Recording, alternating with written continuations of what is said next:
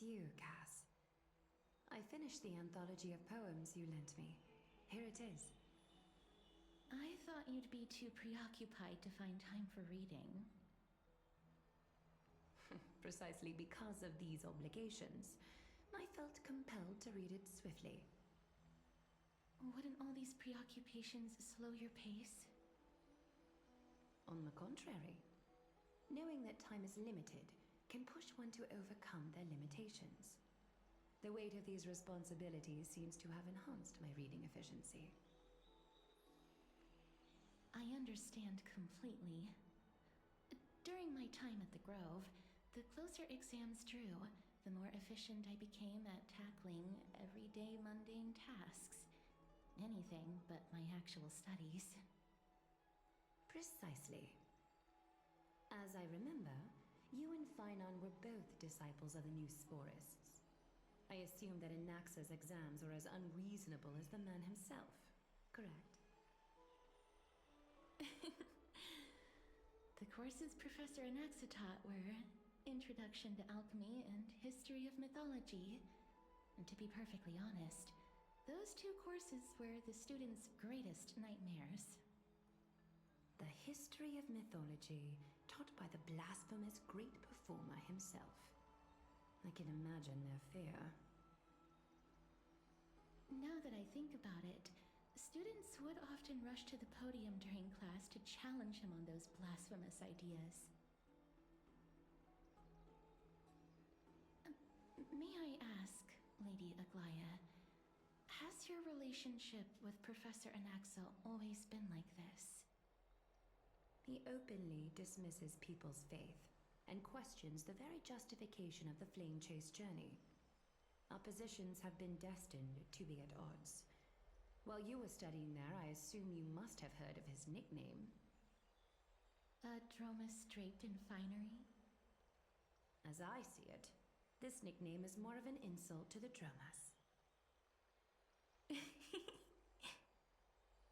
Despite his insufferable arrogance, I do hold a certain respect for his nature as a scholar. To remain true to his principles, he is unafraid to stand opposed to the world, and that requires considerable resolve. Anaxagoras' life is almost like a satire. As a Chrysos heir, he refuses to heed the prophecy, while he disrespects the gods. The gods have chosen him. He was indeed chosen by Circes. Is something weighing on you, Cass? The golden thread is quivering. I sense there's more to this exchange than idle chatter. With all due respect, I'd like to know what you plan to do with him. In light of his assistance in the battle against the Flame Reaver, I am willing to grant him some time to find a way to remove the cool flame. However, if Anaxa decides to make any move that places us in danger, I will not hesitate to take extreme measures. Just as I feared. The Flame Chase journey is the destined path for the Chrysos heirs. Yet he now seems more like an empty shell. Given his strong sense of self-respect, I trust that Anaxagoras will make the right decision. Still, I can't help but hope for another possibility. Perhaps Anaxa will also overcome his limitations, now that he knows time is limited. I understand your stance. Let's continue this discussion another time. But now, let's greet our guest. You're here. Does this mean you're ready to take on Orynyx's trial? It seems that this sacred beast is just as indispensable, given their intricate ties to the Titan. Memmy mem, memmy mem mem mem mem, memmy mem memmy mem. Surrendering the cool flame is a Chrysos heir's duty. Your selfless assistance is deeply appreciated. However, I urge you to carefully consider the risks of accepting the trial. Becoming a demigod means forsaking your humanity. You will inherit Orynyx's divinity and bear the time of Amphorius, all on your own. From that point onward, your fate will be forever intertwined with ours, never to be separated again, until the end of Genesis. It's exceedingly rare to find a capable Chrysos heir. If this path proves unattainable, I am willing to lower my expectations. There are still many priests of Yanisopolis and their descendants in the city. If I'm left with no other option, I'll try to find someone worthy among them.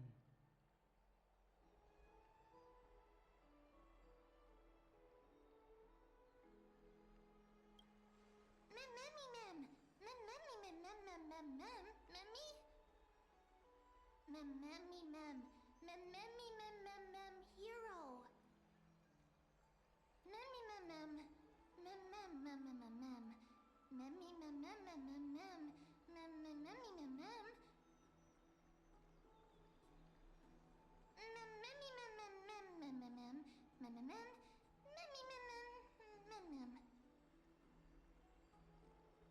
It looks like you know that Titan rather well.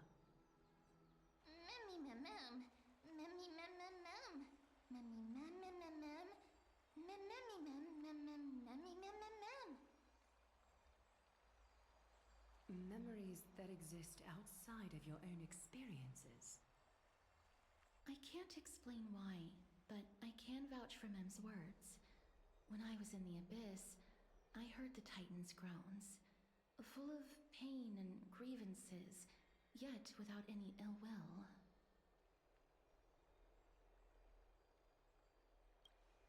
Please, mem.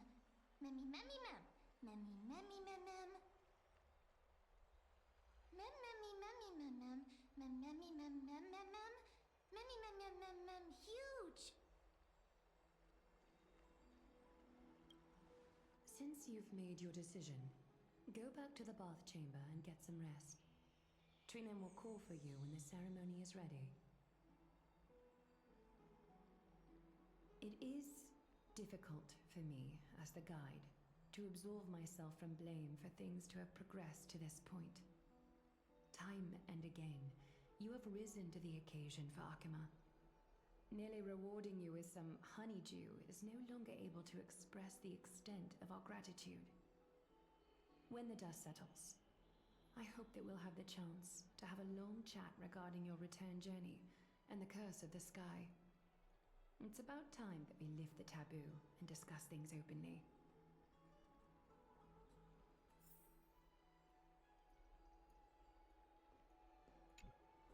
Miss, may everything go well for you and Mem. It's nothing. I only came to discuss some matters with Lady Aglaya. Previously, I lent her an anthology of poems that Lady Trianne had gifted to me. Tracing back, this anthology was something left for Lady Trianne by a bard before their passing. Although personal properties should be cleared out once their owner has passed on, Lady Trianne gave this book to me since she knew how much I like to read. It just contains an allegory. In a faraway land, in a city known as Styxia, a dragon corrupted by the black tide descended one day, swooping upon the city like death itself. It swallowed the princess of the city whole before it was suppressed.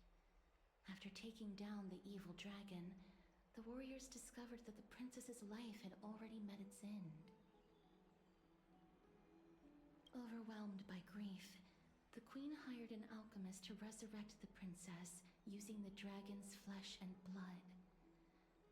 However, having lost memories of her previous life, the resurrected princess turned into an evil dragon herself and wreaked havoc on the city. As a result, the prosperous Styxia met its demise.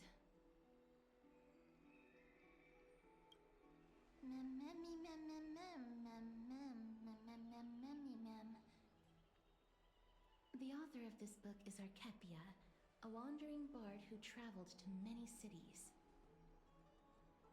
Among the things she left behind are poems, dictionaries, and many tragicomedy scripts. She even clearly underlined and took notes in books that covered myths with her elegant handwriting. While flipping through these books, I felt like I was afforded a glimpse into the life of Archepia. It felt just like I was traveling with someone that I'd never met before. It was as if she had yet to pass on and was still alive. That's right. Writing, drawing, and taking photographs. It seems like human nature to try and leave records of things. Speaking of taking photographs, when I was helping you to take the photo previously, I did not look through the photos in your photo stone out of courtesy.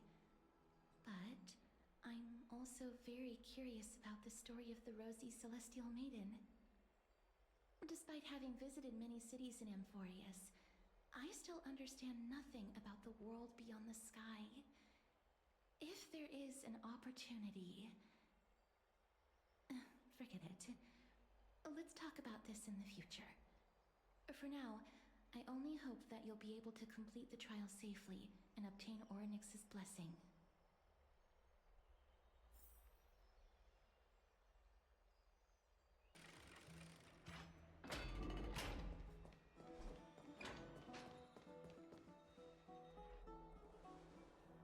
That's right. Oh, partner, you're back, just in time. This is something that the both of you should probably know. I wouldn't call it trouble. I just think it will be favorable if the both of you understand the situation in Akama better.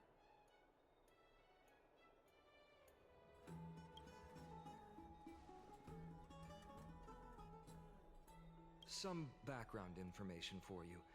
The Council of Elders is an authoritative body in Amphorius, made up of different city representatives. They hold legislative power over the Holy City, and are in charge of presiding over the Citizens' Assembly held once every few years. This is the most important social event of Akama.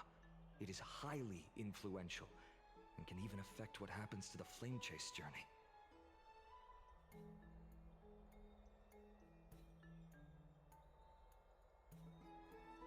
Despite her vision and wisdom that spans across thousands of years, even she cannot win over the hearts of everyone.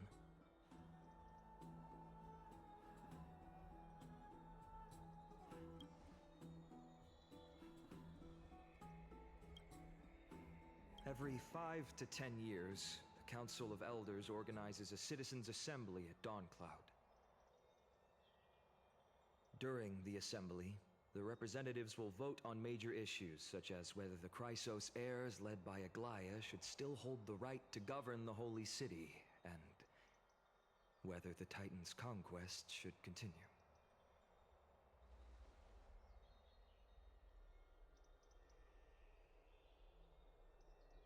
That is correct.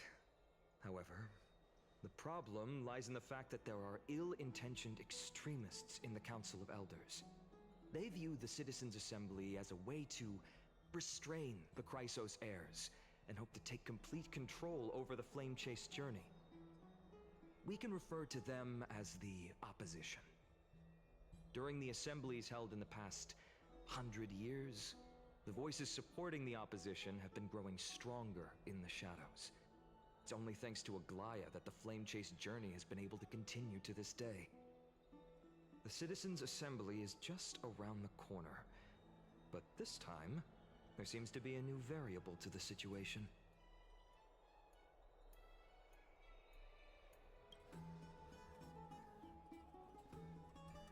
I'm afraid that the Council of Elders might want to take advantage of Professor Anaxa. Aglaya will surely take back Circe's core flame, but with Anaxa's current condition, it's so unique that nobody knows how taking the core flame away from him will affect him.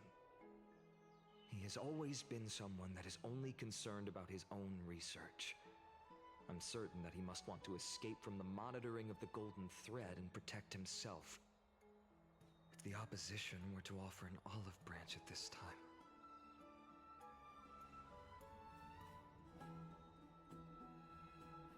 Anaxa has never believed in the prophecy, so technically it cannot be considered a betrayal. However, he has taught many Chrysos heirs, and has long been considered an important ally of Akuma. I truly do not wish to see comrades turning on one another.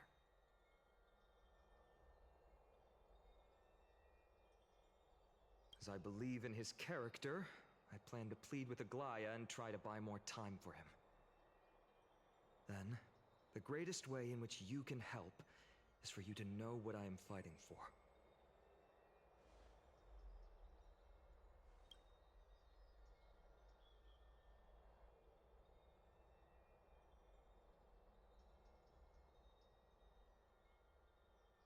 Allow me to apologize for the fact that we always seem to be troubling you.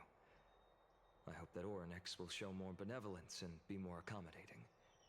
I remember that they seemed quite fond of you back in the Abyss. Go and rest and regain your strength. We'll meet at the Vortex in a few days. Oh, right. You can read this scroll if you want to find out more about the Council of Elders and the Citizens' Assembly.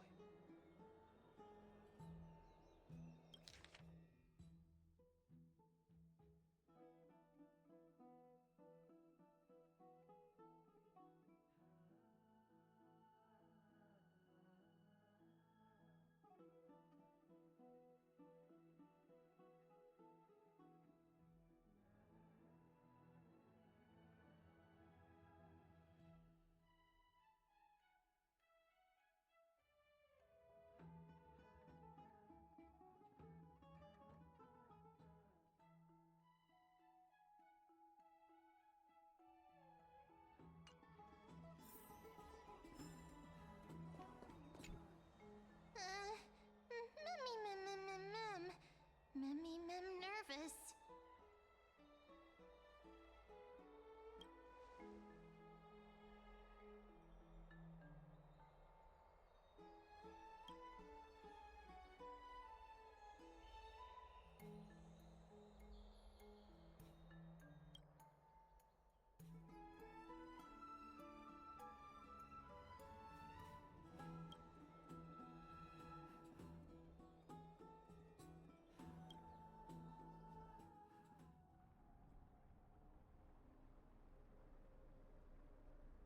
Esteemed one, Orynyx's vacant totem awaits. If you have already made your preparations to become a pillar of Amphorius, please, step forward.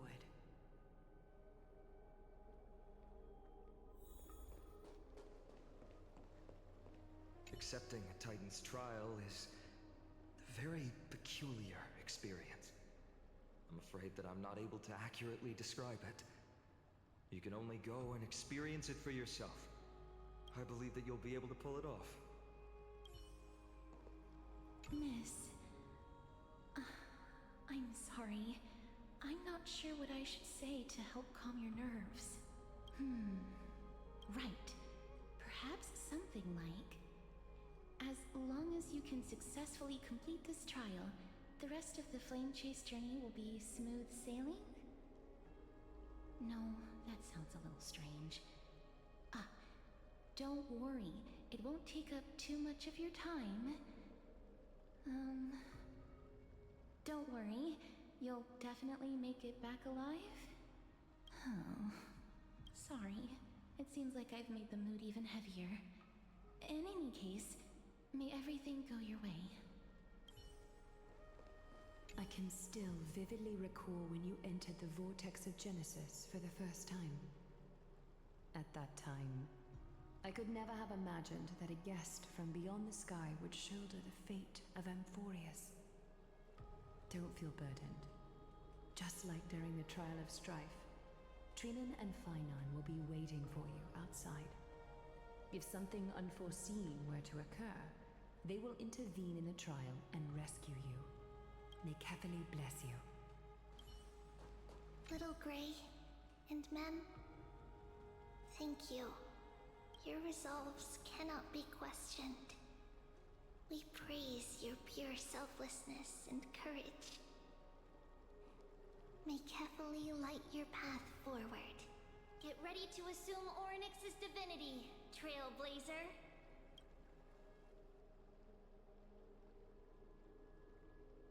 The divine position of Orynyx has already been vacant for some time.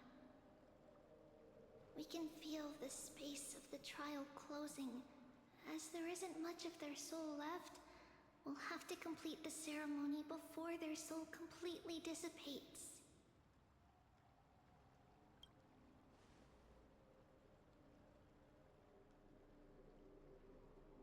The eighth core flame coveted by the miracle that once belonged to the great Veil of Evernight, Orynyx.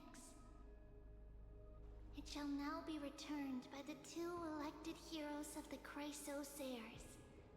A traveler who is upright and courageous, and a sacred beast that invokes miracles. Who? Both of you, please, come forward.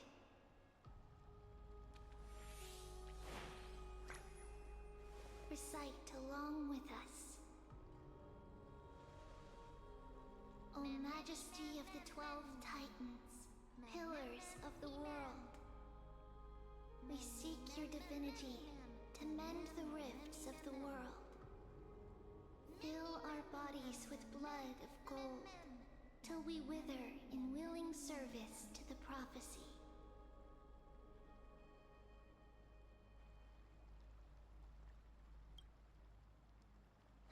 These are just words meant to make the prayer seem more solemn. Please, focus.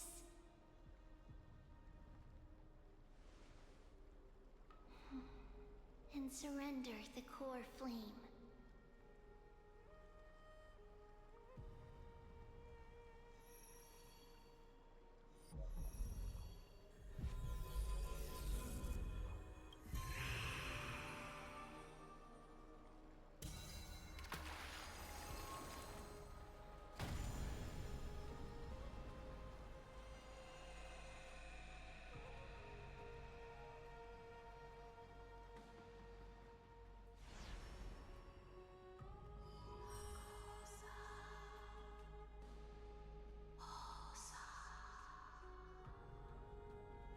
Orynyx. Their soul has been waiting for a long time. Perhaps they're also quietly waiting for the arrival of their successor.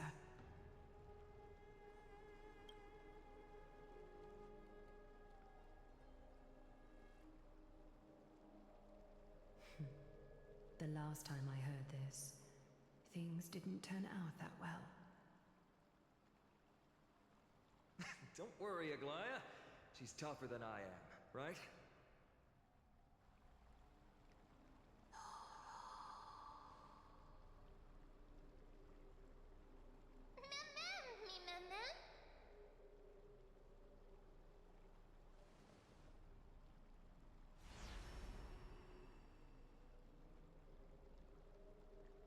Traveler from beyond the sky, let us pray that the Titan acknowledges your worthiness.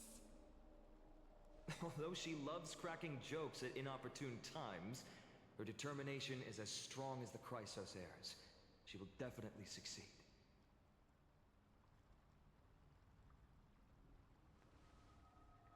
While she's away, I would like to have a chat with you, Aglaya.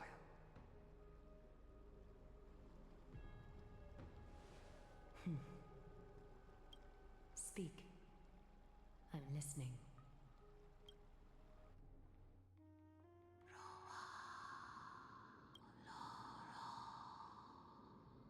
Slap, slap! Wake up!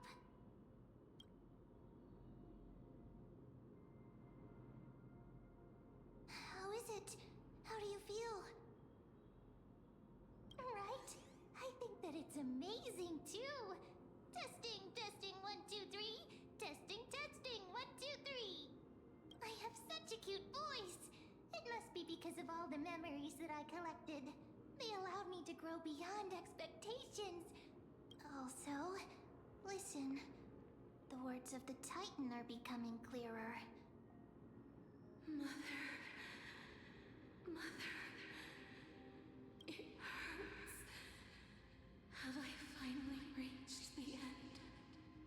Are the years of isolation coming to an end? Oryx. Oh, how heartbreaking. Ever since the figure draped in the black cloak robbed them of their core flame, they have been relegated to waiting in isolation in such a confined space. We are going to help alleviate their pain, right? Memories broken. Mother, where?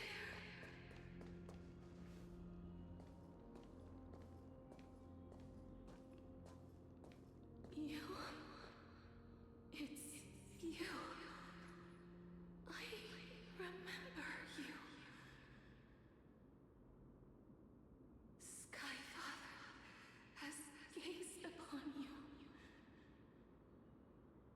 Mother is calling for you.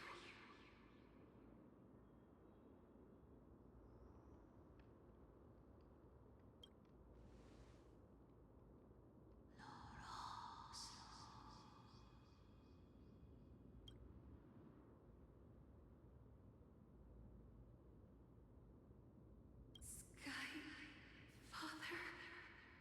has chosen you.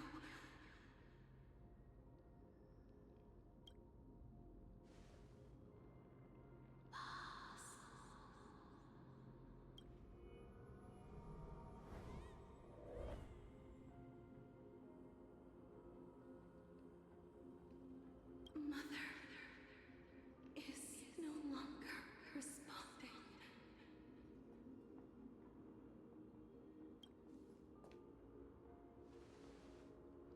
Something important. An important matter. Oryx, listen to me. Aren't you tired? Throughout the long years, you have always been protecting the fate of Amphorius. Each time people draw strength from within their memories, every single ripple falls onto your shoulders. There's no need for you to bear this any longer, Oryx. From today onwards, someone else will bear time on your behalf. This is why we have come. Freedom. Freedom. I want freedom. Oh, poor child. Everything will be fine. Let us help you. You can have a good rest now.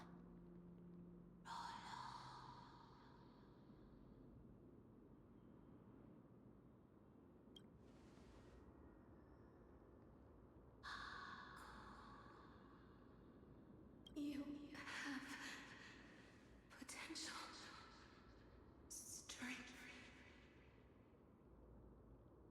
willpower, powerful, and tenacious. But you lack something. Just one thing. Lacking something. What is it?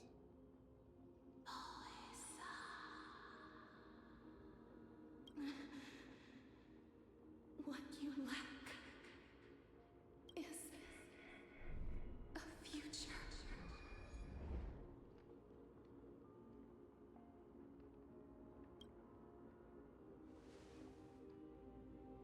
Future? Traveler from the sky.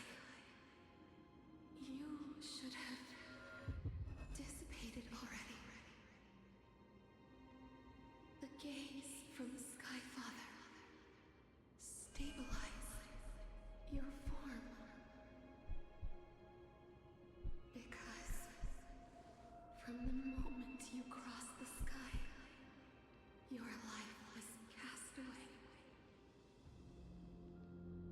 right now, you are simply a collection of walking memories.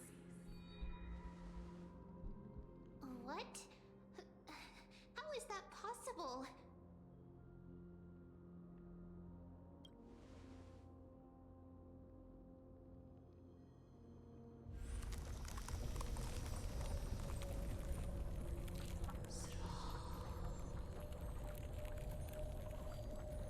The space is collapsing.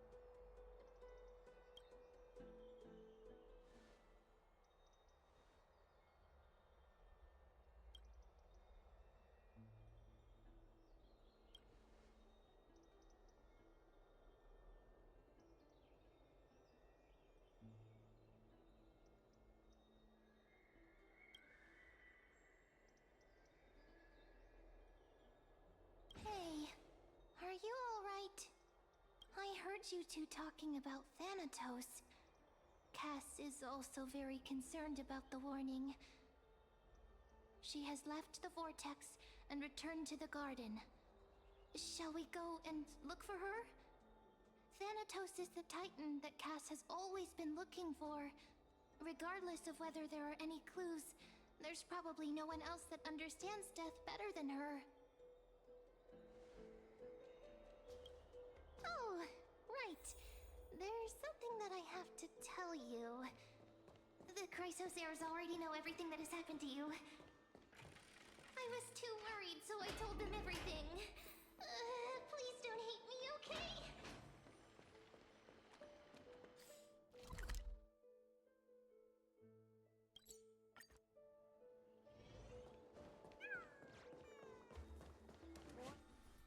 Miss, I'm right here.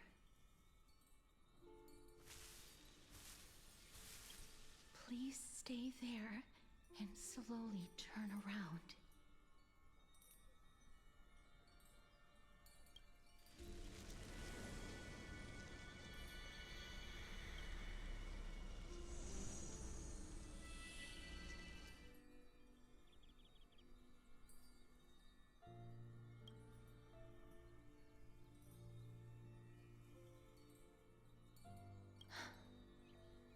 Please pardon me.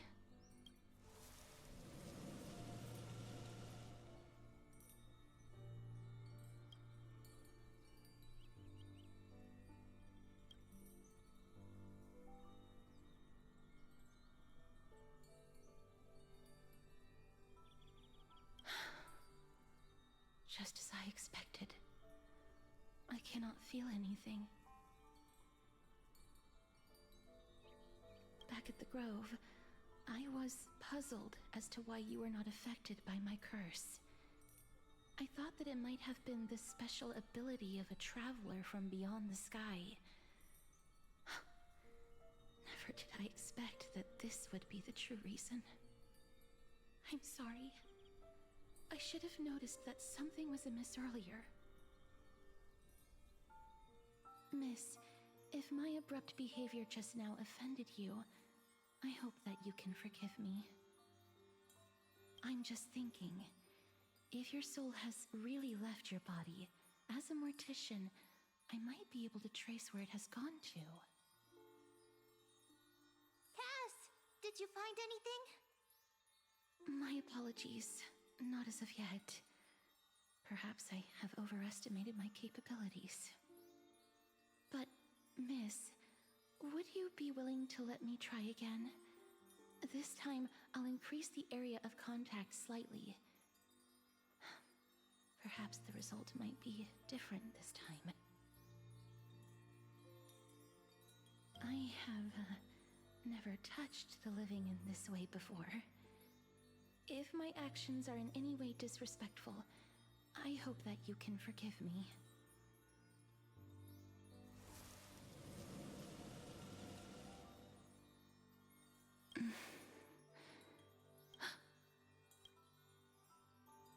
I seem to have caught a glimpse of something. Your soul is currently roaming someplace and cannot find a way to escape. But perhaps it might not be a bad thing. If your soul is still wandering around, it means that we still have time. We have a chance to find it before the fingers of Thanatos sweep everything away. Clues. Just a few more. I need more guidance. The connection has been severed. With my strength, I'm not able to trace it. It was me. I was a little too hasty. Don't worry, miss. Although we currently have no leads, I will do my best to search for the whereabouts of Thanatos, bring back their core flame, and personally return to you the life that you have lost too soon. I know that I'm lacking in confidence, but I hope that you can keep this promise of mine in mind. Before I manage to deliver on this promise, please do your best to hang on. Amphorius, needs you. Lady Aglaya and Lord Finon are currently discussing some matters in the paths. They're worried about you too. If possible, please go there and let them know that you're well. Although, I don't actually know whether your current situation can be described as well. Also, please accept this Styxian fable. Reading can help one to focus and relax. I hope that reading this can help tide you through this difficult period. More and more species are disappearing.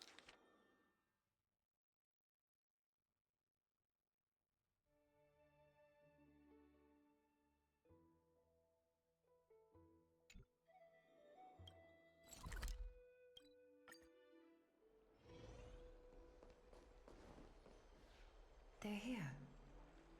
That partner! Hyacinth said you definitely wake up. How do you feel? I beg you, please forgive me. You've completed the trial of time, and I have to admit that the process went better than I expected. Even in the end, that Titan's heart still showed a soft spot for humankind. However, I never expected that. Two people who have cheated death would appear in Akima at the same time. That's what we have been talking about. Mighty has been in Akima for such a long time, but has no one thought to study his indestructible body? If there were even any minor breakthroughs, we wouldn't be as clueless as we are right now. Many have had this idea, but so far there have been no results. If it were successful, Thanatos wouldn't have disappeared without a trace. Nevertheless, now is not the time for us to give up. At the very least, we can still see a glimmer of hope. Cypher. If anyone in this world knows the whereabouts of death, it would be her. I'll try and get her to return to Akima, but do be prepared for a less than ideal outcome. Please understand that throughout the history of Amphorius, no one has ever managed to escape the clutches of death. At the end of time, Thanatos silently awaits all. Don't take it to heart, partner. After all, you've already created countless miracles along the way, right? But before that, just... What's wrong, Aglaya?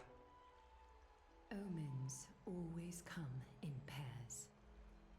A tiny air current will eventually brew into a storm that tears the sky apart. It's Anaxagoras. He has initiated contact with the Council of Elders. In the end, it has still come down to this. I earnestly hope that your assessment of him is accurate, Finan. Otherwise, the efforts of my teacher and I of the past millennium might be reduced to dust because of that great performer.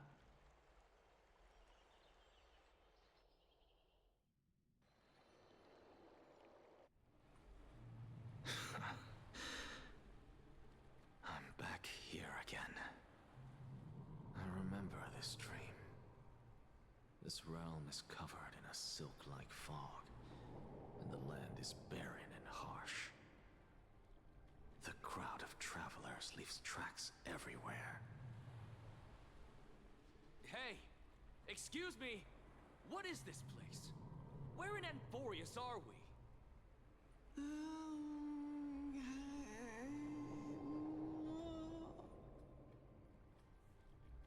The mutters of the traveler are in a language I'm unable to comprehend. Or perhaps they're just distracted and ignored my question. Tell me, which Titan reigns over this land? And how do I find them?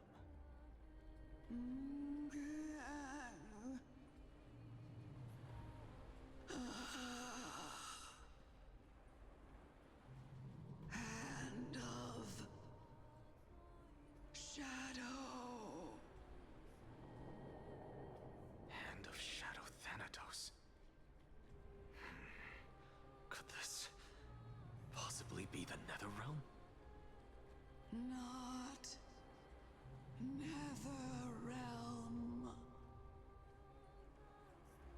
where is this?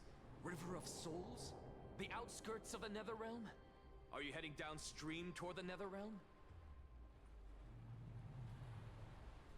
The Netherrealm. Nothing but an illusion. Titan rejects you, me. Listen. What?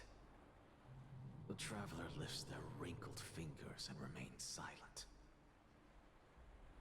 I look in the direction they are pointing and listen closely. There. A massive shadow brought the sound of rushing tides. The sound of tides. I can hear it.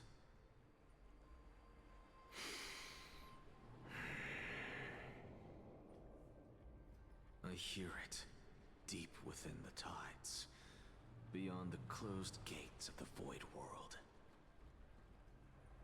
A voice, about to recount something. Child of humanity. Is it death's embrace you yearn for with such urgency?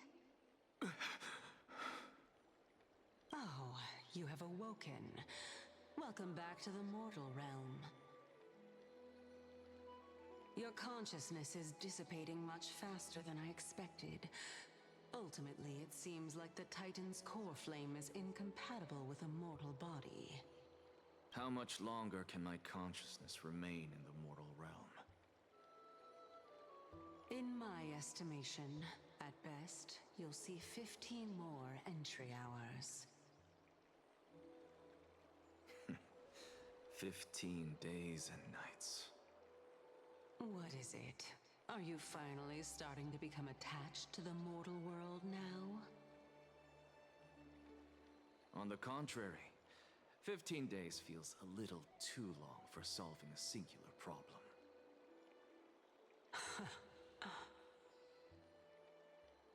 Stop giggling. It's time for us to go. The messenger from the Council of Elders is almost here. Let me ask you one more question. Are you really planning to betray Aglaya's will? What betrayal is there to speak of when I was never loyal to her to begin with? What about that white-haired student of yours? Acting so recklessly, do you not care about what might happen to him? There will be a price to pay for blind faith. This is also a lesson for Finan.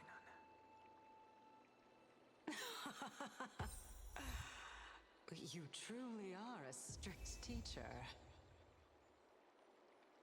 Of course. This is how I've always been.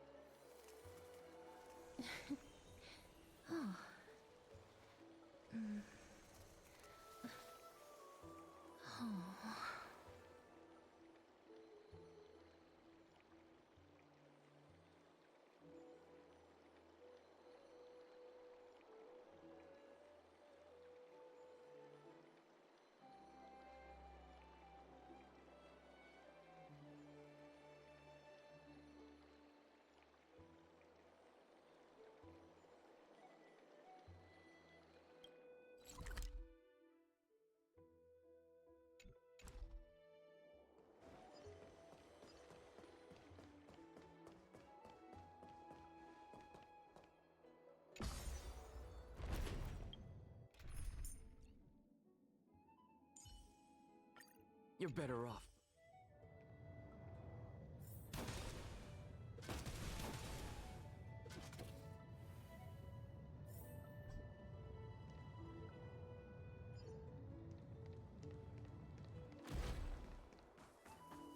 Sorry to keep you waiting, Lord Enexag.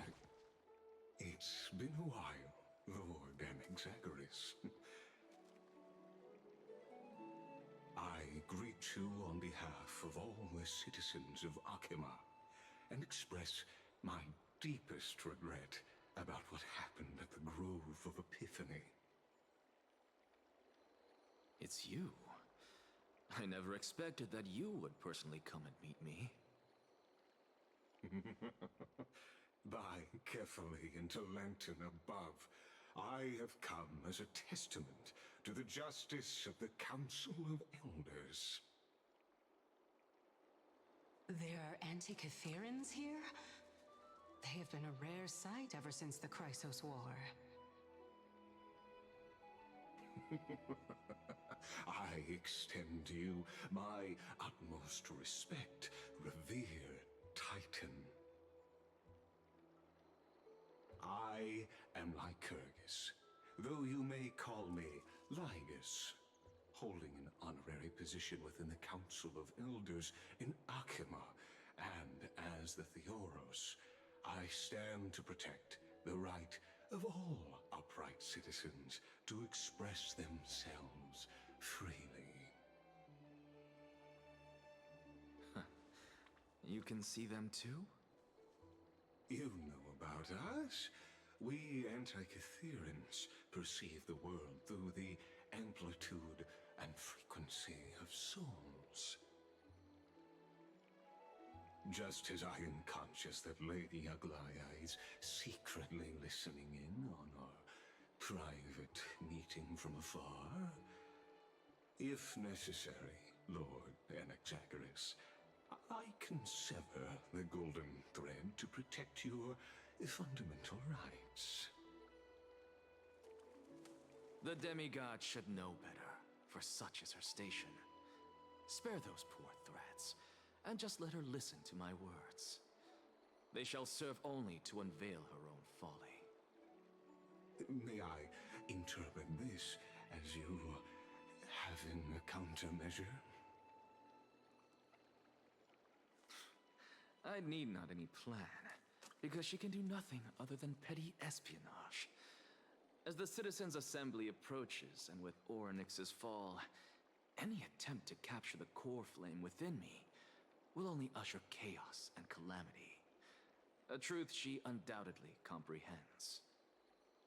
While I, Enexagaris, serving as the Grove's special envoy to Akima's Citizens' Assembly, have long known the extent of your abilities. Let's forego the formality of asserting authority, Lord Lygus. Lead the way. Very well. Surely Lady Kindness would appreciate such assertiveness in an ally.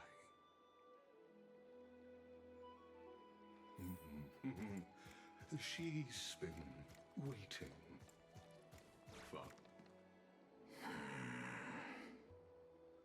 Is there something on your mind, Lord Enexagaris? Nothing, really. It's just a question that I contemplate every time before I ascend to Dawncloud. For the Titans, does the falling equate to death? Ah, a pondering truly deep. Time is on our side. Do you mind sharing your reflections with me? While all living beings must ultimately face their demise, Kefali has yet to meet theirs. Their journey continues unhurriedly along this long path. Are you suggesting that Kefali may not have truly passed? Yes.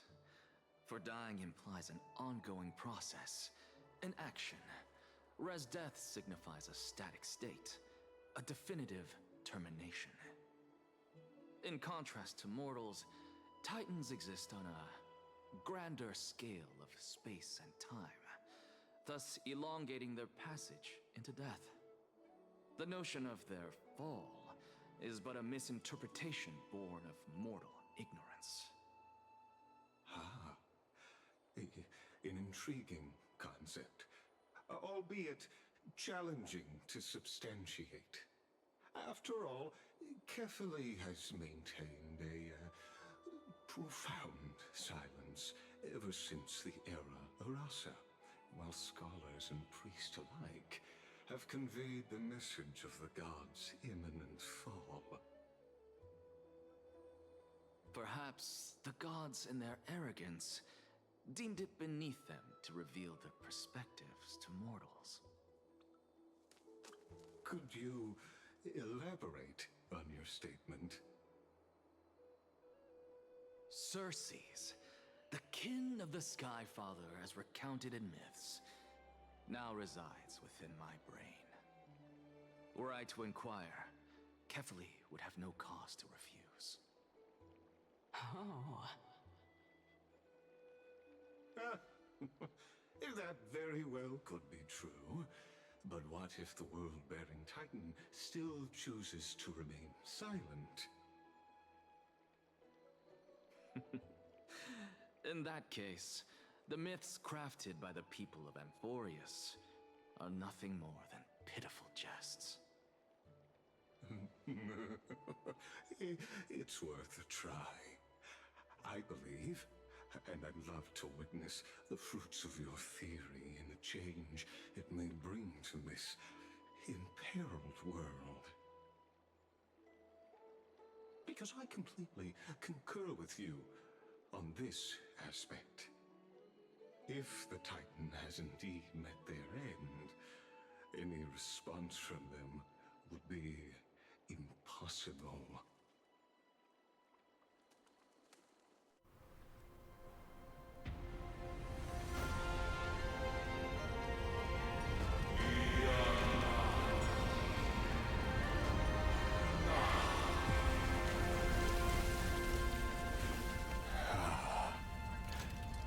Please, Professor.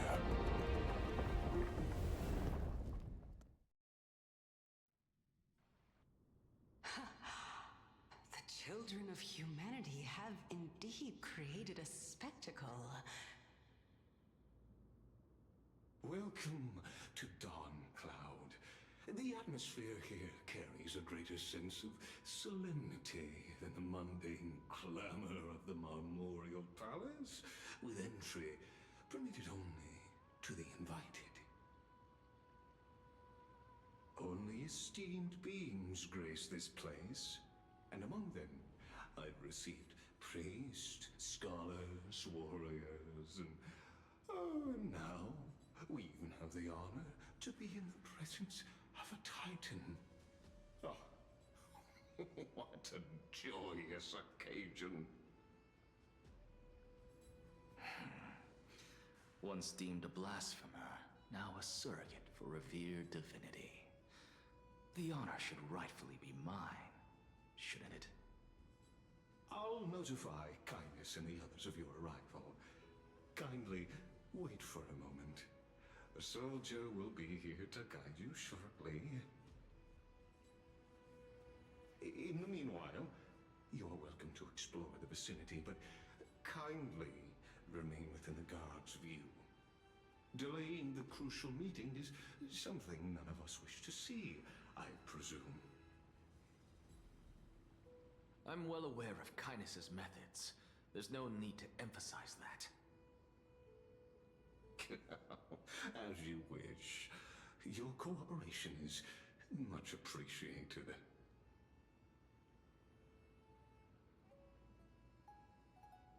Alas, I had hoped for a brilliant plan from you, but it turns out you just left one cage to enter another. Save your concerns. I know very well what I'm doing. I shall depart to explore the surroundings then. Now that I look around, I wonder if there are any murals bearing my portrait around here. I'm quite intrigued to see how the children of humanity beyond the Grove perceive another Titan. Off you go. I won't be joining you. This Titan appears to be quite at ease. I should investigate the Council of Elders' recent activities first. Be aware, I can hear you perfectly well from here.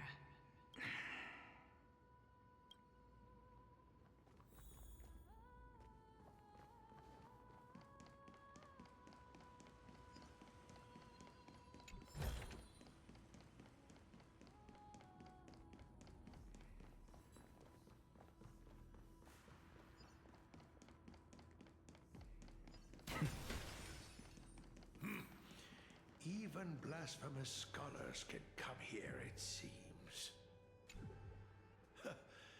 Anaxagoras, I thought that you had died to the Black Tide, just like the other scholars.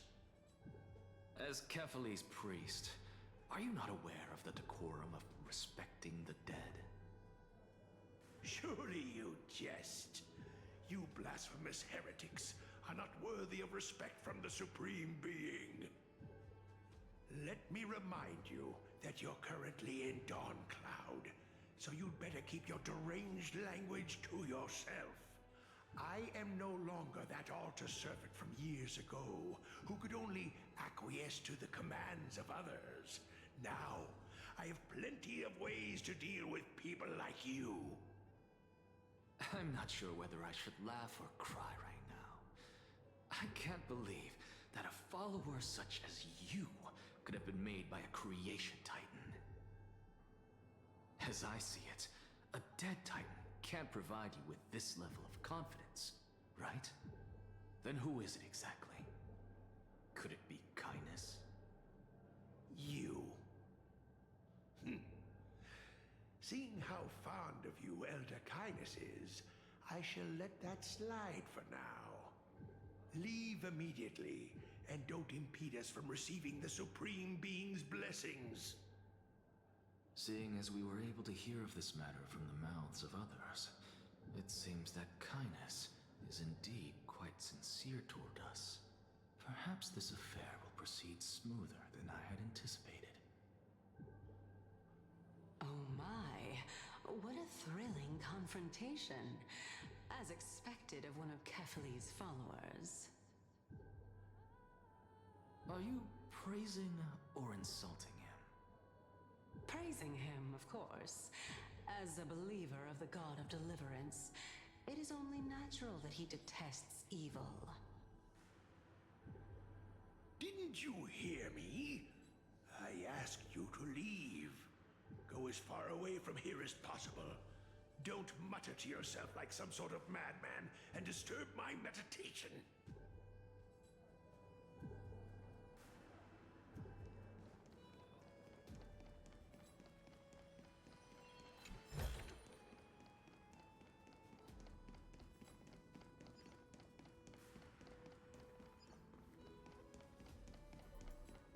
Professor Anaxa!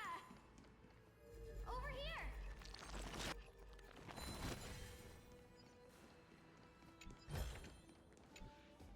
Professor Anaxa?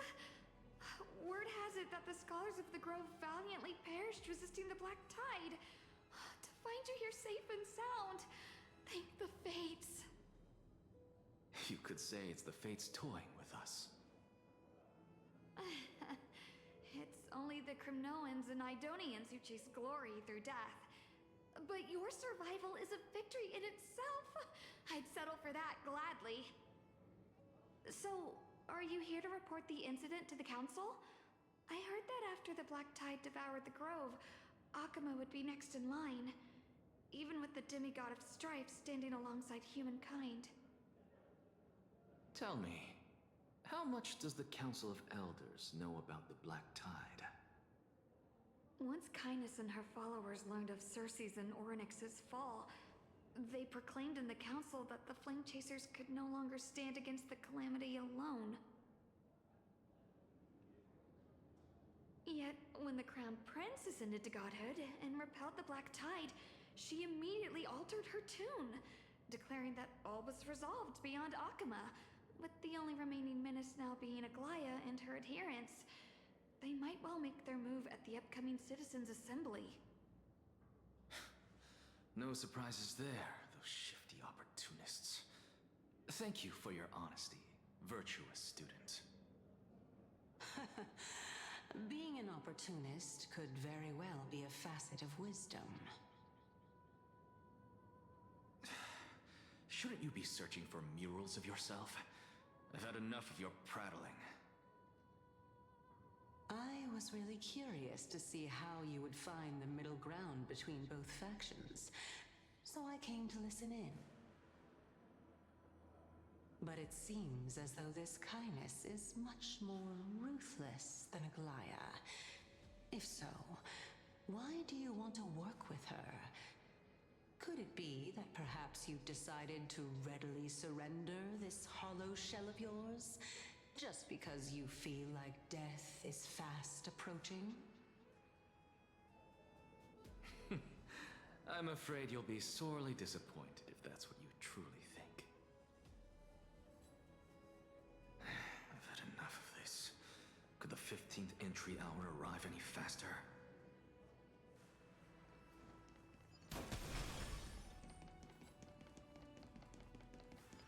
Oh! Every plant, every tendril, no, even every leaf could be the embodiment of Circe's.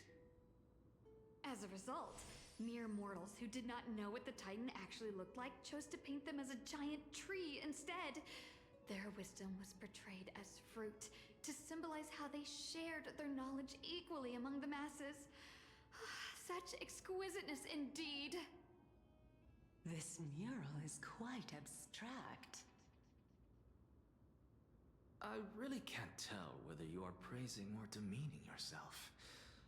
Now I'm quite curious whether the Reason Titan has studied figures of speech before. Of course I find such stylistic devices interesting. For all we know, this could be the answer to the question, what exactly are we? I, for one, am not willing to admit that I could look this ugly. Was this the reason why you failed in your attempt to refine my soul when you were ambushed at the Grove? Since you are aware of this, why did you save me back then? From my perspective, this point alone was enough to separate you from the average person. How do two lunatics coexist in the same brain? Therefore, it seems that your journey to Dawnfloud this time is not just to seek protection. What, then, is the intention behind your actions? The entire plan is stored in my memory, so why don't you look there? Then don't mind if I do. 1 year old, 2 years old.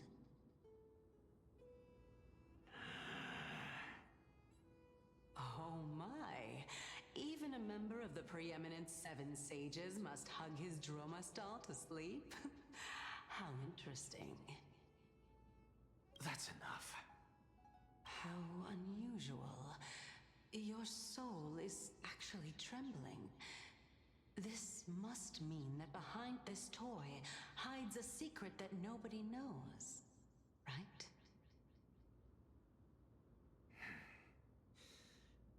Since our days are both numbered, I don't mind telling you more about it.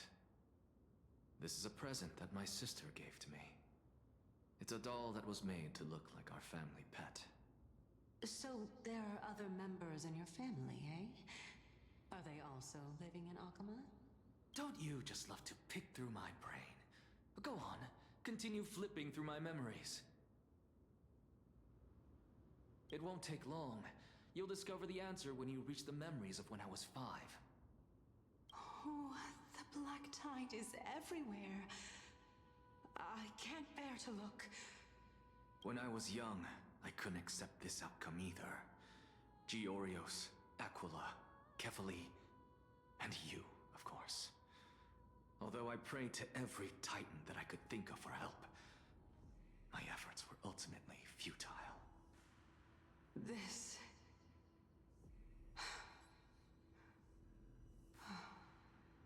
Could this be the inception of your research into alchemy? Indeed it was. Everything started from that verdant courtyard of yours. When I was pursuing my education there, I naturally also came to learn of the Thesis' theory as well. Oh, I remember that person. He was the one to come up with the concept of souls, right? Not only that, he also believed that life, as well as the composition, movement, and transformation of matter, all stem from souls themselves. This is why I thought that, since all living things stemmed from the same origin, why could I not sacrifice myself in order to resurrect my nearest and dearest? Anaxa, you... I did it, teacher. But this is absolute blasphemy. Regardless of how much freedom the Grove provides, such an act could cause you to be burned at the pyre. Your beloved, where is she now? Send her away from the Grove at once, to a place where nobody will ever be able to find her. Otherwise, the both of us will be judged by the Council of the Seven Sages. Calm down, teacher. My sister, she's still not in the mortal realm, even to this day. What do you mean? It was naive of me to think that I could snatch the deceased from Thanatos' grip by merely sacrificing one eye.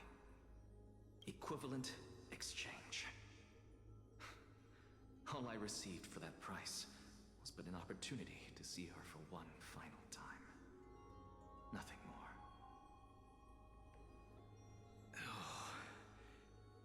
Let it go, Anaxa.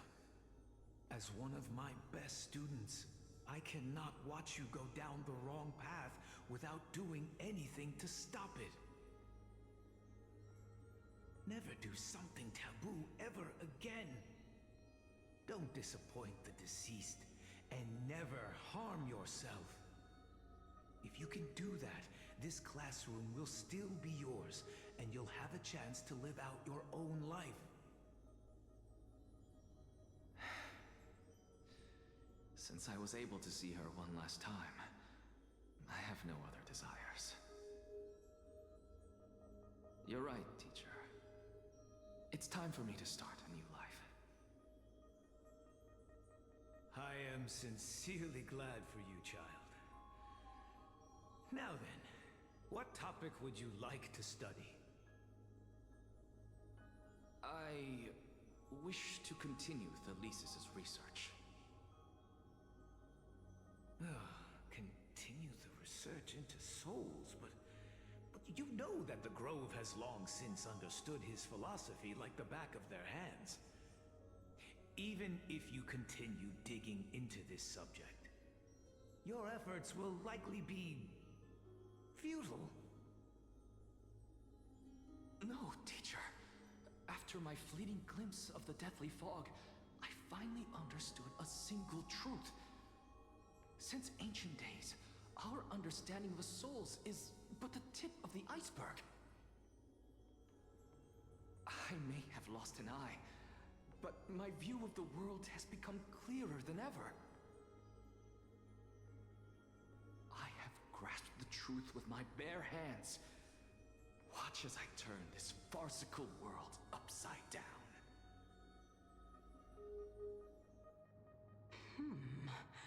Who would have thought such a secret lay concealed beneath that hefty eye patch of yours? However, this story doesn't seem to be connected to your plan. In fact, I'd say that they aren't related at all. The answer lies within the tale. If even you cannot understand it, Perhaps you should relinquish the divinity of reason to me. After all, it'd be a waste for you to hold on to it. My story ends here. Now it's time for you to tell me your secret. After all, this is what equivalent exchange means, correct? As expected, you laid a trap for me to step into. Unfortunately, even if I was willing to talk about my past, I may not know more about it than you do. Oh? Are you saying that the renowned Reason Titan is now admitting a lack of wisdom? Your followers are going to be sorely disappointed by this. Child of humanity, remember this. Being cognizant of one's ignorance is the greatest wisdom of all. Now I understand. No wonder you asked me to answer your random, nonsensical questions. Not only that, you're the only one who can shed light on my query. As the saying goes, onlookers see most clearly. Is that so? Lord Anaxa. I saw you muttering to yourself and was wondering whether you were caught in a delirium of reflective thought. I'm sorry to interrupt you, but time is of the essence. I have a message from Lord Lygus. Lady Kindness has met up with the Council of Elders and is awaiting your arrival, so please depart forthwith. It's finally time. Carefully. The one who created the world, and the one who bears the world.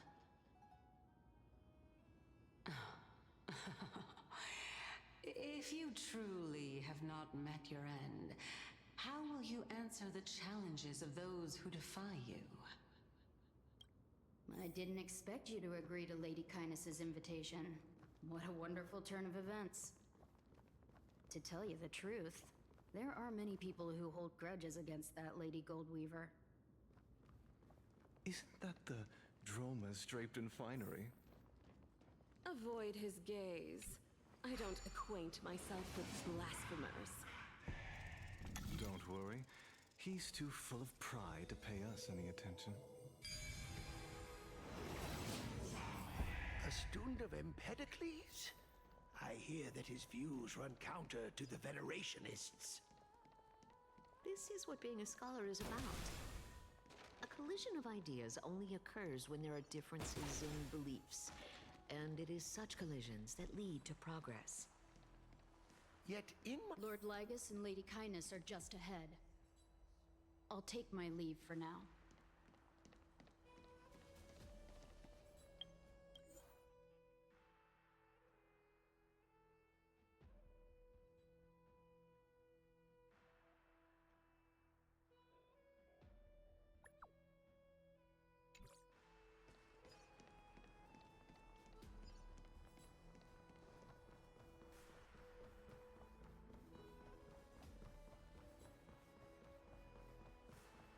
Welcome to the Demigod Council, esteemed guests. Lord Anaxagoras, I've heard so much about you. Head of the Nusporists of the Grove of Epiphany, notorious blasphemer, a Chrysos heir who bears Circe's core flame, a survivor of the Grove Calamity. Did I miss anything? Well, if so, please be so kind as to enlighten me. Since Lady Kindness is already well acquainted with me, I won't waste any effort introducing myself again. But then again, perhaps the customs are different here. Back in my hometown, there is a form of etiquette known as honoring guests. The host will welcome their guest with warm hospitality by treating them to fine wine and a cozy bed. And yet, ever since I arrived, I have not been welcomed with warm courtesy or ceremonial gifts. Instead, I am met with intense scrutiny. Even more absurd, the host has sharpened their blade and instructed their servants to lie in wait in the shadows. Perhaps you intend to cut open my heart, retrieve the core flame, and then hold a grand feast for all of the guests. Everyone, stand down. Thank you for understanding. I am but a feeble scholar who is not used to the stench of avarice and blood. No need to be humble, my lord. From my perspective, your courage and gumption are worthy of the reputation of the Seven Sages. Your bravery is more than adequate to accomplish our perilous endeavor. So, you wish to start a war? Well, since the Chrysos heirs are calling for war, we will respond in kind. Conflict is inevitable. Since Aglaya endeavors to suppress the virtuous commoners with blood of gold, we will not hesitate to display the rights and mettle the citizens of Akama are so entitled to. As to your question of whether peace is still a viable option, well, to that I can only say this. Everything hinges on the next citizens' assembly and whether they have a sudden epiphany amid the clamor of the masses. And since you, as a Chrysos heir, accepted our invitation, you have indeed given us a glimmer of hope. What brazen arrogance. What you're saying right now is worlds apart from what you were saying before you retired your cleaners. I don't deny it. After all, they're responsible for cleaning up any threats, and just a moment ago, you were on the side of the Chrysos heirs. But now that you're an ally of ours, we can continue talking somewhere else. As you know, these walls have ears. I was fortunate enough to have the opportunity to discuss a treatise about the Venerationists with your teacher, Empedocles. Yet, it seems you subscribe to the Nusporists instead, Lord Anaxa. I've heard that this school of thought is one with many detractors. It's normal for ideas to have supporters and dissenters, just like how there are two... Welcome back to the hub of the Demigod Council, Lord Anaxagoras. Surely you remember that countless eloquent orators have stood in this spot before and emerged victorious by stoking public sentiment with their words. And yet there have also been innumerable blasphemous philosophers who set themselves up for failure because they refused to defend their actions. This tiny stage is the most profound embodiment of Akama in centuries. In 15 days, this site shall also become the most important, as well as the final turning point in Akama's history. May the both of us carry out our duties with honor and lead the masses back toward the Era Chrysia, a golden age with no death, strife, or trickery. Oh my, 15 days and nights. That aligns perfectly with the date of your demise. Could such a coincidence truly exist? Using death to prove myself fits my intentions perfectly. What strong conviction you have, as expected of the hero who dared to stand up to the Gold Weaver. As expected, she misunderstands you. That's enough, Lady Kindness. Dispense with the niceties. I only accepted your invitation so that I can serve the commoners alongside the members of the Council of Elders. Don't test my patience with such superfluous formalities. Well, you say that now, but surely you also require my aid as well, so that you can stay alive even when being pursued by the Golden Thread? You worry too much. She won't show her hand too freely.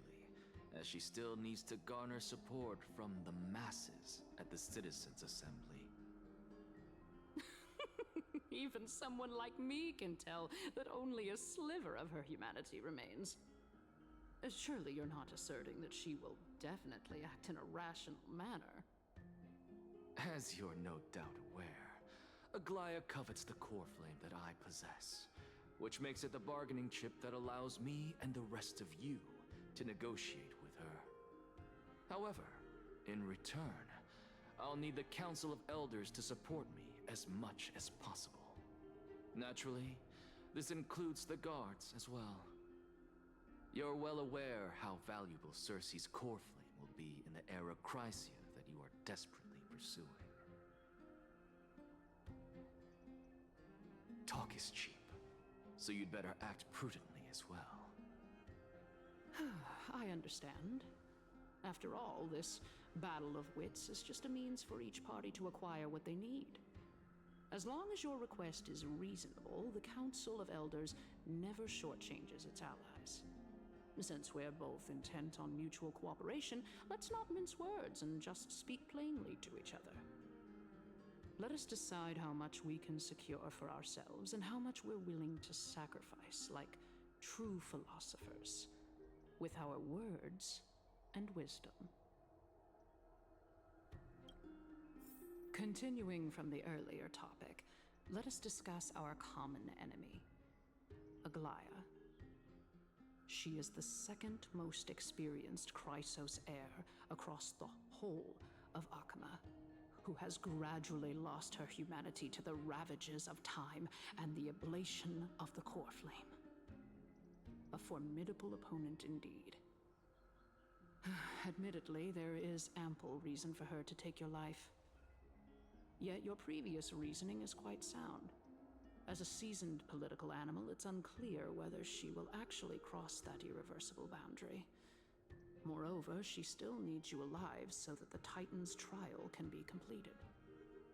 Is there anyone present who can swear by the sacred vow of Kefali and guarantee that you weren't in league with that woman before coming here? Are you just trying to pull the wool over our eyes and aid her in her savagery? If Aglaya required a suitably intelligent Chrysos heir, then I'm the best fit for her needs. However, it's quite evident that she has no need for a Chrysos heir who could break free of her control at any time. Since I believe in neither Titans nor the prophecy, there's no way that I would willingly walk on the path that she extols. Given how rigorously she enforces her principles, how would she ever accept a heretic such as me? I understand what you mean. At the very least, the both of us agree that this tyrant who wallows in extravagance and greed is the greatest threat to achieving peace in Akama. The Council of Elders is willing to defend your right to live, just as we defend every oppressed citizen.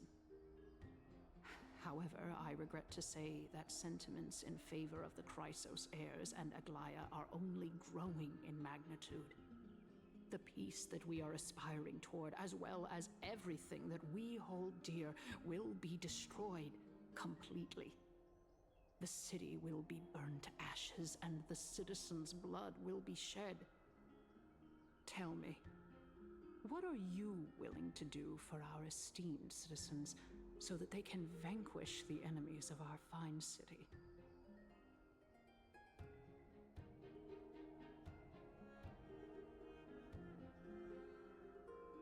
Although the circumstances are rather unfortunate from an objective point of view, it is an undeniable fact that ever since the Grove was attacked, I have become the de facto leader of the Grove. The Council of Elders needs more backing if it wishes to topple Aglaya, and it's evident that the Academy wields considerable influence. At the very least, I have served as the Grove's special envoy to Akama for a significant amount of time. Of course, this also means that I will hold a crucial vote at the Citizens' Assembly. In the name of Kefali, Akama thanks you for your sincere and valuable thoughts. At this stage, it's clear that you and I understand the benefits to be won from this discussion. Let me put it plainly. The Council of Elders has always been renowned for its fairness, and that fairness is built on a foundation of sincerity. The Council of Elders has vowed to all citizens of Akaba that it will always remain loyal to them. As for you, my lord, how will you guarantee that you will be able to live up to such earnestness and will not betray Akama's indomitable citizens when the opportunity presents itself? Just as you now betray Aglaya when it suits you. Surely you jest. My loyalty does not need to be proven. The fact that the Council of Elders is asking for proof of my loyalty is itself akin to a form of betrayal. I am incredibly honored to have witnessed the both of you bury the hatchet in a civilized manner. However, I am afraid that I must interrupt for a brief moment. As the Theoros, I have observed the following. Lady Aglaya, the Goldweaver, is currently on her way to Dawncloud. Oh. Well, I do believe that we might have a slight overabundance of guests today. Feeling dissatisfied, Lady Kindness? Despite the Council of Elders' lofty residence on Dawncloud, it must still tolerate the whims of the Chrysos heirs. So you were holding back just now. Seems like you are better at playing this game than I. In any case, I'm glad that she's arriving here. So tell me, Anaxagoras, now that you're an ally of mine, if Aglaya were to demand that I hand you over, what should I do? You can do as she says. Tell her that the Council of Elders merely wished to chat with me and had no intention of offending her. However, by doing so, the authority of the Council of Elders will be as thin as papyrus that has been soaked in blood. Not only can it be destroyed at the slightest touch, but the Council will also lose possession of a valuable core flame. No, more like 2 core flames. After all, at the next Citizens' Assembly, that young lady who is synonymous with death will also be standing on our side. Oh? How can you be sure of that? Is that of importance to you? All you need to know is that I have a plan. In my opinion, you should be more worried about the impending threat. If Aglaya can seize me in full view of the masses today, she could also dismiss the entire Council of Elders in one fell swoop tomorrow. If that happens, the discussion that we've just had will turn into an utter joke instead. Is this the outcome that you wish to see, Lady Kindness? Fine. I will handle this matter appropriately. But you do best to remember this. Fool the people and karma will be on your tail. I'll overlook it this time, but don't count on there being a next time. Unless, of course, you crave cruel punishment and consider suffering the perfect state to ponder the true nature of souls.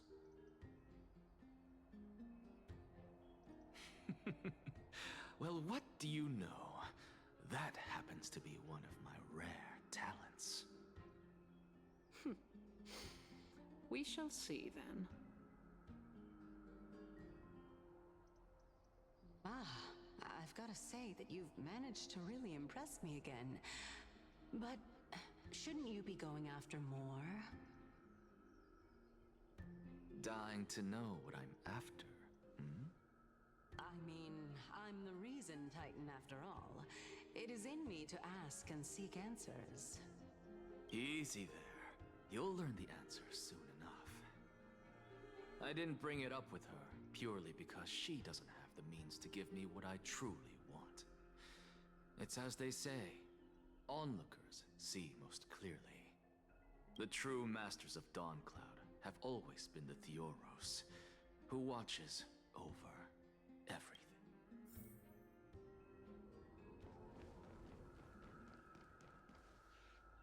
An expected visitor. Welcome once again. You know, you could actually skip all the pointless debate and come straight to me to seek an audience with Kefali. I have no reason to refuse you, do I? You may not, but Kindness has. Whoever gets hold of Kefali's core flame will get to rule over Akama.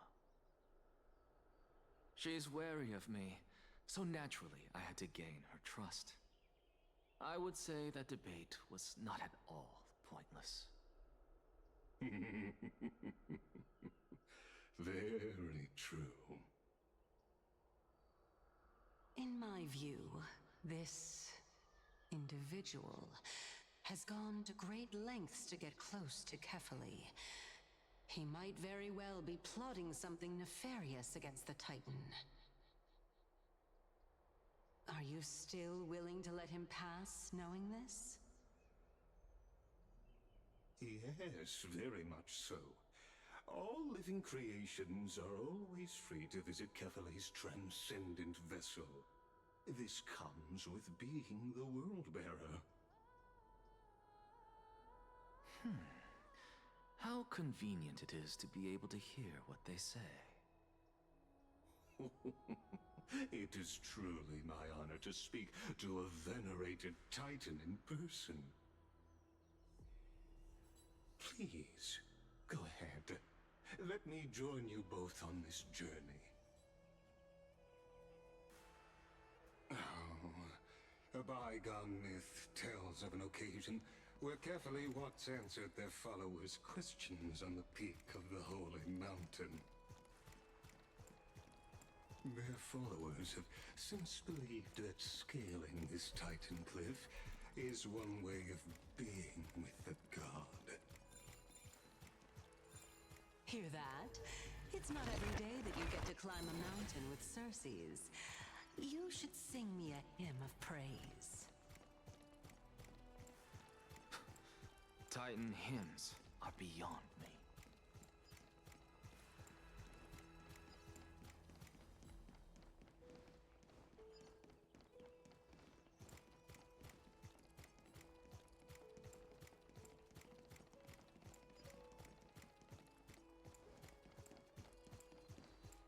Go on ahead. Take this Yanis shortcut, and the long pilgrimage stairway will be waiting for you at its end.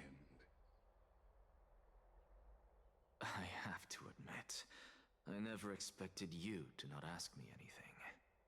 Not even my motive. Because I know very well what it is you are after. As the saying goes, a gentleman helps others achieve their goals. I have a feeling that your theory will be validated at the end of this journey.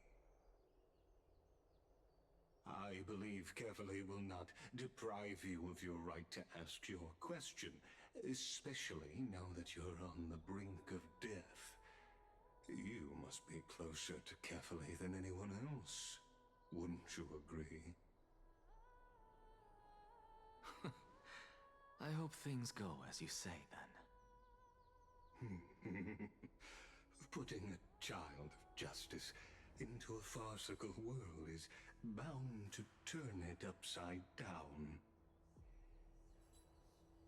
It is my hope that you bring a much-needed change to this world which is on the brink of destruction.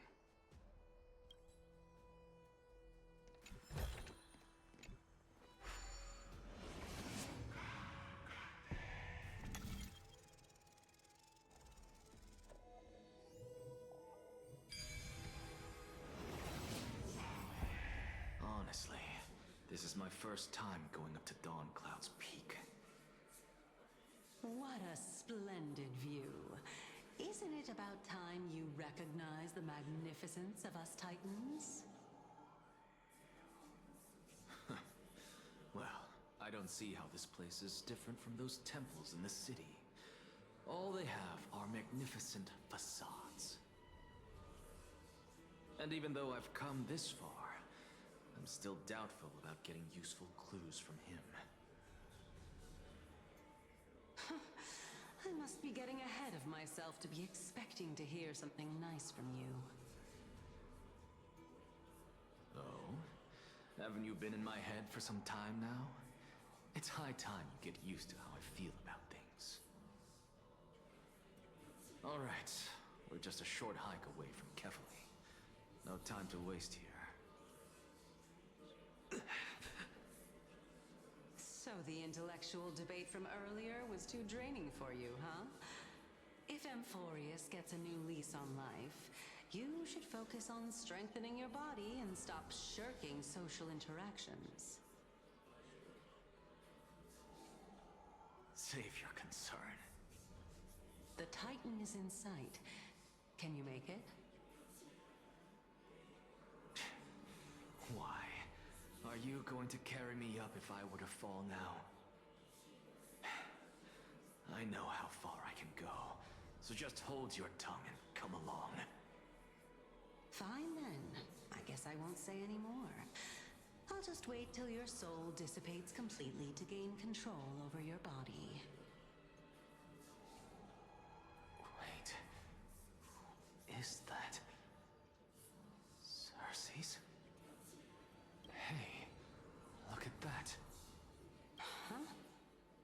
What should I be looking at?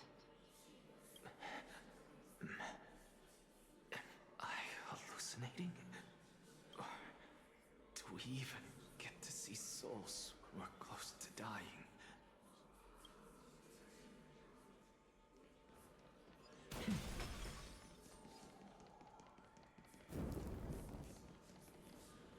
Oh? Why didn't you bring your favorite spear with you on this trip, Nias?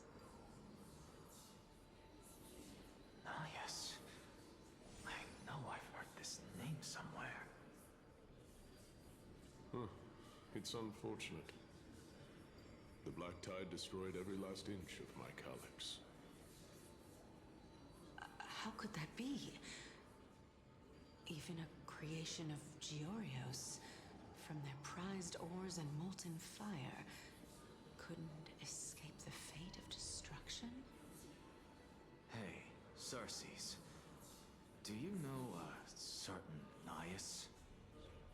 Nias? No, not that I remember. How did you even think up such a strange name? I just saw him. Nias. A warrior-like figure who was just chatting with you here. No, I have no such memory. Could you be hallucinating?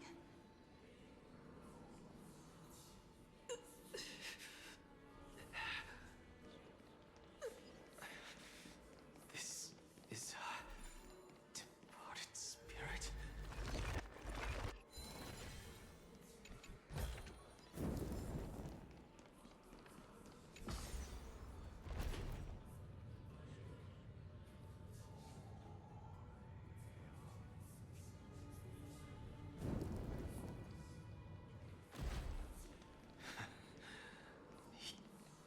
Enough about me.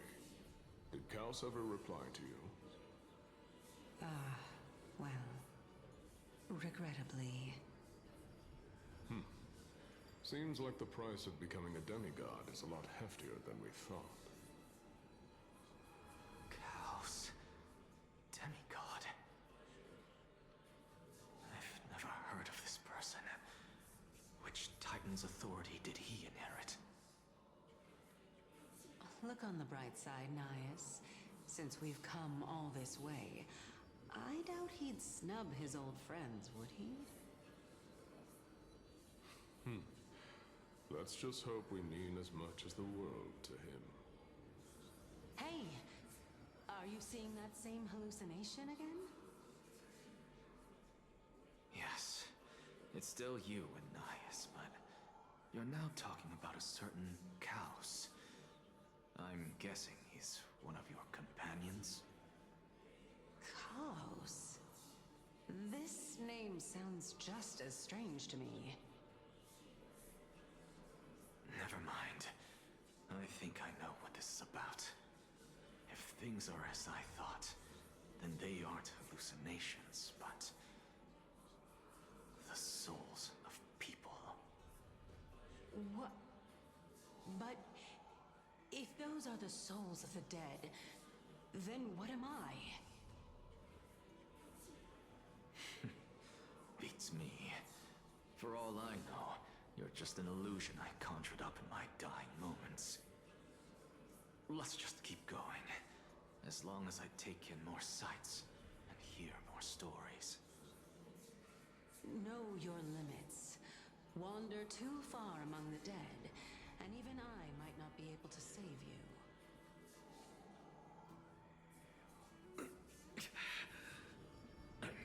Fine.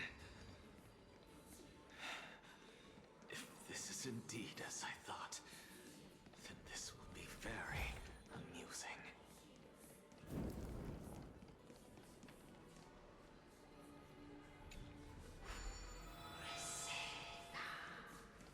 So...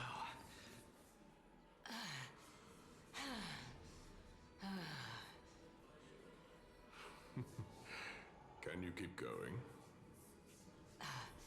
Of course. I'm just... If I knew we had to climb a mountain, I wouldn't have come along with you.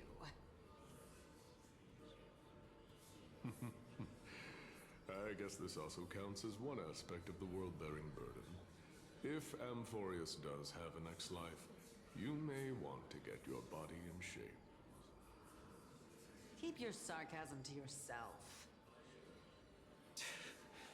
I'm not getting anything of value from them. I would sooner throw myself off this cliff and hit rock bottom than exercise even a little. I am Calypso of the eminent Seven Sages, after all. Training would make me no different from those Helcalithist barbarians. Calypso. She's one of the Seven Sages. A member of the Grove? No, she can't be. I would know her name if she really were one of the Seven Sages. Hey, Circes. Does the name Calypso ring a bell? Circes? Dagon? Doesn't matter. I can do this myself. Oh, beautiful old world. Where are you now? Oh, legendary era Chrysia, return to the mortal realm. Splendid gods once walked the paths we walk. Alas, all that's left of that warmth is a hazy mirage. Why are you chanting that too?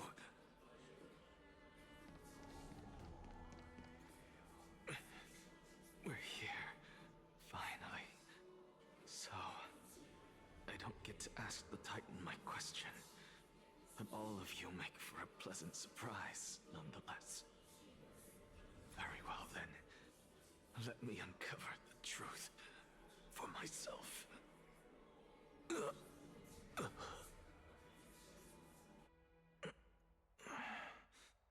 Did I still fail to make it in time? Huh? So, I'm back here again. This is... I can hear it. I hear it from the depths of the tides, behind the closed doors of the Void World. A voice ready to tell me something. This time, the voice is a lot clearer than before.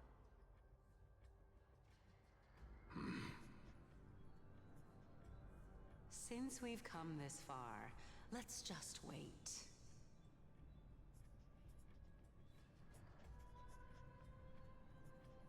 Lord Nias and Miss Calypso, are you both here to visit Chaos too? Yes, and we've been waiting for quite some time now. Regrettably, he hasn't answered us. The worst-case scenario is that he's already been overwhelmed and crushed by the world-bearing burden. You're overthinking, Lord Nias. I can still sense Chaos' soul in the area. And besides, we both know Chaos' nature. A deliverer like him wouldn't fall so readily, much less give up on all that he holds dear. Isn't that so? Yes, I have faith in him. That reminds me. Why are you making this trip alone, Polixia? Oh, my sister needs more time to make sure the flowers are fine.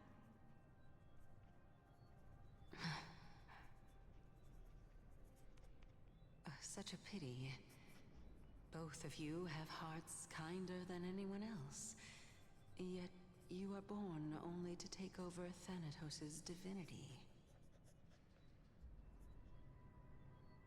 Everything that I see and hear this time has left me shaken to the core.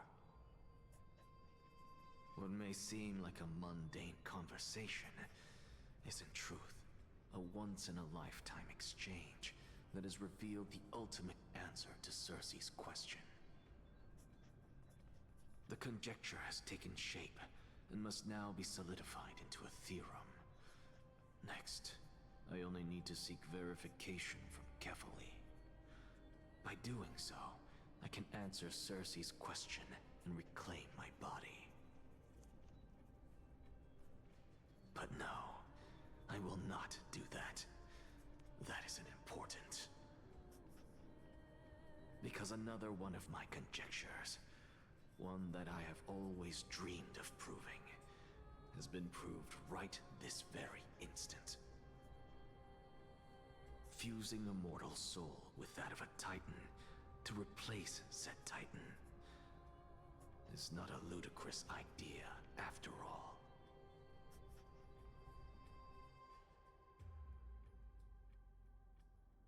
What are you thinking about?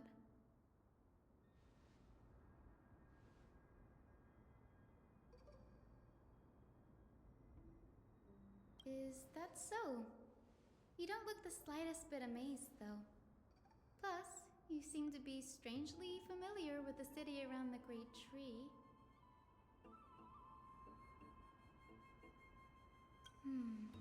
Events of the past, huh? I was also a child when I looked up at Circe's. Their leaves and branches reflected the sparkling stars, and their trunk was like a pillar that supported the sky and ground. I stood at this very spot back then, imagining the day when I could climb to the top of this tree, because I would be the closest I can be to the sky at that spot.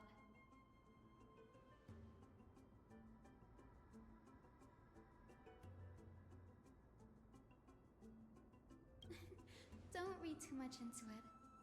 I mean, can mortals even hope to reach Aquila's realm? They're a strict and draconian god.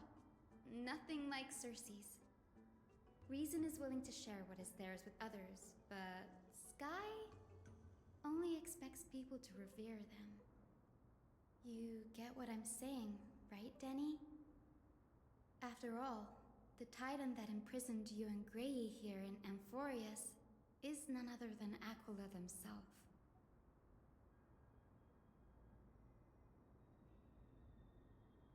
But there will always be people who dream of soaring towards the sky.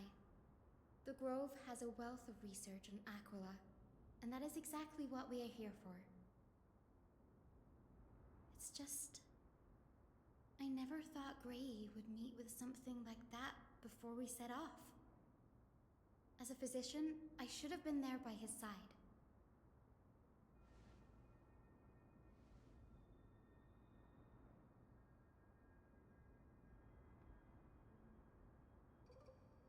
Yeah, there's no rest for the weary, huh? In any case, what we're looking for could be anywhere in this enormous grove. Let's split up to cover more ground. Danny, with your skills, I'm sure those monsters born of the Black Tide will pose no threat to you anyway.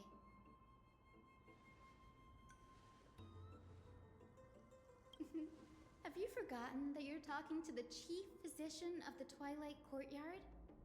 Have more faith in me. I'll be just fine.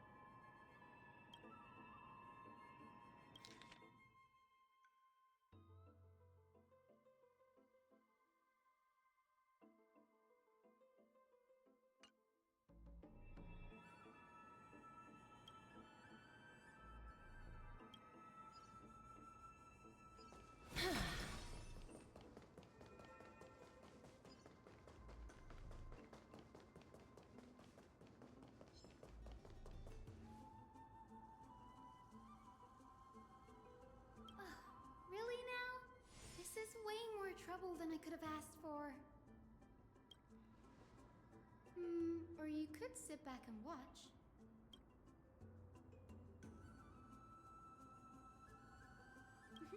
I'm kidding, Danny. Lend me a hand, pretty please? All right, now let's get him!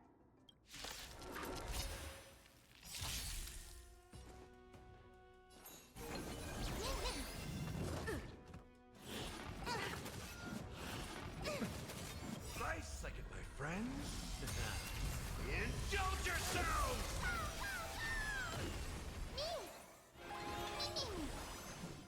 Root here. Embrace a new life.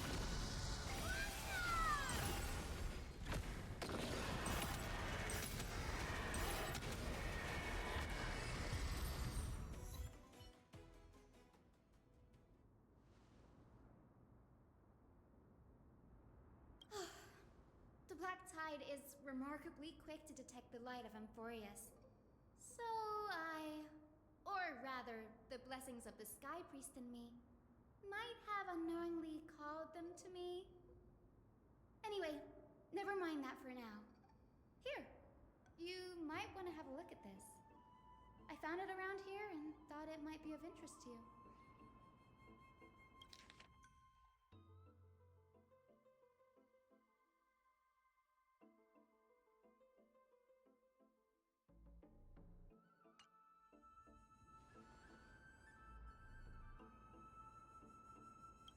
This is new.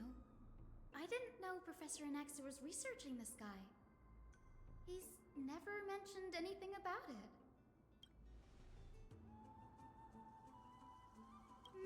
Might is an understatement. Anaxa has never been one to venerate the gods, nor has he ever found it within himself to put any faith in the prophecy. People have come to think of him as a heretic, even in a place as liberal as the Grove. Yet, it is also this very blasphemer that Circe's favors. Fate sure works in mysterious ways.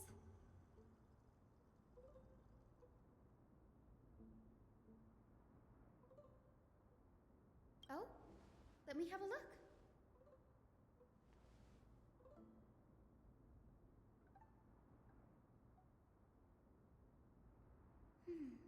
By the looks of them, these scrolls are records of two conversations that took place in the same setting, one after the other. Sure, go ahead. The Grove of Epiphany is home to 7 schools of thought. While all 7 schools are founded on the ideologies of Thalesis, the first scholar, each is unique in its own way. Among them, the Venerationists revere and worship the Titans the most. As the sage of the Venerationists, Euthyphro has always been at loggerheads with Anaxa. If we were to place the 7 sages on the scales of Talanton, Anaxa and Euthyphro would be placed on opposite sides to achieve balance.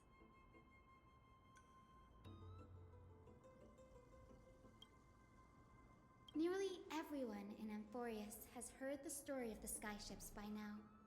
Aquila's stature is loftier than the heavens, and their divine retribution is merciless. That's why it's no use building giant skyfaring ships.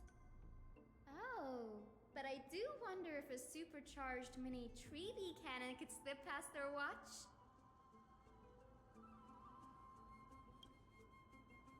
Newsporists primarily study the application of alchemy in soul repair. Everyone considers Anaxa a blasphemer, but that has never stopped him from sharing his ideas, no matter how taboo. If you must say that he's hiding something, then it's likely what lies beneath his eye patch. Anaxa often says that every failure brings us one step closer to the truth. Perhaps, to him, the crash of the skyship carries a different interpretation. The firmament is not impenetrable. On the contrary, it was precisely because the skyship represented the first step toward breaking free from the shackles of the Earth that it provoked the wrath of the Sky Titan and brought divine punishment upon itself. It's a shame that the majority of the Grove's research on Aquila was headed by the Venerationists, with sacrificial rituals making up a predominant part of their findings. Discourse about more esoteric subject matters in relation to Aquila dwindled even further after the skyship incident.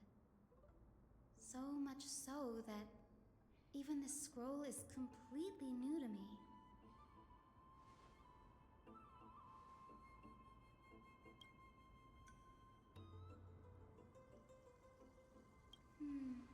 That's what I'd like to know. What are these experiments he's involved in? Even I, the assistant lecturer, know next to nothing about them. I have a bad feeling about this. Could there be more to what happened at the Grove?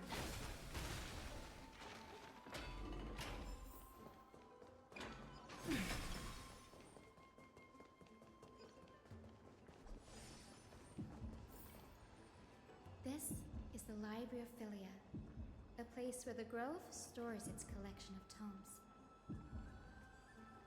Other than books written by the 7 schools, you can also find philosophical texts, ballads, and religious writings from the Outlands here.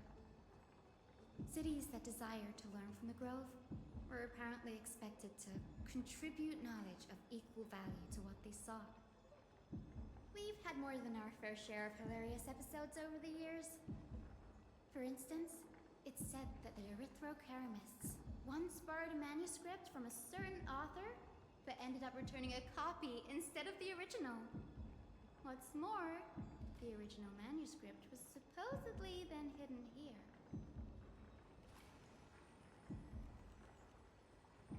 Nice?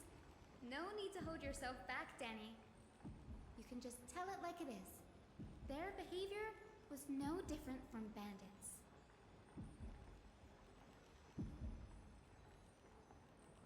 Whew. You've got me there. Some said you couldn't even find a dictionary in Castrum Kremnos, so I guess they were spared. There are too many books in the Library of Philia. Flipping through them all will take too long. Why don't we use the Biblioslate to search for the texts we need? We can bring them back to Occama for reading after that.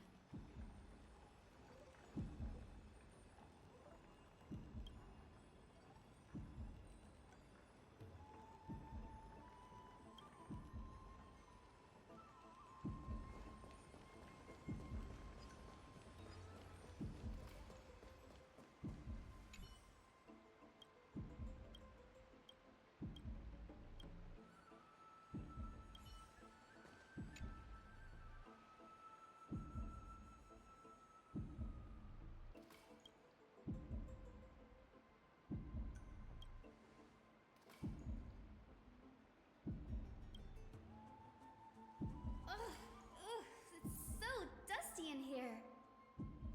Whoa. Are these all complaints about him? I can already see what they must have written. Anaxa has no respect for the gods. His very existence undermines order in our society. They're probably all things like that. Why else would they call him the Great Performer? When Anaxer established his school of thought, the first thing he apparently did was read his own work to everyone. Are the Titans truly an accurate reflection of what humans think gods should be? Worlds created by gods are indubitably perfect, but what of Amphorius? Only foolishness and insensitivity everywhere you turn. They marched him straight to the seat of judgment before he could finish. Though what he took on in the end was more of a debate than an actual trial. He had to address every one of the scholar's allegations, or face expulsion from the Grove. The first allegation was... Do you agree that since the Titans created the heavens and earth, so the mountains, rivers, and seas must likewise be their creations?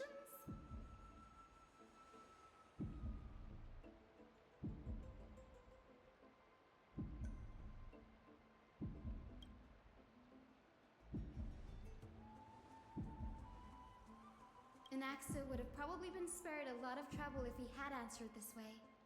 Instead, he quoted past instances of the flame-chased journey and posited that humans have the potential to take over the divinity of Titans. Needless to say, his critics didn't take kindly to his answer, so they followed up with a second allegation. You claim to be studying souls, yet you are, in fact, defiling them and committing acts condemned by the gods.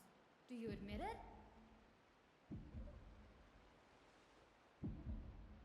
Anaxa always wears an eye patch, never removing it, even when alone.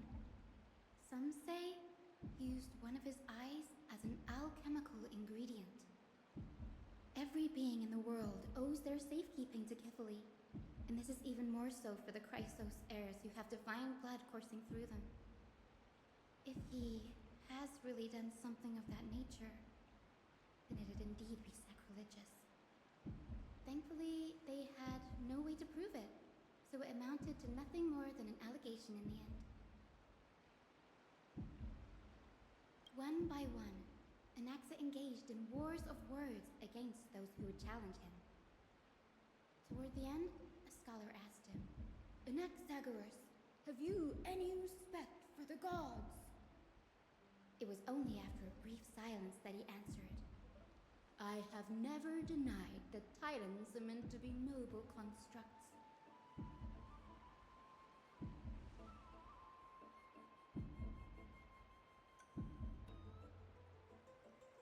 Yes, I'm not sure how that controversy was eventually resolved, but what's for certain at least is that Anaxa was allowed to stay in the grove where he continued his research, despite being regarded as a heretic.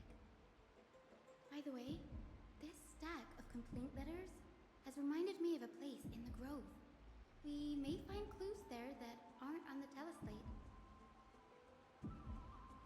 I'm talking about Anaxa's alchemy lab, hidden between the cornerstones.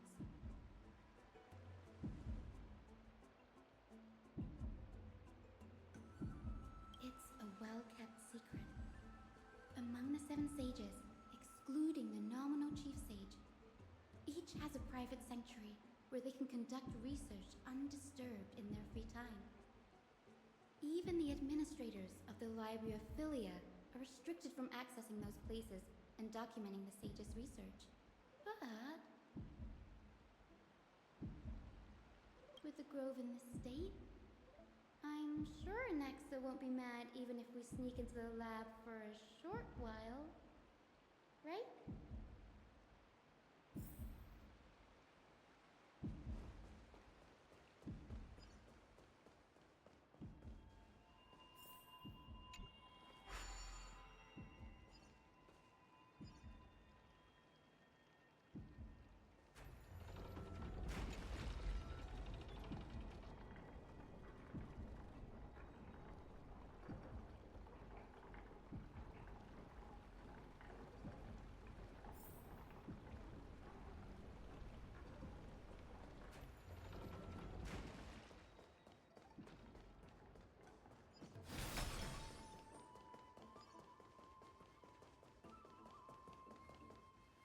This is the place, but where is everything? Materials for alchemical experiments, matrix diagrams, and even the seal to the lab. They're all gone. Did the Black Tide destroy it all?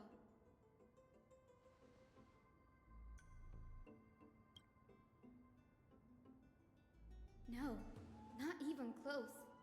Not only are alchemy experiments high-risk activities, but Professor Anaxa also has a penchant for using bizarre materials. Students often saw him walk in looking bright as rain, but come out covered in soot with his hair singed. Naturally, no one dared to come near this place. Huh?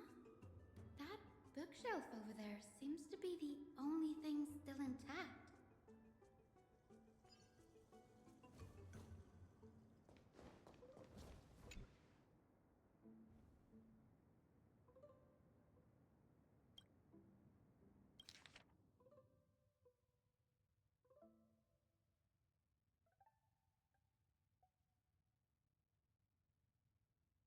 What's going on?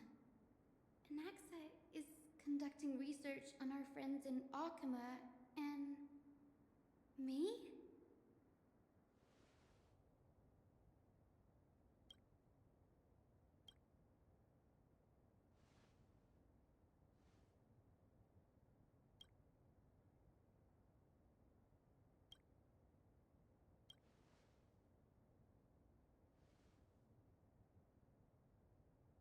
It wouldn't have been so strange if he had focused only on Cassie, given her own curiosity about her origins.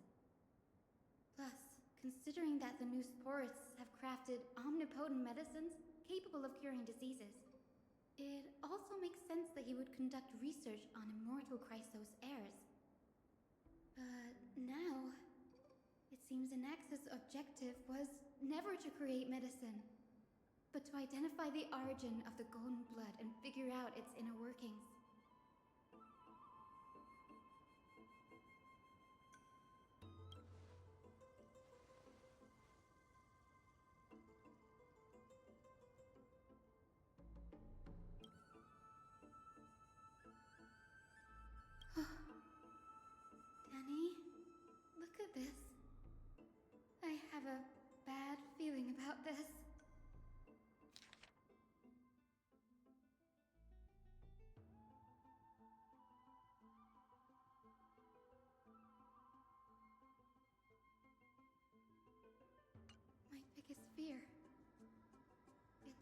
true. After going through his notes, I think I can piece it all together now. Anaxa was carrying out experiments on soul transmutation. Yes, this is what he was secretly conducting research on. Something he had to keep hidden from others. Compared to his public speeches, this is the real blasphemy. Oh, I just thought of something. Do you remember when the Black Tide was approaching? The Grove had planned to send Cersei's core flame to a safe place. But an accident happened along the way, and Anaxa lost his life in the process?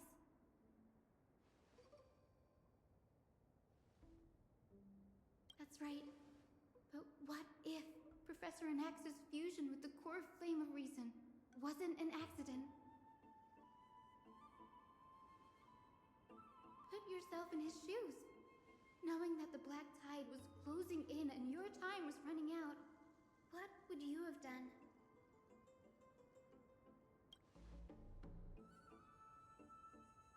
Exactly. When the Black Tide came, the true reason Anaxa headed to the Luminary Throne was to transmute and fuse himself with the Titan's core flame. No. Judging from how he reacted after the event, the results came as a surprise. Maybe he failed to consider the possibility that Cersei's would make a similar decision. The manuscripts detailing all the alchemical formulae have been taken away. His research is still ongoing.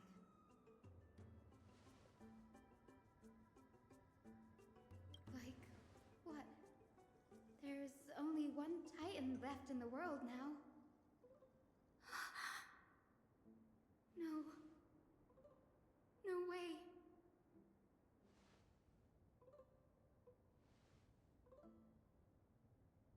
He's after Kefali.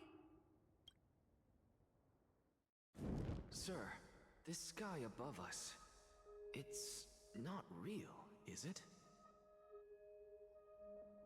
Of course not. This is just an image from a projection device used for educational purposes.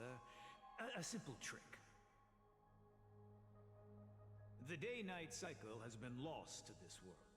So that students like you may still learn about the night sky, astronomers have harnessed the Titan's miraculous power to manipulate the light, projecting the nights of the past here for you. Much like how the sky above the Holy City is also illuminated by Kefali's dawn device. So, the skies of Akama are fake too. You mustn't conclude that, Anaxa. You should know that only a child would expose a trick and be proud of it. Often people know more than they let on. They simply choose to feign ignorance because they have no other choice. Then they're just deluding themselves. People believe in Kefali's tale of Genesis, accepting wholesale whatever the priests preach. But we're different. We've already walked out of the firelit cave of ignorance. We have already realized that we live in a world where Titans make the rules. Even when we look at the sky, we're only seeing what they allow us to see. Rather than gazing at this mockery of a night sky fabricated by them for the rest of my life, why shouldn't I be the one to take control of the projection device instead? So much time has passed since you sowed the seeds of doubt in my heart, child. Many a night, I find myself penning down all my theories and wild ideas, only to burn them to ashes when I open my eyes in the day. Why?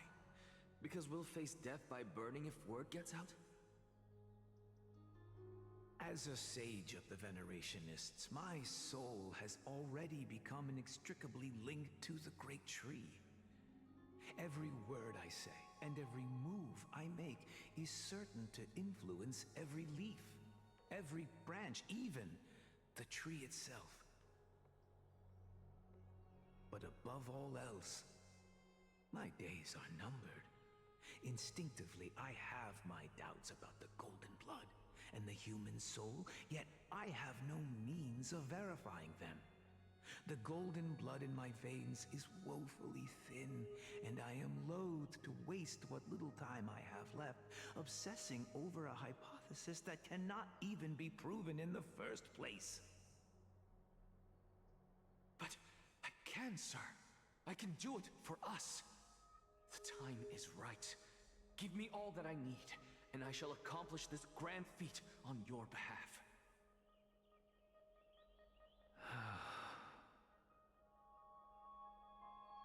You're right. I shall do just that. In the next meeting of the sages, I will spare no efforts fighting for the rights you deserve. Go. Establish your own school of thought. Find out what we are. Become the one who conquers the ultimate truths of the world. Child of humanity. You didn't go to such lengths for an audience with Kefali. Just ask him a few questions, did you? So, you figured it out. If I were as foolish as a Dromus, perhaps I'd throw myself down and prostrate before their greatness, begging for the gods' prophetic wisdom. Well, sorry to disappoint, but I'm no Dromus. Alas, I am a human, standing tall on 2 feet, possessing both intellect and pride.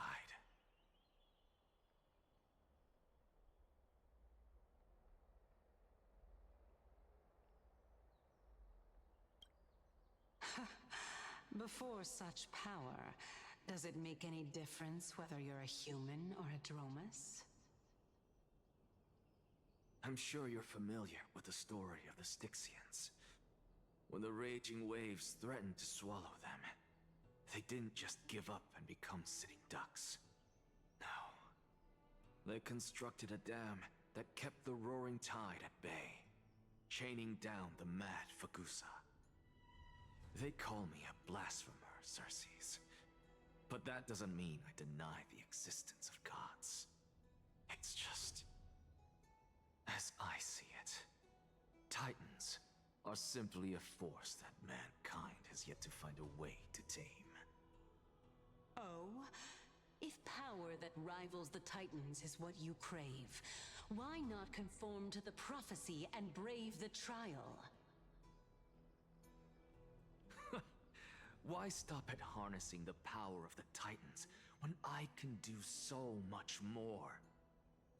The source of life is what I wish to grasp, to understand what makes up the soul, and to learn what we really are.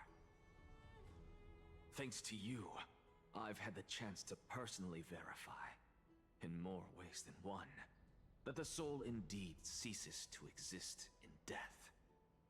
But where there is death, there is life. And where there is an end, there must also be a beginning. How then is a soul born? That was the only unknown variable left in my calculations. And by the sound of it, you have already formed a conjecture. No, I have already drawn a conclusion. In my journey unto death just now, I finally saw the answer with my own eyes. Professor Anaxa, I'm here. Her life hangs by a thread. I must ask you to refrain from taking any unnecessary steps. Of course. I'll bring this to a conclusive end, and give you the answer you so desire. However, in accordance with the principle of equivalent exchange, I must also demand from you what I need. As you wish. Don't you care to know what the price might be? It's a matter of uncovering the truth about the Death Titan and her survival. This may be the only time I can ever save someone's life.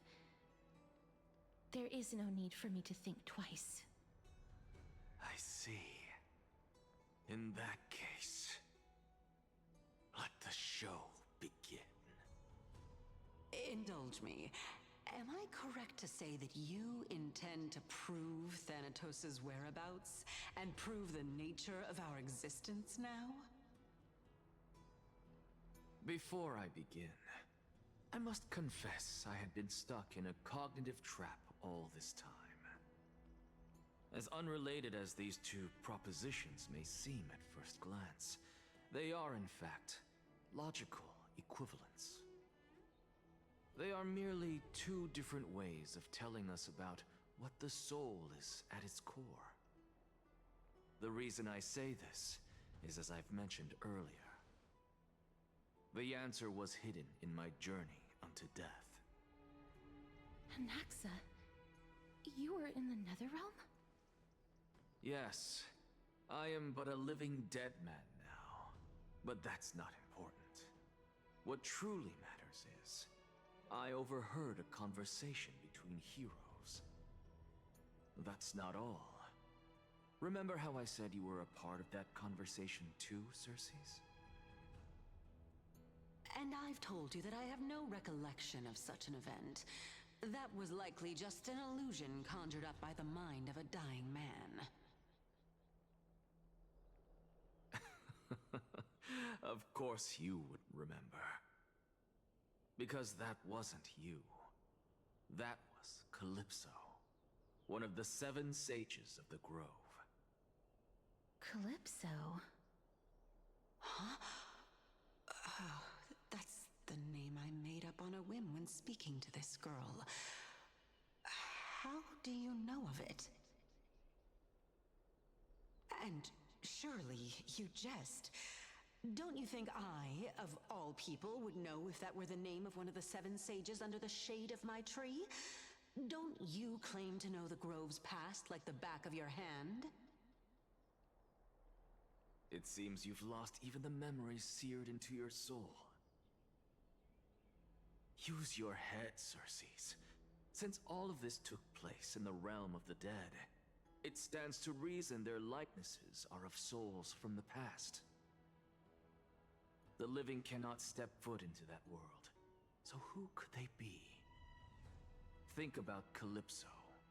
Why does she share your likeness, yet you have no idea who she is? The answer is evident, is it not? Those fallen heroes are the mortal incarnations of the Titans before their ascensions to godhood. The gods aren't master creators born out of thin air, and they are no different from humans, because they all evolved from one.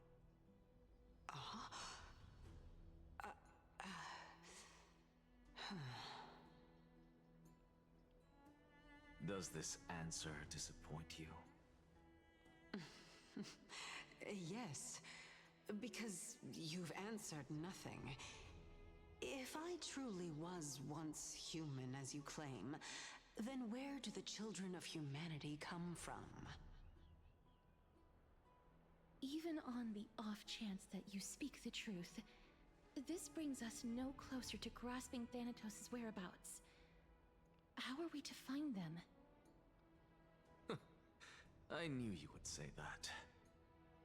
But it matters not. I know what I'm doing. Actually, why don't we have this supreme being standing before us tell us everything? You can revive a Titan? Humans cannot return from the dead. Neither can gods. But All we need to do is look at this from a different perspective, and the problem will resolve itself. The solution is simple. Just like what you did to me. If I'm reborn as Kefali, I can rebuild the world and all within it as they once did. Simple, is it not?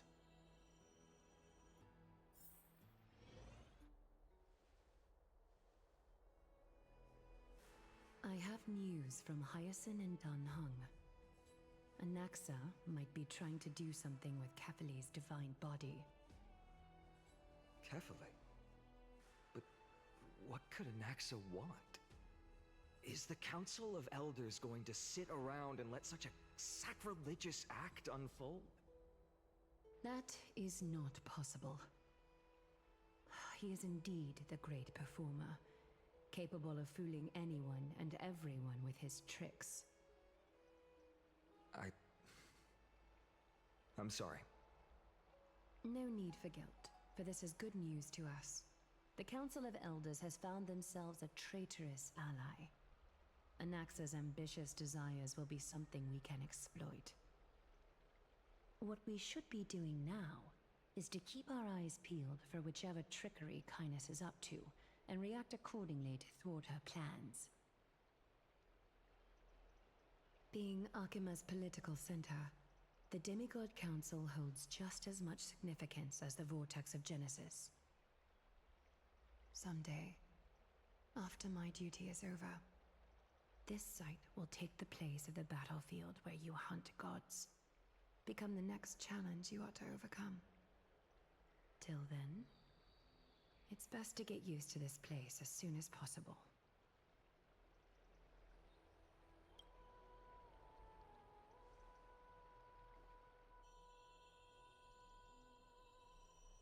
Preposterous! The Christos heirs only have their standing because of the Council of Elders! How dare they trample over it!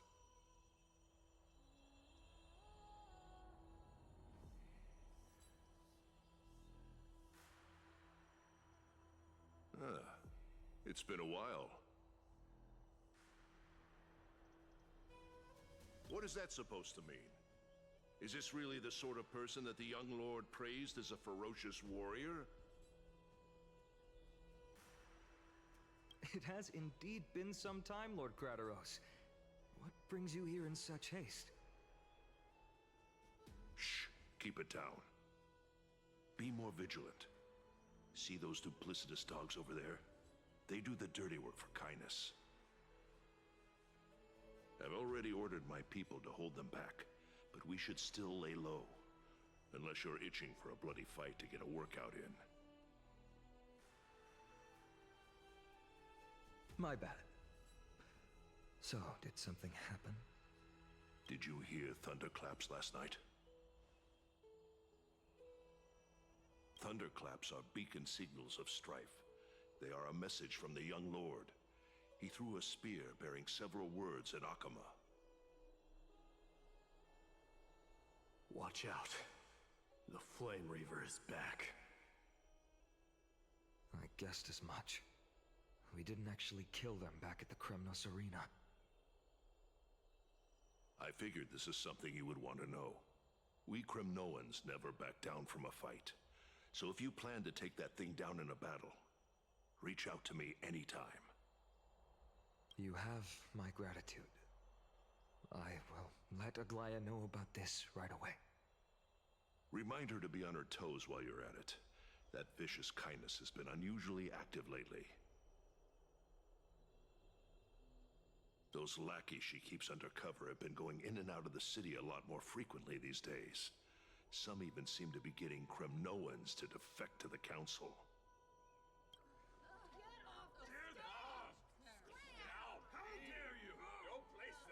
That's...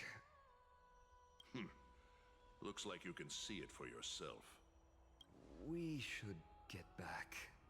Thank you for the intel, Lord Krateros.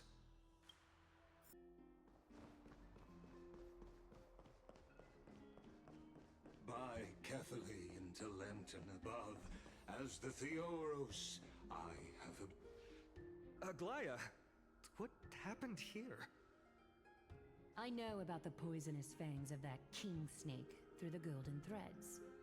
In the past, I would be confident about keeping her in check, but I admit I am now unable to do so. What do you mean? It is no longer about eloquence or arguments. I have been a demigod for far too long that I hardly have any humanity left. Before I realized it, I have become no different from these hypocrites, no longer capable of relating to the people. This has come a lot sooner than I expected. But perhaps it is time. I need you to step up, Finan, in order for me to retreat behind the scenes. Yes, this is my duty, but... It is far easier for the Council of Elders to fool many than just fool one person.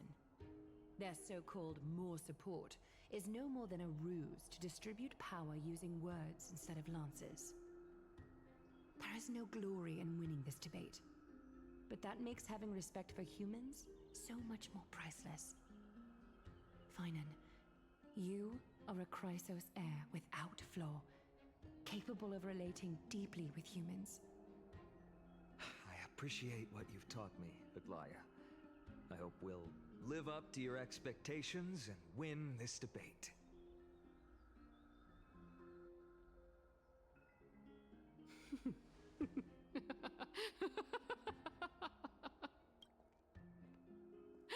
Oh, you've done well, Lord Calictus. Let me take over and personally close this debate for today. Dearest counselors, let it be known that I sorely miss the blissful times portrayed in lyrical poems.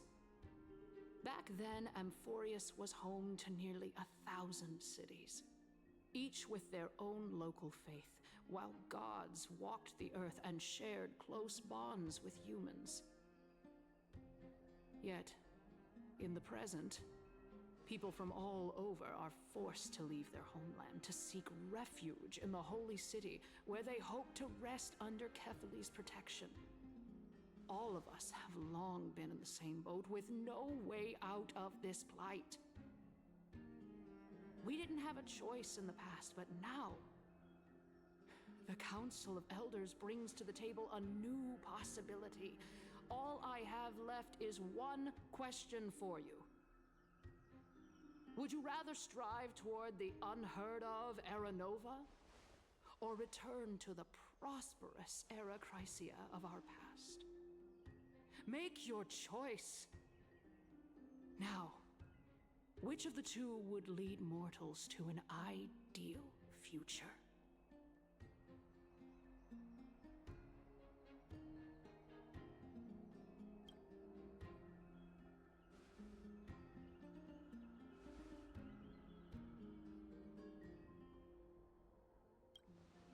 We all know that Era Chrysia is a thing of the past, Lady Kynus.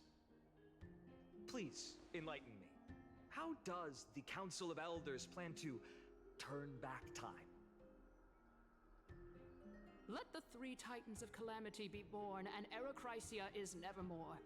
But bring demise to those Titans, and Era Chrysia will descend upon us again.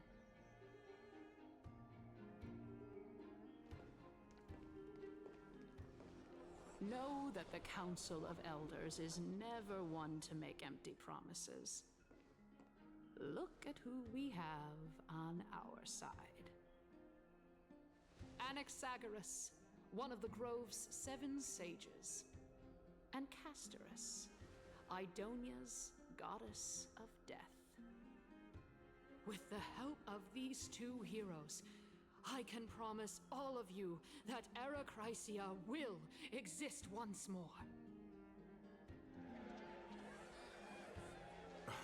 Aren't they Chrysos heirs? They're supporting the Council of Elders instead? It's clear from the start that these heroes do not get along well in their group. All the more proof that Aglaya isn't fit to speak on behalf of every Chrysos heir. I am in favor of Era Chrysia. Era Era Chrysia! Era Chrysia!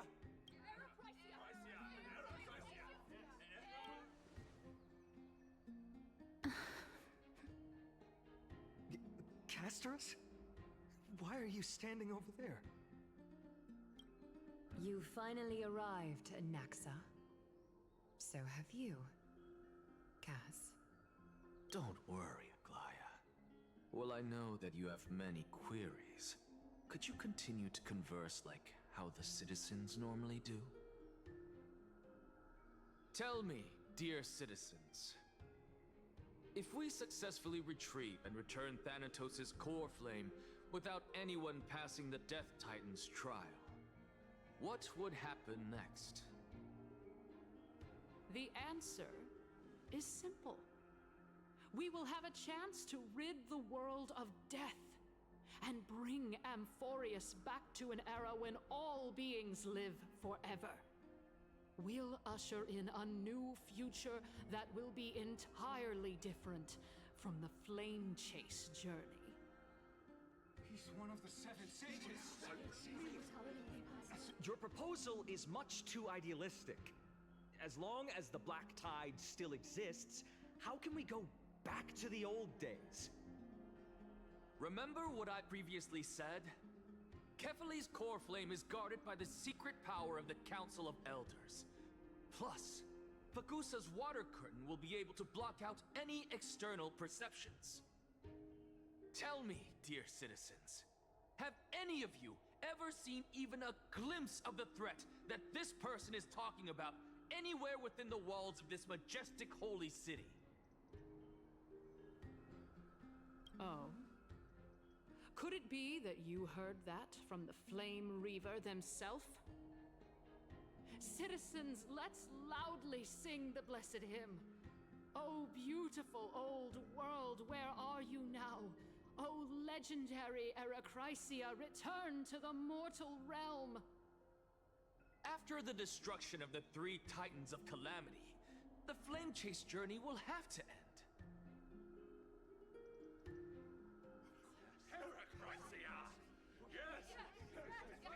This is bad. The masses are now totally riled up. Anaxa, pray tell.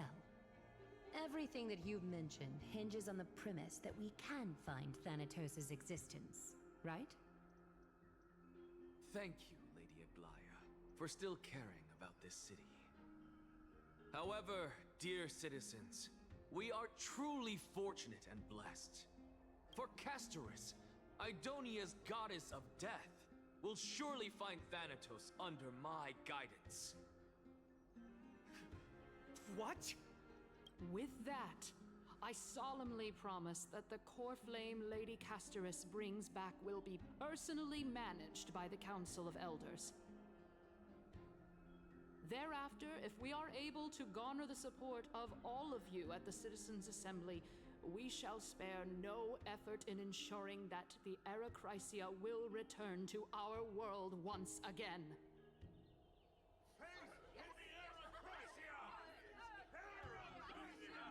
With the balance shattered, the result is clear. By Kefali and Talent and above, as the Theoros I have observed. Akama has chosen her destiny. The issue up for discussion at this Citizens' Assembly shall be modified to the suspension of the Flame Chase journey. This resolution shall be put up on the Wall of Heroes, such that all citizens are aware of the city's way forward.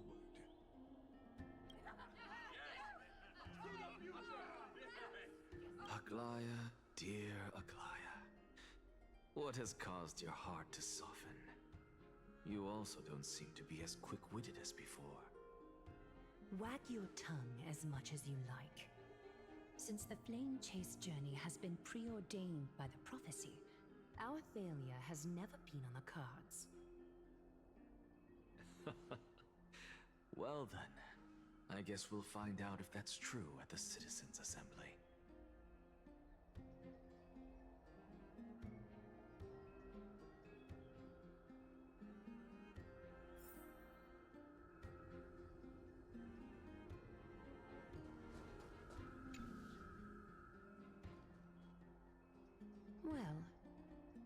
It seems that when I sent you to look for Anaxa, I unintentionally facilitated your partnership with him instead.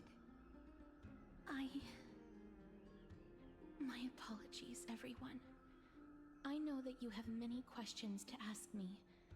I will answer them to the best of my knowledge. In that case, please tell us as much as you can. In actuality, he showed me a past that was both long and heavy. The reason I say this is as I've mentioned earlier. The answer was hidden in my journey unto death. Anaxa, you were in the Netherrealm? Yes, I am but a living dead man now. But that's not important. What truly matters is, I overheard a conversation between heroes.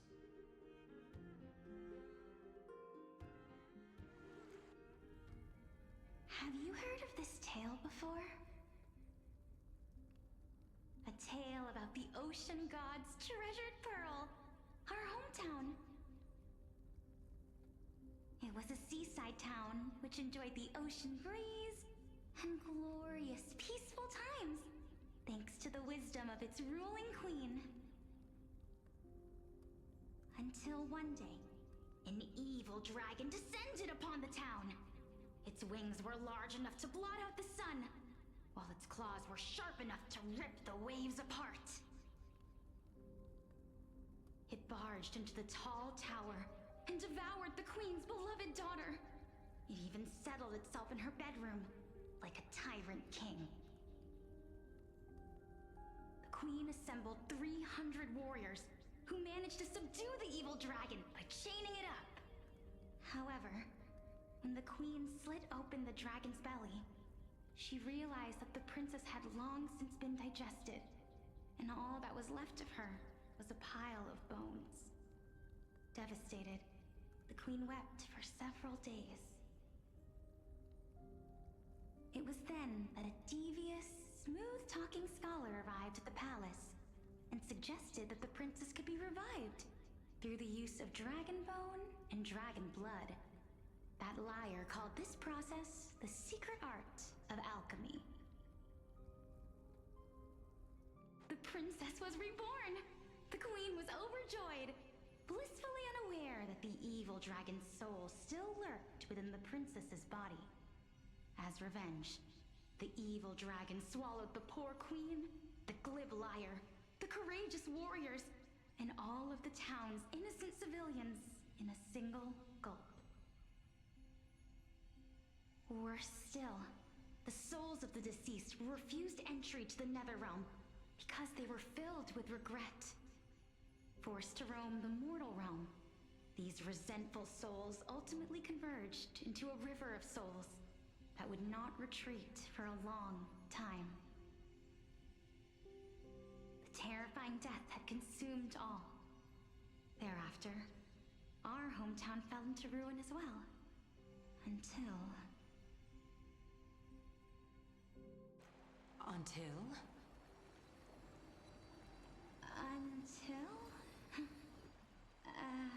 Actually, I don't know what happened next either. Oh my. It seems that you still like to whet people's appetites even after all this time, Pelixia. So, according to your story, this is how I used to look? It's practically a mirror image. And yet, what exactly is this? A miracle that I created with alchemy. As for what it is and how I was able to accomplish it, I'll keep the answers to myself for now. Oh, my goodness. Is this cliffhanger really necessary?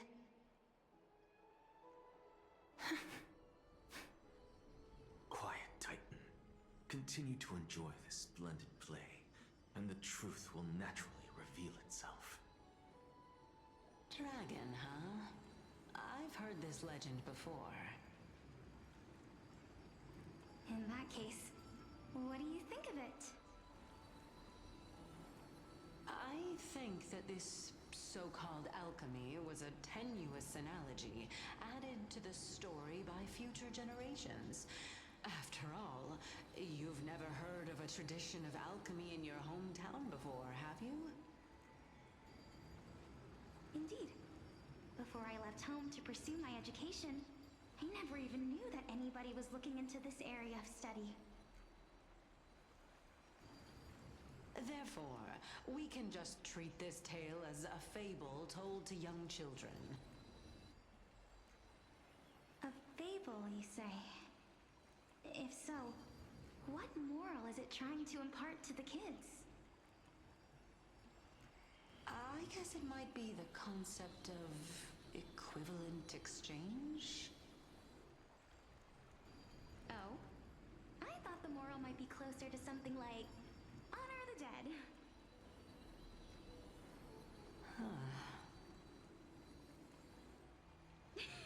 What? At a loss for words? No, I merely realized that we're both thinking of the same principle. If life is priceless, then there is hardly anything else in this world that is of equal weight to it, right? Indeed. As expected of the wisest scholar in the land. You flatter me. Why don't I ask you a question as well, as a form of equivalent exchange? Of course. What is your question? If I imparted my knowledge of the art of alchemy to you, would you use it to resurrect someone you loved? What? What kind of strange question is this? I got it. You're just trying to get me to tell you whether I like anyone, right? Let's just leave it at that. That was rude of me. Yes, I would. Oh? Death is inevitable. In the days to come, I'm certain that someone whom I cherish deeply will leave me for good.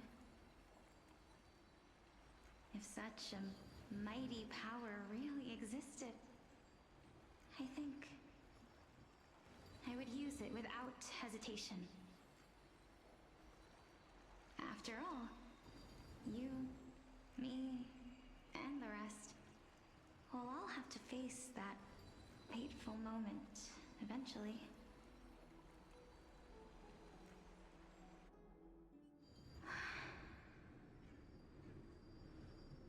My time is finally here. However, perhaps because of my firm belief in the immeasurable value of life,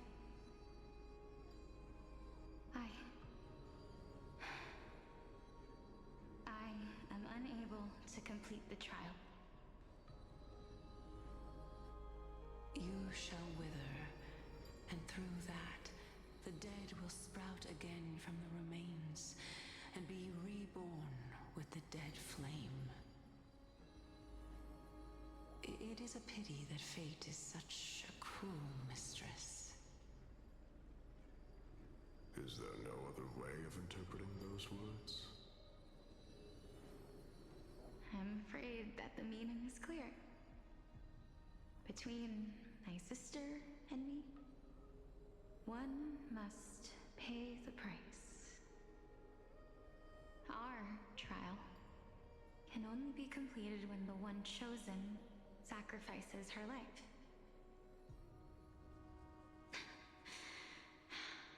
I'm afraid that the prophecy might even have selected a pair of twins for this exact purpose. Fortune makes fools of us all. My sister is prepared to sacrifice herself. And yet, I can't do the same. How absurd. My time is almost up, but I'm still afraid to welcome death. What should we do?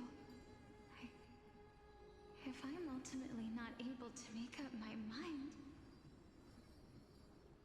Since Chaos is willing to guide all of us and leave this trial to the end, there is still plenty of time for you to ponder. That's right. Don't allow the fog of an uncertain future to cloud your mind. Trial, prophecy, the topics that they're discussing seem familiar. But these three people must not have left their names in the epics. Otherwise, I would have some recollection of this. Amphorius' history before the Titans were born was complete chaos. Is that not strange by itself? I have long held three hypotheses about this. However, let's continue watching for now. Calypso, Polixia, and this warrior. I seem to have met him somewhere before. Regarding this matter, Nias, are you confident that you'll complete your trial? Of course. Though, I am worried about what will happen once I've emerged victorious.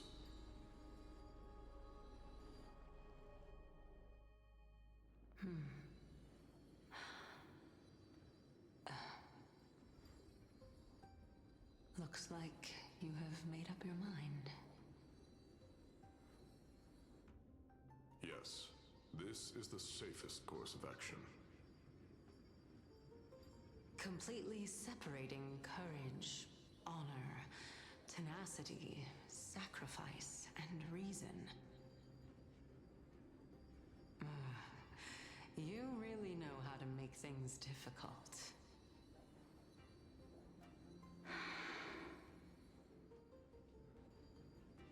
Please, young lady, witness my fall and demise. Lady Calypso, you shall host the soul-rending ceremony. I do not understand. Why would you dare to sacrifice yourself for a future that you won't get to witness? Because this is our destiny. The power that resides within me is so intense that I will one day be engulfed by it. Furthermore, a valorous death before glorious return has always been the path I chose to walk. A journey I began long ago. If your sister or Chaos were in my position, I believe they would make the same choice as well.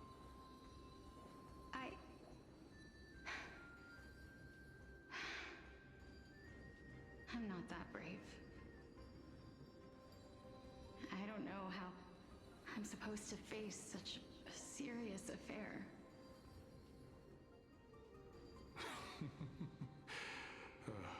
Despite being Death's chosen one, it seems you still don't know how to face it.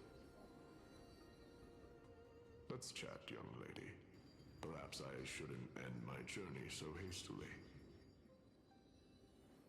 Since there's still time, I'm not worried about letting fate wait a little longer. Of course. This warrior is Lord Nias.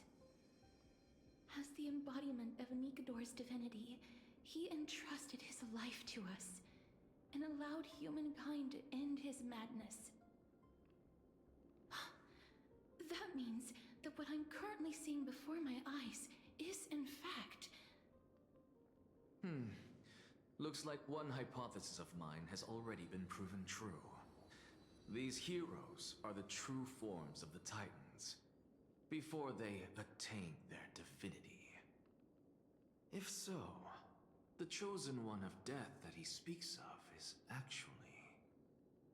Polixia! Is the previous form of Thanatos? But her appearance... If this is true, as long as we can find out where she went, we'll naturally be able to figure out the location of the Death Titan.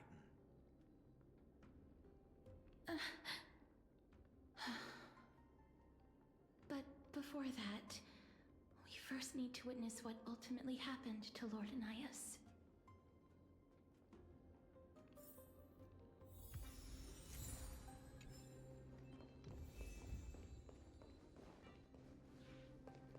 Nikador's courage is a testament that they have never once retreated from a battle. I've heard that these words are still engraved in Castrum Kremnos even today.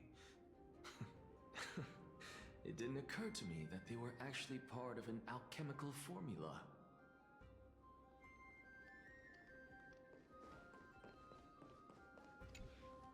Honor, courage, tenacity, sacrifice. And finally, the only thing that remains is reason. Cheer up, young lady. There is no need to shed tears over a glorious death. All farewells in this world are sorrowful, Lord Naias. No, young lady. As a warrior, I have witnessed too many bitter deaths. But now, all I feel is peace. I did not know until this moment that mortals could live their lives in such a way. Although only a sliver of your soul remains, you remain so optimistic.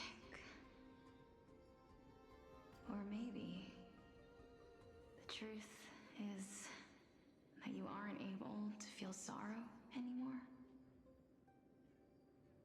To be honest, I don't know either. But I am certain of one thing. This is not an acceptance of death nor apathy toward it. It's not even a feeling of despair. I am just enjoying what remains of my life to the fullest. Enjoying? Indeed. Along this journey that we've taken together, not only have I changed the world, I myself have also changed in the process. And now I have reached the journey's end. When I look back and see the grand epic that I've personally written, how could I not revel in that fact? But when you depart the mortal realm, won't all of your accomplishments be reduced to nothing? Separation and death are two sides of the same coin. Reconciling this doesn't come easily for a mortal.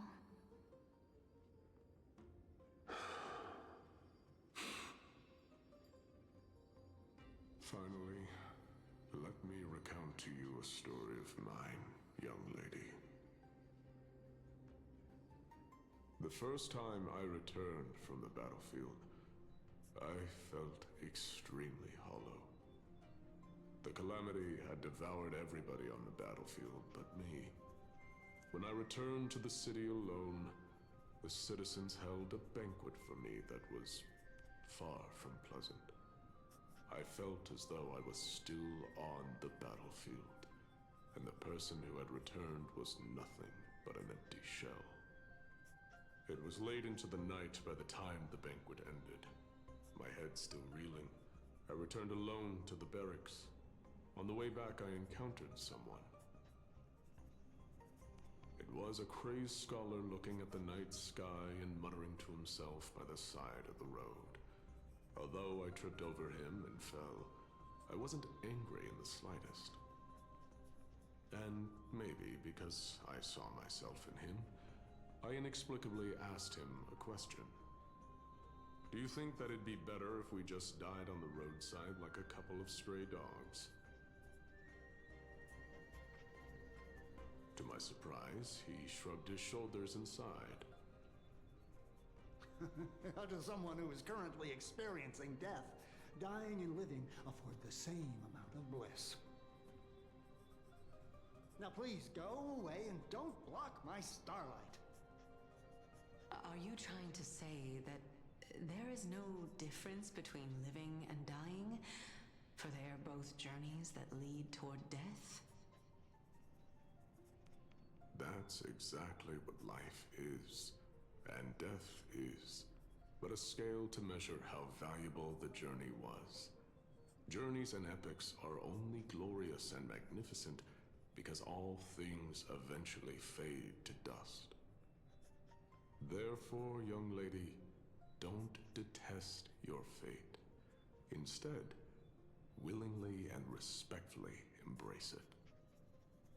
The embodiment of strife telling me about the majesty of the world?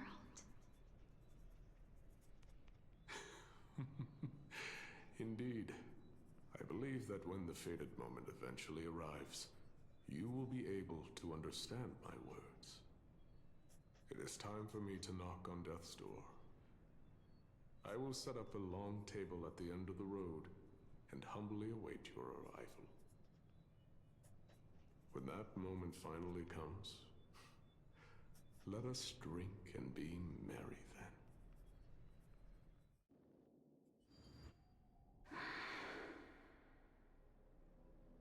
I knew this day would eventually come.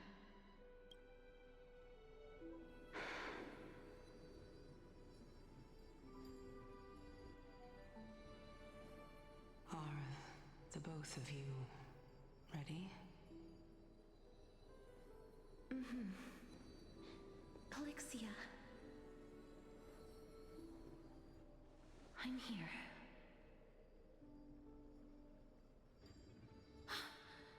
What?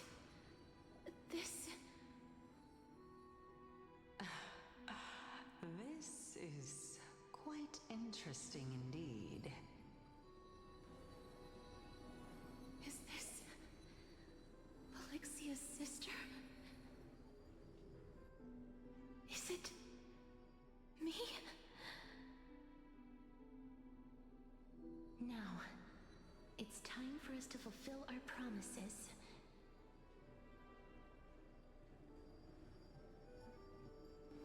Are you afraid?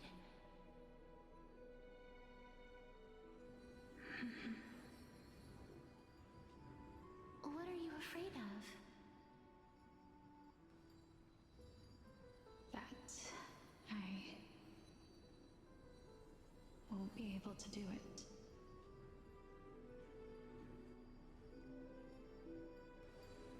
You shall wither, and through that, the dead will sprout again from the remains, and be reborn with the dead flame. As foretold in the prophecy, and according to our vows, once it all ends, we must face our fated moment head-on.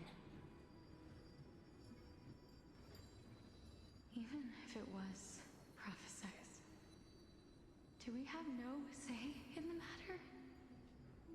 It's so unfair. Why are we the only ones who are forced into mutual destruction? Let me do it, sister. Let me be death's sacrifice. I was never long for this world anyway. But you're different. I was the one who wasted your life after all.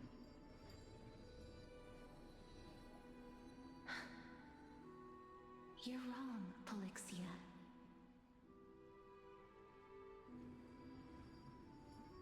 I don't think that my life was wasted. Just the opposite.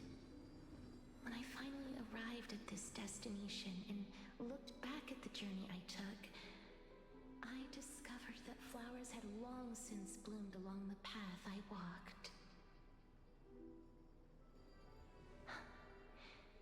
was you who sowed the seeds for this sea of flowers. One that is more beautiful than the promised land at the end of the world. Besides, I have lived a fulfilling life. Even though I was fated for sacrifice, none of the things that I've experienced will dissipate. Instead, they'll forever live on as memories inside your head. Will they not? How could my memories of you ever compare to the actual you? Well then, tell me. What exactly are we?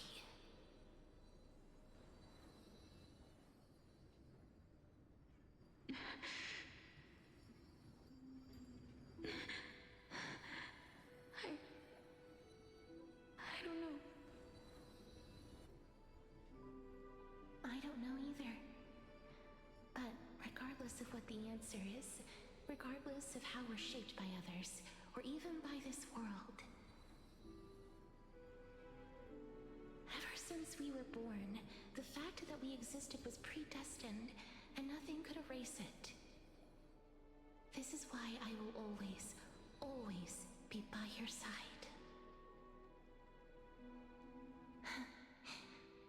We're twins, after all.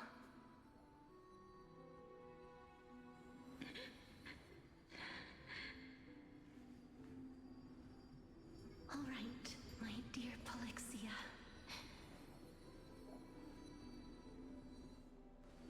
It's time to extract my heart and light the flame of death.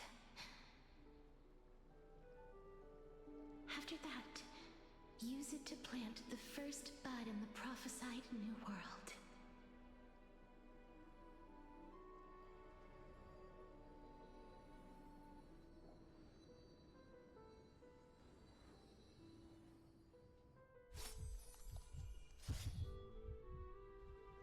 If I imparted my knowledge of the art of alchemy to you, would you use it to resurrect someone you loved?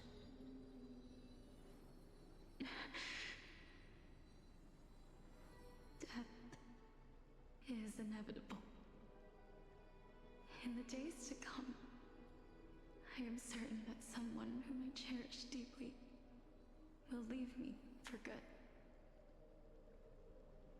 If such a mighty power really existed, I think I would use it without hesitation. Even now, my answer remains the same. This is why, sister, I promise you, in the prophesized new world, I shall plant the first bud on your behalf. Go now. Return to the Ocean God's treasured pearl, our hometown. I shall open wide the entrance to the Netherrealm and grant you a second life. The living beings on this earth shall respond to my call and lead you to the sacred daylight. Remember, do not look back on the land of the dead, and do not stop moving. In the new world promised by the prophecy, march toward your new life. As for the price of our equivalent exchange, let me be the one to pay it. Everybody, we've come to the end. Unfortunately, I am not compatible with the Supreme Being, so I was unable to completely fuse their soul into my own body. However, being able to glean all this from them is exciting enough. I'm certain of this now. Before the Titans that we are well acquainted with were born, a group of heroes roamed the land. These heroes followed a prophecy and took possession of divine authorities one by one, until they eventually became the pantheon of the New World. Just like the flame chase journey of today, Amphorius's history is cyclical in nature. Huh. What a startling revelation. This means that the demigods, who bear the core flames, will also become the new titans at the world's end, thereby shaping a new world? I believe that this is the truth behind the Era Nova, as mentioned in the prophecy. This is utterly unbelievable. Besides, those twins in the past, even if they really are Thanatos, their whereabouts are still unknown even today. Are their whereabouts truly unknown? Didn't Polixia mention that seaside town, the birthplace of alchemy and the tale of the dragon? In our world, there exists a city which perfectly matches that description. Styxia. But the people there worship Fagusa and bear no relation to Thanatos. I have also never been to that place, as in the time of Idonia, it had long turned into underwater ruins. Take this. This is... the Nusporist masterpiece, the Philosopher's Stone. It was made by transmuting all of the sages' wisdom into a single entity, with their flesh and blood as its foundation. Remember, I've mentioned before that the art of alchemy is all about conversion, tempering, and ascension. This process also applies to the pursuit of truth. Regardless of how unbelievable this sounds, the truths of the world have been refined from the impurities. Think about the story of the dragon. This stone will lead you to your real hometown, allowing you to reform the door to the Netherrealm and discover Thanatos' fate. You still look as confident in your victory as ever. But what if your conjecture is wrong? Simple. I shall merely admit to the entire world that my experiment was a failure. However, my line of thinking will not fail because I have already planted the seeds of doubt into the hearts of the masses. Actions speak louder than words, Castoris. With the assembly about to begin, don't forget the promise you've made. I've already searched for so long. I'm willing to try one more time. While we converse, her life is also slowly slipping away. But before I leave, I have another question. What exactly did we witness just now? That was the world imprinted in Kefali's soul. If we are to prove its existence, you must take the final step. Go. Do not disappoint me. I understand. Hey, child of humanity. Don't get antsy. I still remember the question you posed to me. As a scholar, I do not wish to offer up ambiguous conclusions. Let's discuss this topic again when she manages to find the evidence. I merely wanted to ask, was that stone transmuted from your heart? If so, rebirth is no longer an option for you. Why not? When I was a child, I lost someone dear to me. When I was a teenager, I lost my faith. A while back, although you saved my life, I also lost my soul in the process. Now I'm merely forsaking my body. What's the big deal? Why are you always finding ways to die? Isn't it good to be alive? This is but a necessary sacrifice on my path to transform into the purest of them all. Can someone who's dead even claim to be the purest of them all? Furthermore, if your hypothesis is proven correct, does it not just confirm that the myths are true, and thereby invalidate all your theories? No, it's just the opposite. If my hypothesis is correct, it means that I can actually ascend to godhood and reshape this absurd world that you all have created.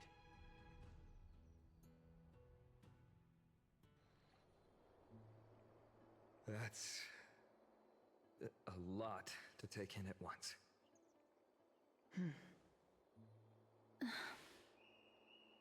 Lady Aglaya, please, let me explain. Go on. You know that the core flame of death has always been the greatest unknown regarding the Era Nova, which is why both you and Kindness desire to gain the power to control that core flame in the approaching Citizens' Assembly. Professor Anaxa has come to a consensus with Kindness. They want to suspend the trial once Thanatos' core flame is reclaimed, hoping thus to eradicate death from this world.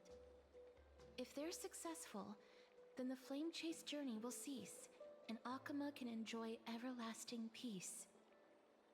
But I know this runs counter to your wishes. So long as we do not usher in Era Nova, the Black Tide will never be eradicated. Even with Lord Mighty on the front line, and the Black Tide not posing an immediate risk, the danger nevertheless remains. Honestly, it's difficult for me to assess the pros and cons in this decision. But someone must bring the core flame before we can begin negotiations over it. The Titan could be very near. I cannot let this chance slip by. Besides, someone has to make this trip to bring back Mrs. Soul. Well said. You already had every reason to seek an audience with Thanatos. It's that great performer who has weaponized your wishes and placed us in this difficult situation. A world without death. Do you desire that too?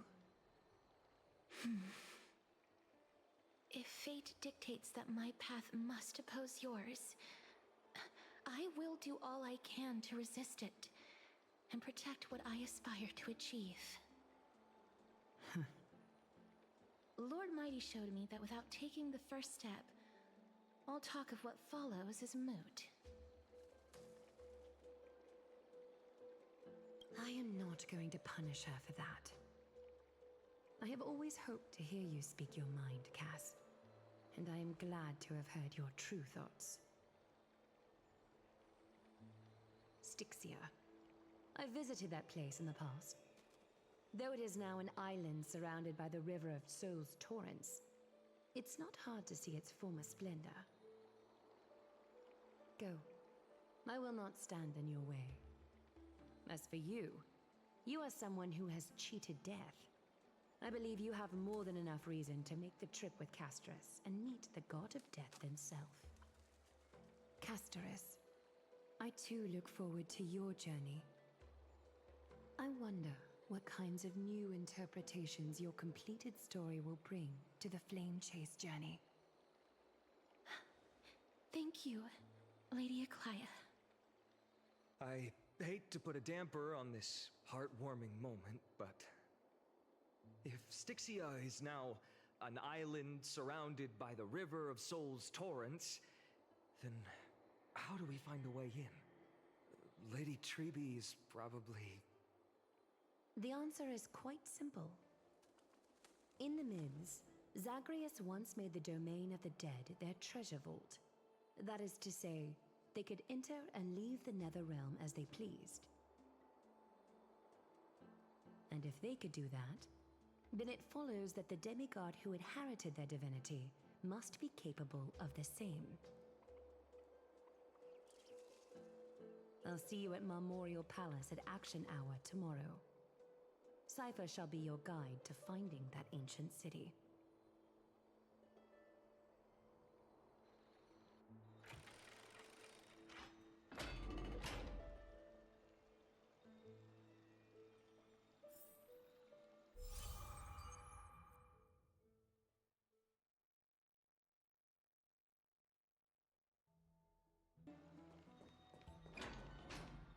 Hey, friend!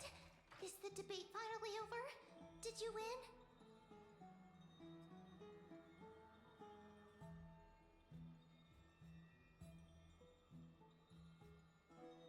What a glorious defeat. You sure know how to look on the bright side. Well, moving on. I was hard at work even while you were at the debate. I borrowed a mountain of books from Cass to see if I could find a way to solve your problem. Let's see. I still have only 32 books to go. Really? Oh, that's fantastic news. I knew it. Hard work always pays off, especially if you're as diligent as Ma'am. I feel like a huge burden has finally been lifted off my shoulders. Why are my eyelids so heavy all of a sudden? You're right. Then I'll go back to...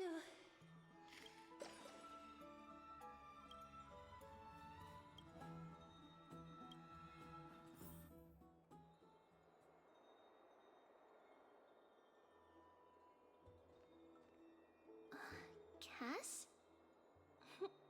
What a surprise. Lady Treeby. Is something troubling you?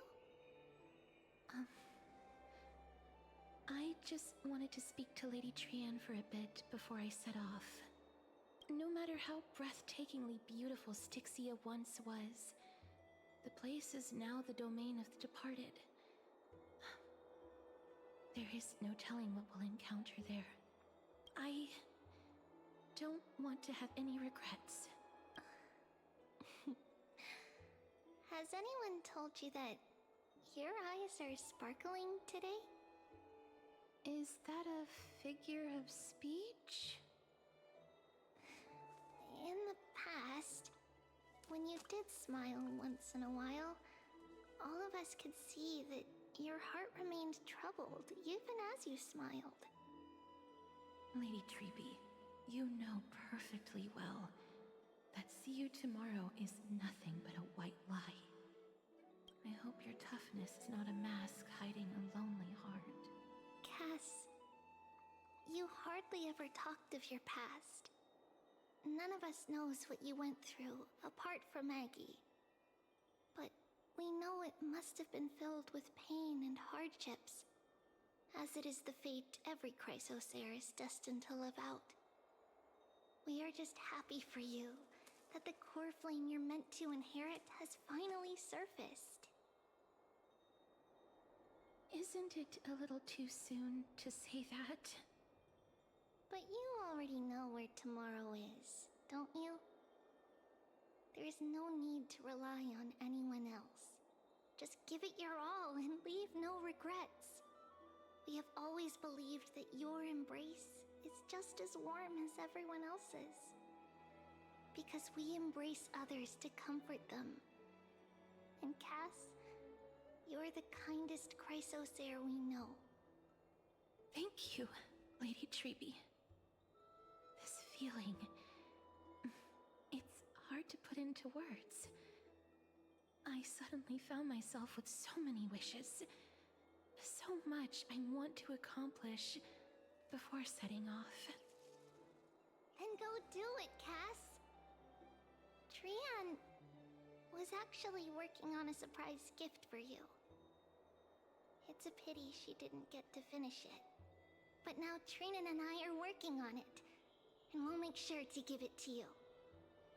So, let's meet back here when you return from Styxia. Safe travels. See you tomorrow!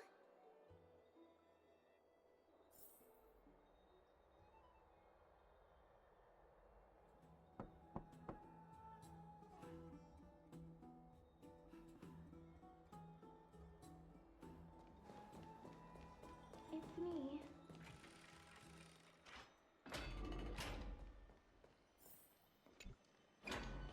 I hope I didn't wake you.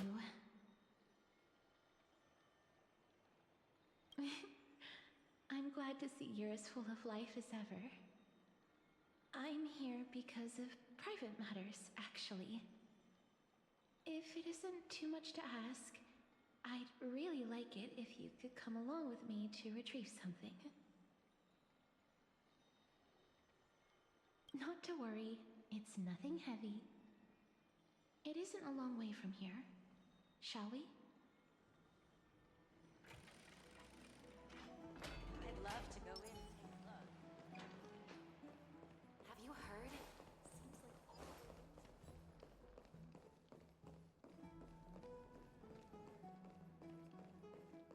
Faith can dispel the black tide. The streets are packed. I want to vote! Tell me how I can vote! Take your ceramic shard engraved with the Kefali rune, select the Council of Elders in your heart, and pray silently until the shard registers your choice. Then toss it into the Dolium. The Council of Elders? More like the Council of Buffoons? The Black Tide took my hometown long ago! Who are they kidding with bringing back Erechrysia? It's all a sham to create their own Erechrysia in Akama! The Titans are just. So long as we do not overstep our bounds again, we will not incur divine wrath. Oh, please. The time when these deranged Titans should have vacated their spot to the demigods is long overdue. You'll see soon enough, you old fogey. And I pray that Talanton smack some sense into you with their scales. We shall see how this turns out. That was quite a spectacle. I suppose peaceful is technically correct if no actual violence happened. To this day, I still find it almost unreal that Akama is the only place illuminated by light amidst the crumbling ruins of Amphorius. And its people are even holding votes to reconcile differing opinions. This peaceful sight is making me forget that this is the end times.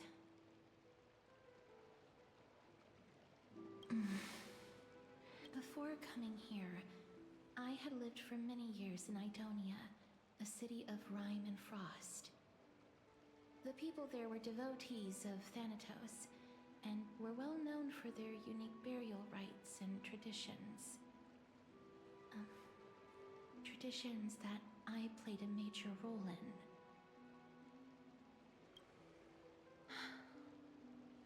Yes.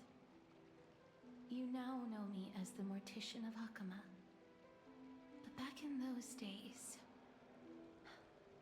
I was Idonia's Maiden of War.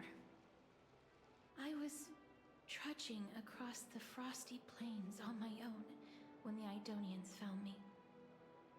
They saw the curse in me as a blessing from Thanatos, and believed that my hands could correct the Erechrysia's mistake and lead them to meet the great god of death. They provided me shelter, but in return,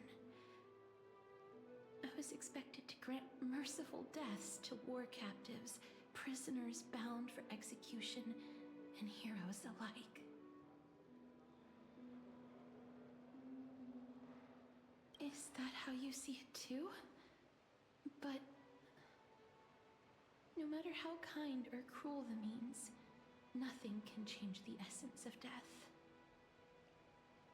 Taking away someone's life is never worthy of religious worship. I can't do it. Their voices, they pierce my ears. The pleading. The thanks. Ah. I know that feeling, child. I was once as lost as you are now. But you must respect those walking towards death. Just like how you should respect yourself as the Holy Maiden granting humans glory and liberation. What you're asking me to do is no better than the task of an executioner. And yet you want me to respect myself. No matter the titles, I am still taking away human lives.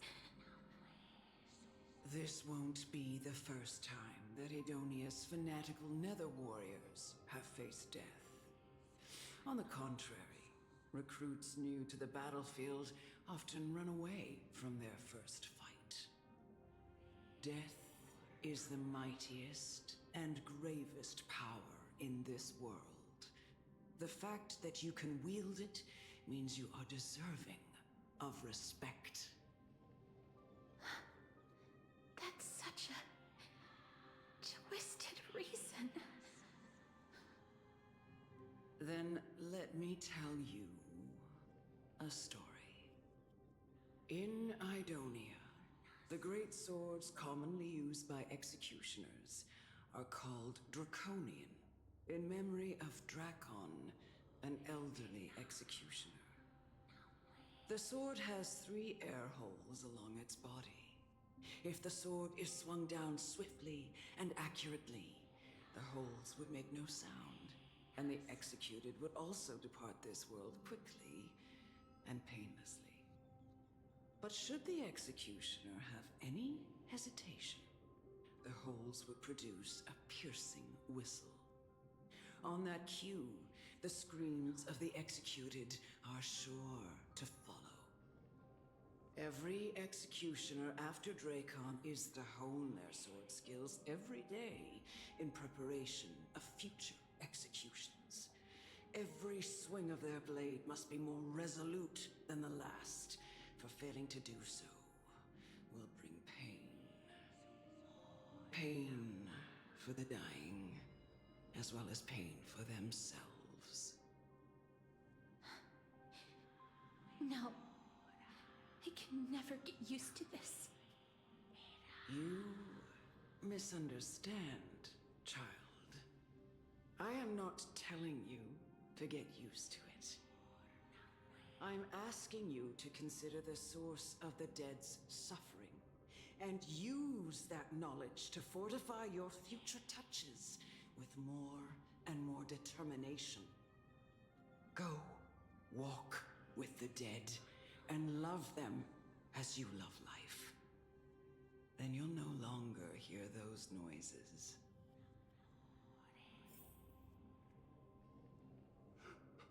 Please, don't kill me. I don't want to die.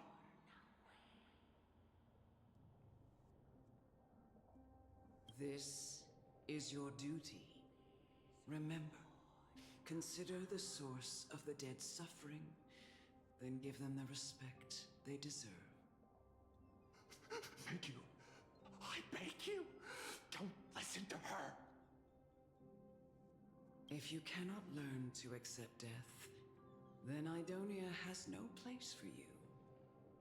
This is your last chance. Do it. No! Please! I don't want to die! Please! I'm begging you! No!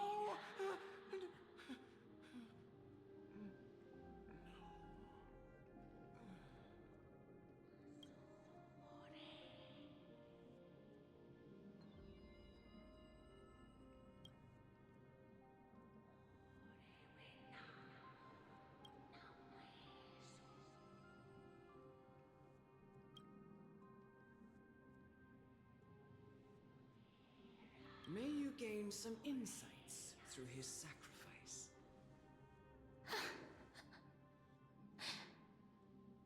Is this all?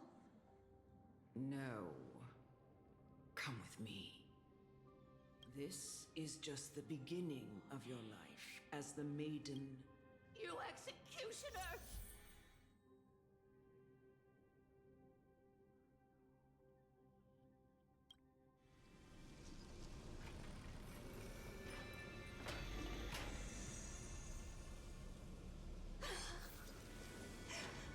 Holy Maiden!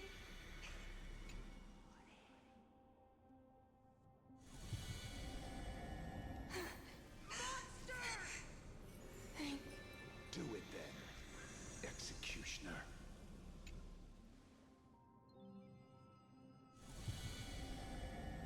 I curse you to live in eternal pain. Please.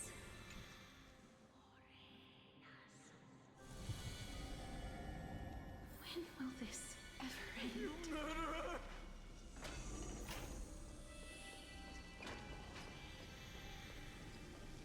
Come. What are you trying to do with me? I have aged. The time has come for me to heed the summons of Thanatos and journey to their domain. The final resting place of every Idonian. You're not that old yet. You still have many, many years ahead of you. No, no. I'm already dead. For I have come to fear my declining health and impending death. Ah, Castoris. Will you give me one last chance to charge towards fear and prove that I am no coward? I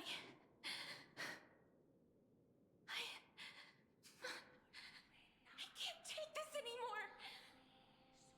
Child, it was I who brought you here from the frosty plains and set your farcical fate in motion.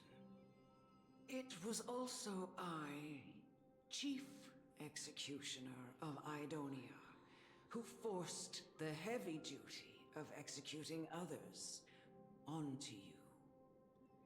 I've always known that you have doubts and even anger about my faith and about me. I never had a choice. Indeed. We essentially abducted you.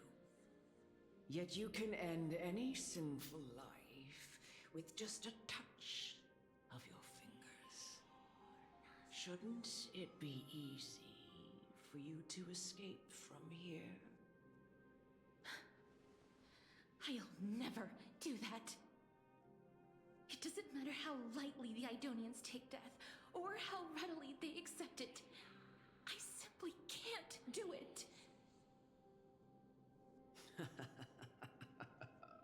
I knew I was right about you.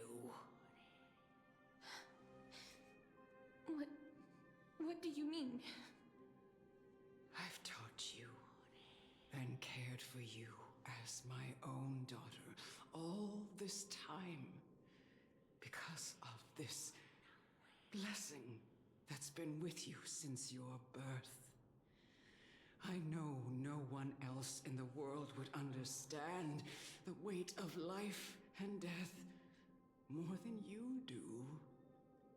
In the eyes of an Idonian, death is the end of all life. A destination we will all eventually reach. Humans should not resist it, but learn how to face it.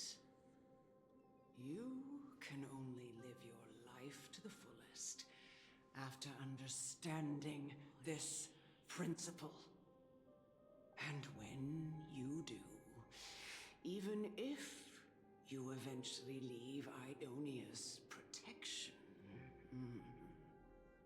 even if you must carry the curse forever, you can live with your head held high, like everyone else.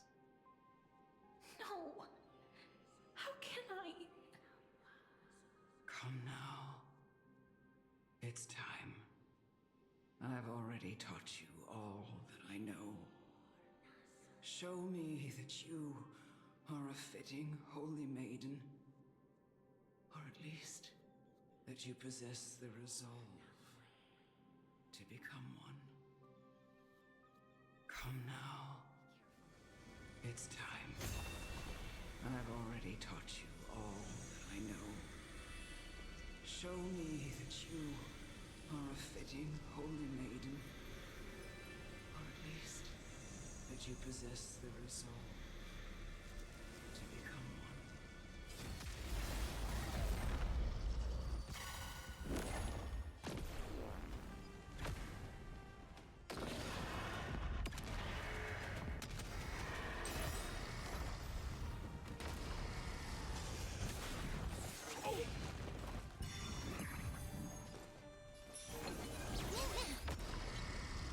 It's coming. I feel that flame. Let me go! May death protect us!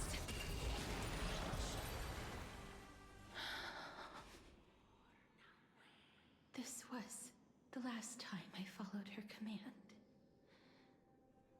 I gently touched the elderly woman before me. The executioner, who had seen too much death, died the same way as everyone else. I gasped for air, a wistful look in her eyes, and a barely perceptible tremor in her fingertips. Elder Amunet, the person who tried to teach me about death, ultimately vanished like dew in the morning mist.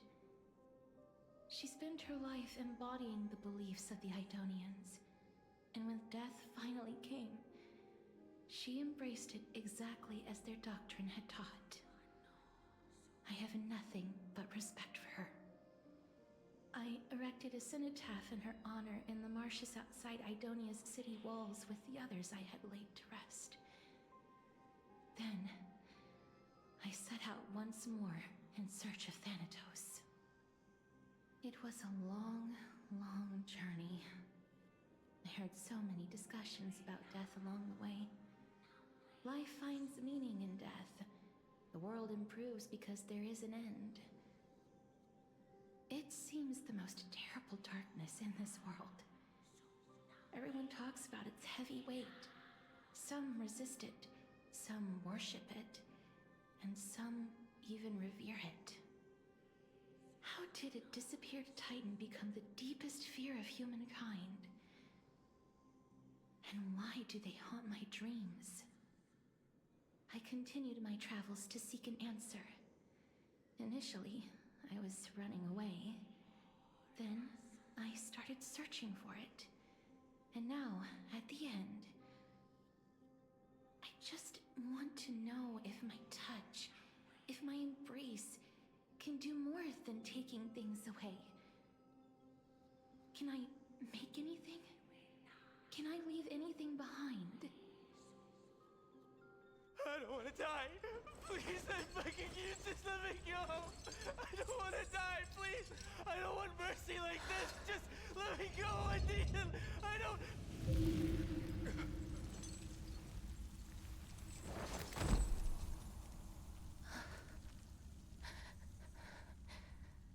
I hate these icy hands.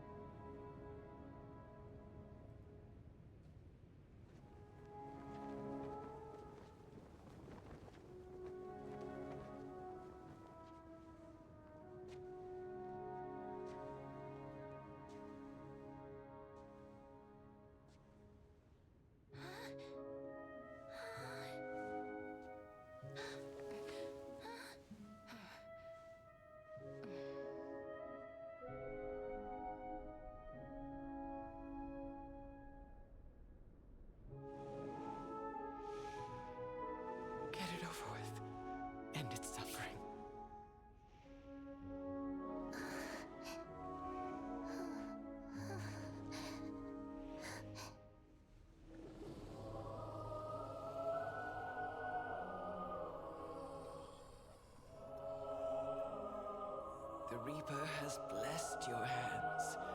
Only you can grant them peace.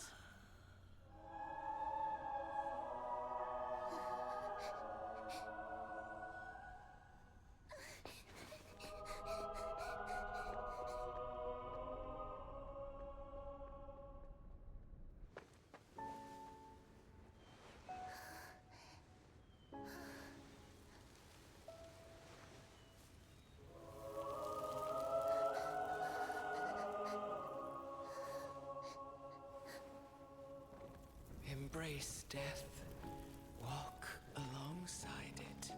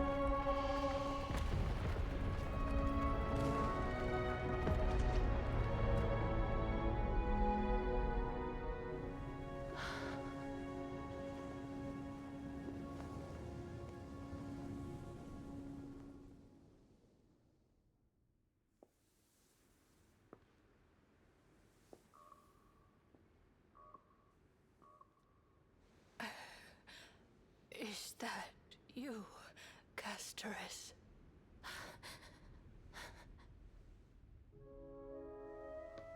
All of them have gone, heeding death's summon, crossing into their domain. I must go too. I don't fear it, just I have some regrets. Watching people leave this world again and again, it must be lonely for you. You must want to desperately embrace them before they go.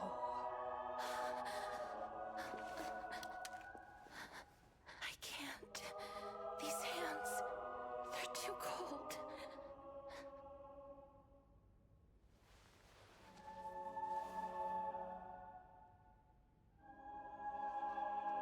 But Big Sister Castoris, your hands are so warm. Just like anyone else's. So go on, don't hold back. Give me a warm hug.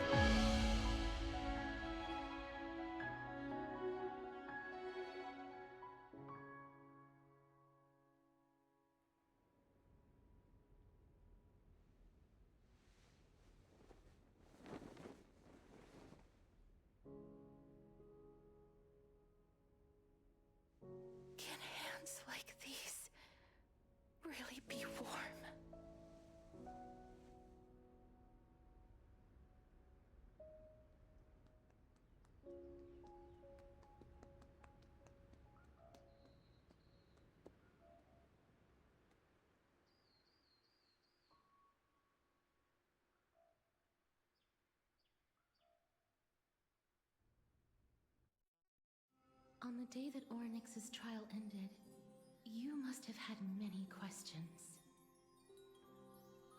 I felt just as confused. Why, as someone from beyond the sky, were you so cruelly dragged into Amphorius's fate?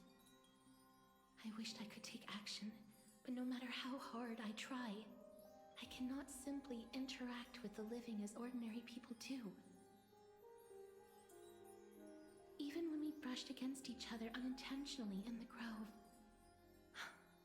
and it was obvious that nothing had happened. When an almost unattainable hope finally welled up in my heart. When I thought that perhaps my touch would no longer bring sorrow, fate declared to me, it wasn't that the curse of death had finally been lifted, but that your soul no longer belonged to this world, and there was nothing left for my hands to take. Nothing. And did I really think this time would be any different? It's not that I don't understand this reality, just that I'm unwilling to accept it. Having walked such a long road, I am still unable to find the answer to life and death. I am resigned to eternal despair. Anything I wish to hold on to, death will inevitably wrest from my grasp. From that moment on, I lacked the courage to confirm it again. Until Orynyx laid bare the cruel truth before us.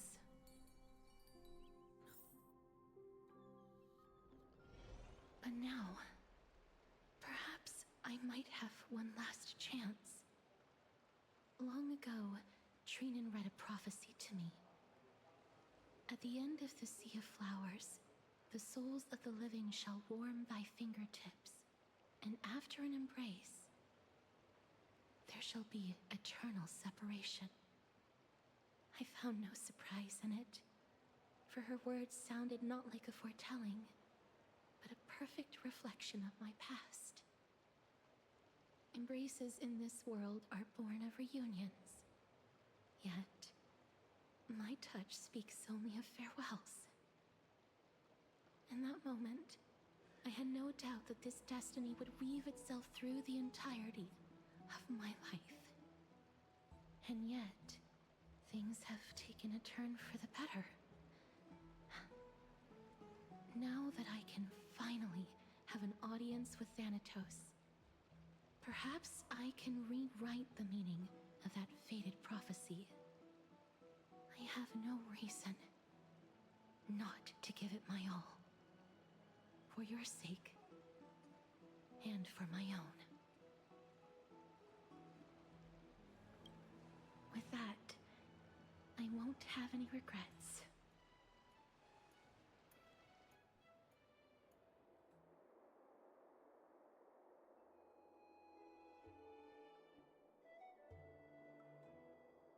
Let's put that aside for the moment. We've arrived. I want to retrieve a small gift I specially prepared for you. I made it myself, like the trinket I gave Lady Trianne. I want to leave something for everyone, if possible. The journey to seek an audience with the Death Titan cannot be an easy one.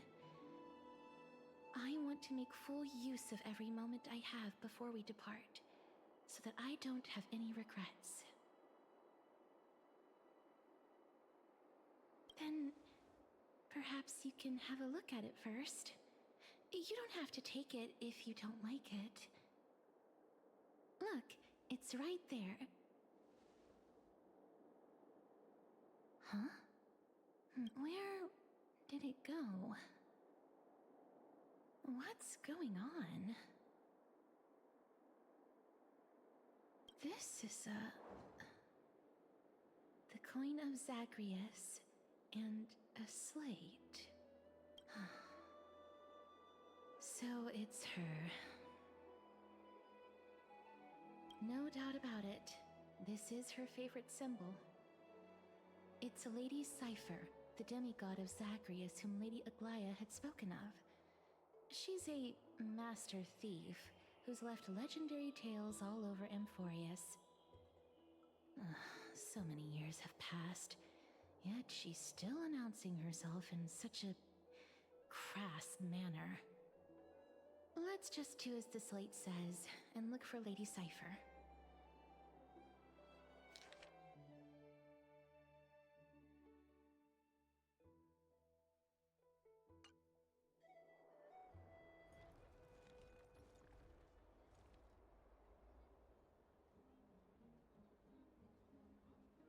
Look, it's right there.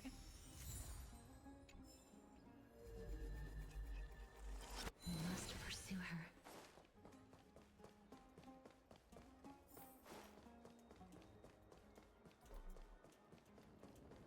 Huh?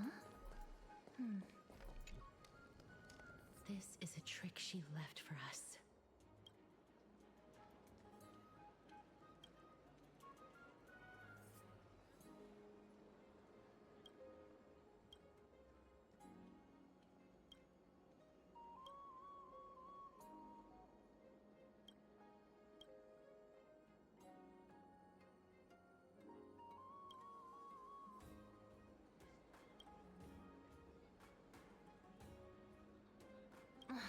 She's incorrigible. Follow me.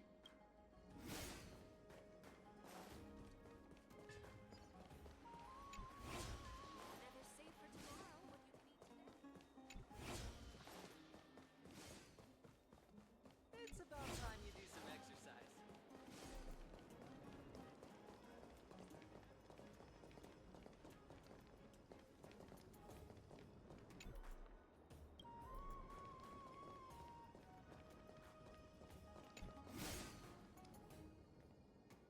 Exactly the kind of thing she would do.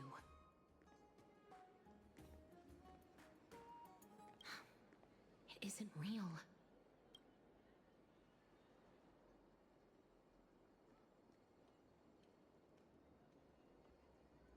We must pursue her.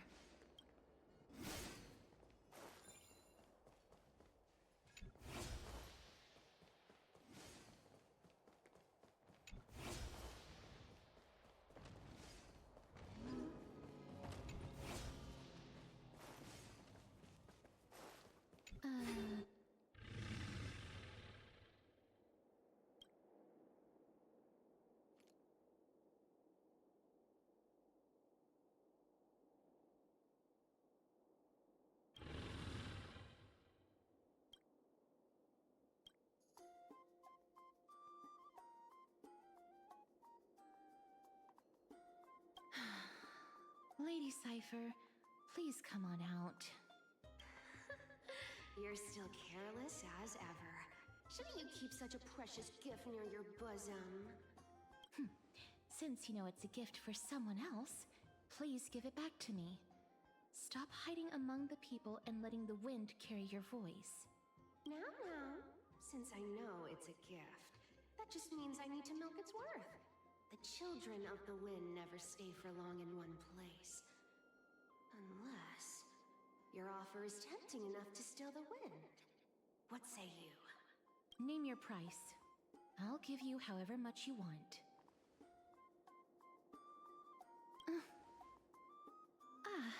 I'm sorry. Bargaining is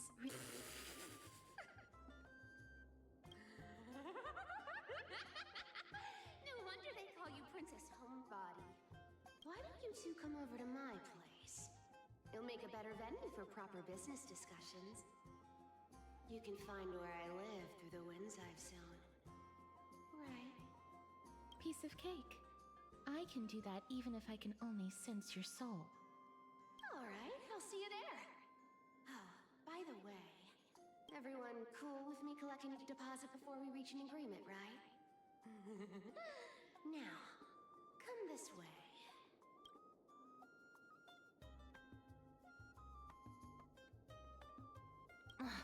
She's incorrigible. Follow me.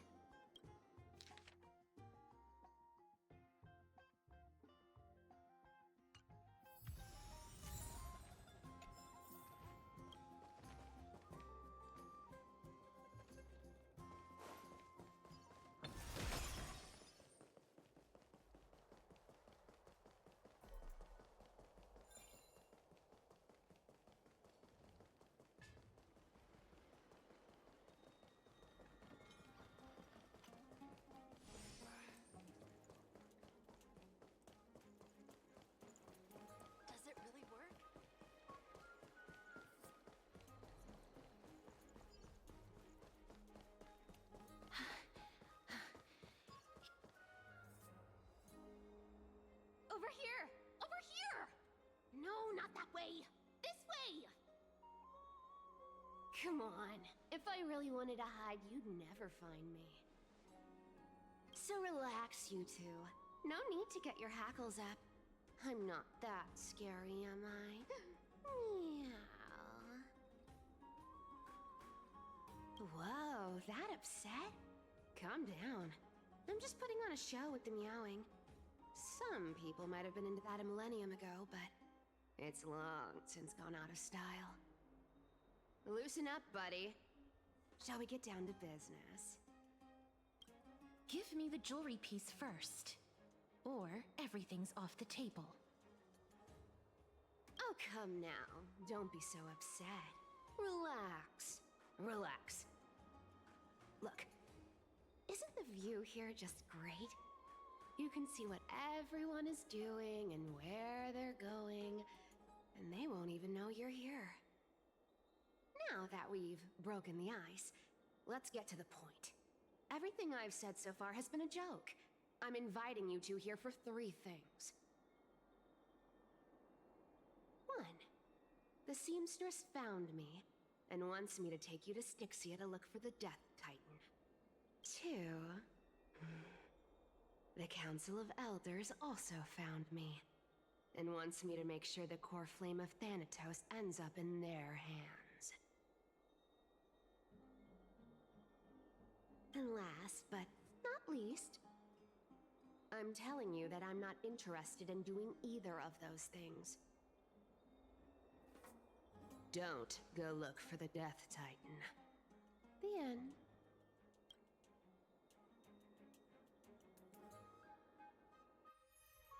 Wow, this is some high-quality stuff. And this room is full of it. How much are these worth, Did you get all this through that Aranova gimmick? Some of it is family fortune, while the rest came from my business as a dressmaster. Don't liken the flame chase work to your shady dealings. Wow, I should have busted down your door instead of going around like a thief. Well, spill. Why are you giving me so much money? Payment for doing work. You're worth this much. Did you forget my stance to all this? I thought I made myself very clear. You wish to run away. Run away from your responsibilities, from the prophecy, and from your destiny. You shall walk with greed and die over petty change. I understand this prophecy weighs on you immensely. That is why I have never reproached the demigod of trickery for running away. But I need you right now, so don't turn me down. You know, maybe the gods got your tongue with their golden threads, Aglaya. I'm not hearing any sincerity in your words. Give me a reason why you're bowing your noble head to me. We lost Trian. Oh. The divine power of passages is running out. I need another demigod to escort Castoris and help her fulfill her lifelong wish. Oh, I get it now. You're sending Castoris to her death. And you want me to die with her. This is Castoris' own request. I have never seen her so determined. She brought this up herself? You're not pulling my leg. She's also made up her mind to leave her confused past behind. As will you, Cypher, when you finally make up your mind. Don't be so sure. Time is hard in the likes of you and I. But Castoris remains pure as driven snow. She can always turn back before the end, you know? Maybe she'll remember Trian's sacrifice. Maybe she'll remember the countless martyred Chrysos heirs. Maybe she'll remember you, with your one foot in the grave. I ain't as optimistic as you about what she'll want to do. Tell you what. Why don't I take this room of treasures as a security deposit, and we make a bet? Go on. I bet she'll change her mind and turn back. Now, if I lose, I'll do what you want me to do. Return this deposit to you, plus giving you another room full of treasures. How does that sound? You sound like you have all the confidence in the world. In that case, let's make a pact with those conditions. I hope you're prepared to lose it all. In conclusion, I want to win. So I hope you two can give up on going to Styxia. I'll give all the treasures in that room to you. And you can split it between yourselves however you want. What do you think? Tempting, right? I decline. If we don't find the Death Titan, her soul will... Oh? I can't go into the details, but we have to go to Styxia. I really don't get how. Princess, homebuddy, you keep talking about needing to find Thanatos, about getting rid of your curse, and you don't care about anything else. But did you ever live for your own pleasure? Even for just one day? What are you trying to say? I'm saying, contrary to your beliefs, Aglaia didn't take you in just so you can die for her Aranova. The flame chase journey walks hand in hand with sacrifices. Isn't that why you're always running away from Lady Aglaia? Fine. Never mind. We all have our own problems. I ain't gonna say anything anymore. It's not like I was gonna honor that bet anyway. But listen to me. Styxia is no tourist destination. Sure, the treasures buried in there are 10, no, 50 times richer than Aglaia's vault. Yet, I've never been there. And I never plan to. Because even a demigod can't be sure they can walk out of that place alive. And now I'm supposed to escort you to Styxia. Sure. Pay up.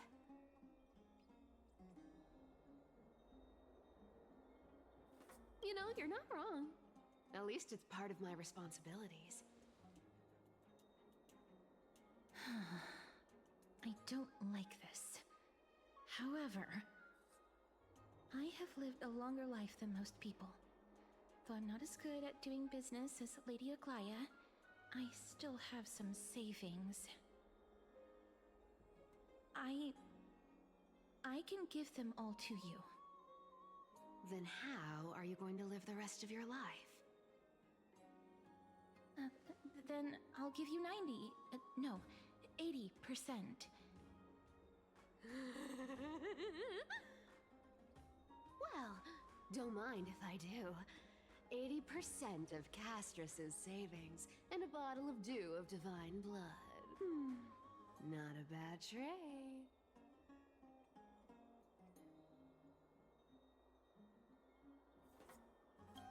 I'm so scared. Can you even catch my tail? Here! Catch. Be careful with that! A minor change in plans, though. Don't go to the bath tomorrow. Come look for me at Akama's city gates instead. So, why are you changing the meeting place? Oh, nothing really. Just a bit scared of the seamstress's frosty face. I wouldn't stay a second longer in Akama if it were up to me. Well, now that we've struck a deal, why don't I give you guys a lift back? It's gonna be a long ride. So have a good rest.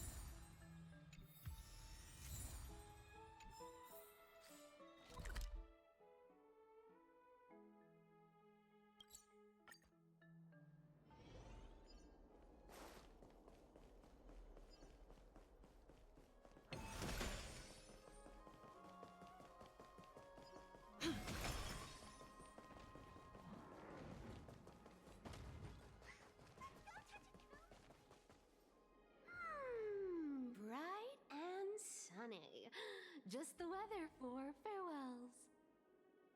You're here. No need, I already told her. She's fine with it. You sure know how to put me in a spot, Castorus. I need to travel with you, but I can't touch you. What a bother. Sorry.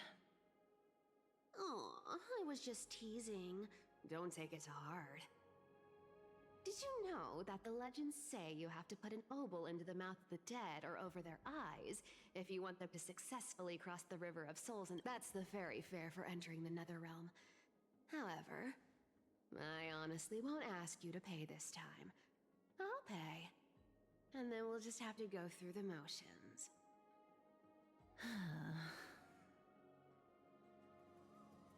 Hey! I'm just trying to make this journey feel more special, okay? Don't read too much into it. Alright, pass me the coin. It's time to get the gods' powers going. A fleet-footed trip to the Netherrealm, here we come. Oh, one last thing before we go. I gotta give you this piece of advice, especially to you, Princess Homebody. You can't catch the wind by waiting. You only live once, so make the most of every moment you have. Get ready, be steady. Hi, your turn. Don't be nervous. After all, it'll be gone in the blink of an eye.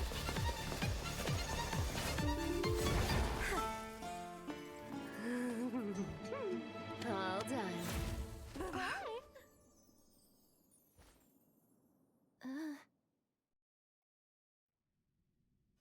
Are you feeling all right? She's the demigod of trickery.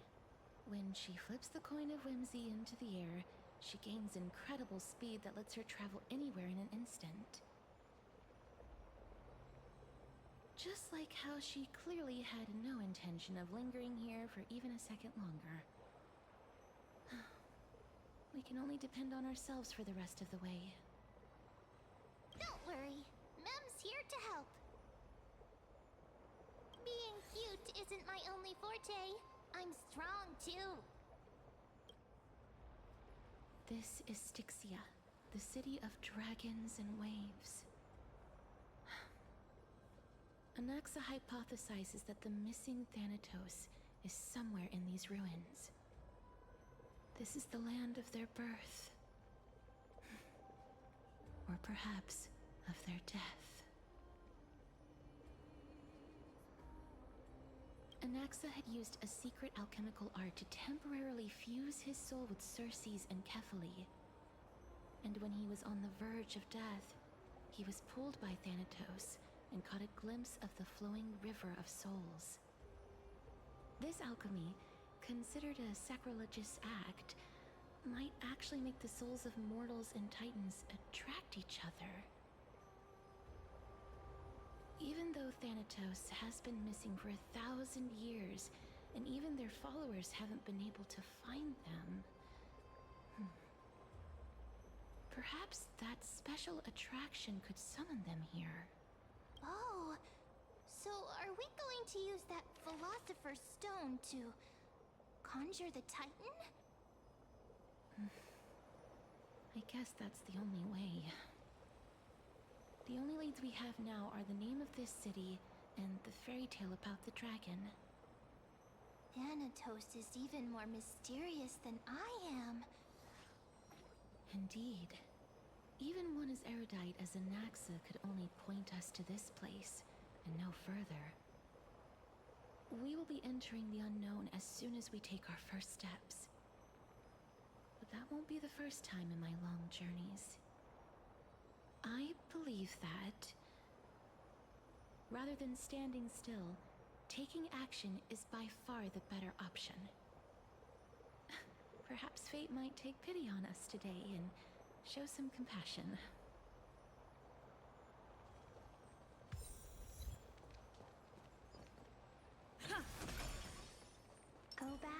whence you came. Go back. Ahead lies the realm of the dead.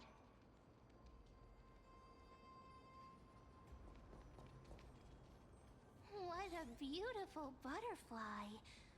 Is it talking to us? This is a eulogistic butterfly.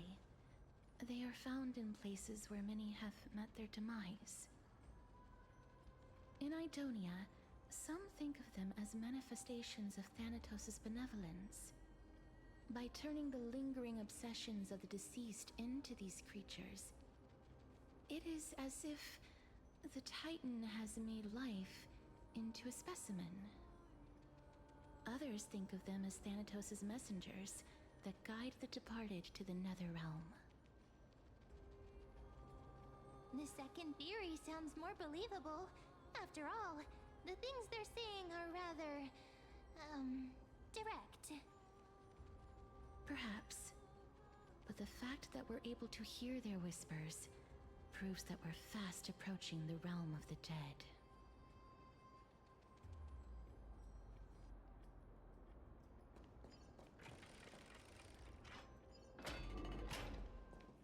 These shadowy figures. Are they illusions reflected by the River of Souls? Do you want to buy any fish? Huh? He can see us? Wait. More living people. I'm not selling my fish to living people. You lot are too shameless. Buying fish without paying. If I ever see her again, I will... Could it be that you're all dead souls that never achieved rest?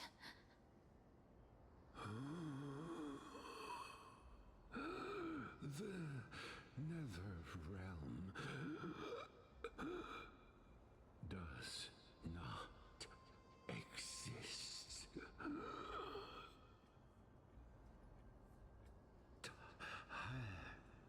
Titan rejects you. Me.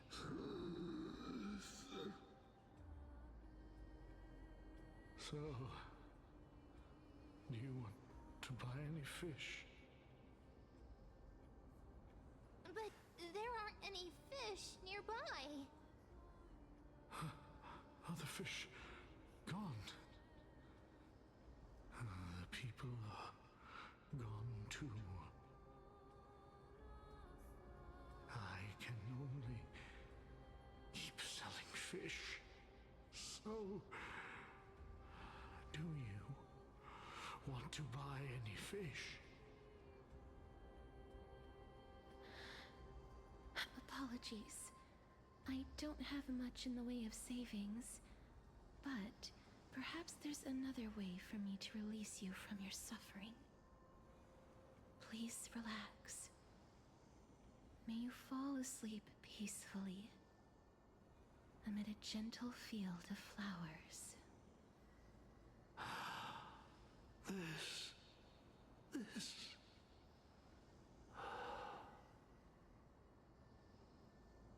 I knew it. These people aren't illusions. They're the souls of the deceased. They're supposed to reach the end of the West Wind by floating down the River of Souls. Yet, they have floundered upon the shoals of the stream, unable to move forward. Did Thanatos reject them? Or perhaps they didn't really die at all? Why are you identifying as a dead person now? Don't give up on yourself! I have no idea. This circumstance is completely unprecedented. Hang on. Didn't he say more living people? So that means he's seen other members of the living apart from us? it be that these souls are stuck here due to someone's deceit? If something is done out of goodwill, are you really gonna call it deceit? Goodwill? I can't see anything good out of... Wait a minute. Lady Cypher? That's me. I still belong to the land of the living as of now. Thank you very much. Could it be that you are the living being that those souls met? I couldn't take their behavior anymore. So I stole some things here and made up some lies there. Just trying to give them something to look forward to, you know? It's because of vile living creatures like you that we're being misunderstood by all of them. What else am I supposed to do? You can see the mess this place is in. These poor souls are denied by the Netherrealm. So now they're stuck in a few brief moments of their life. Unable to move forward or back. Did you see those two blacksmiths on the way? They've been here for as long as the sun's been around, wailing over and over about casting a shield. Styxia is so freaky. Then why have you come back, Lady Cypher? Hey, I'm not here to aid your adventure. I hate water more than anything else in this world. Especially that stinky river of souls. But, I just discovered some stuff before I left. And I reckon you should know about it. It's about that boy who defied death. I found traces of him here. Lord Mighty? Oh, right! That's his name. Well, now you know. As for whether that info is actually useful, that's for you lot to figure out. So long, Princess Homebody. So long, Grey Mystery. Huh? She disappeared just like that? Lady Cypher has always been a free spirit. In any case, she has brought us some valuable information. If Lord Mighty is also somewhere along the river shoals right now, then he will certainly become our signpost. After all, he's different from those wandering souls. He will find his way, even in the realm of the dead. Don't worry, it's time for me to shine. Orynyx's rune of recollection is nearby. Use prayers to return the river to before it got flooded.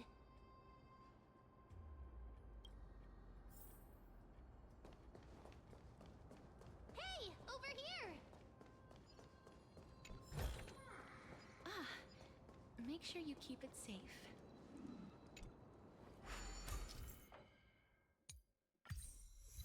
Orynyx's miracle has appeared. Amazing! It's like we're inside a giant bubble. Even the river got parted. Huh. So this path actually didn't exist back then? But what to make?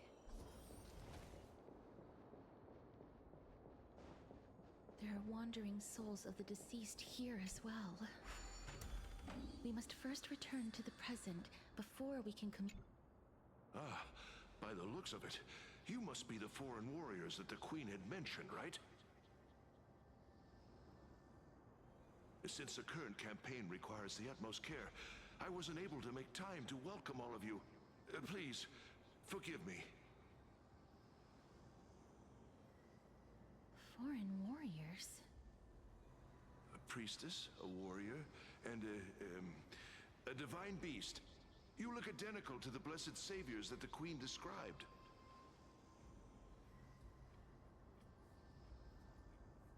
A campaign? Who are you campaigning against? Nobody knows, as of now.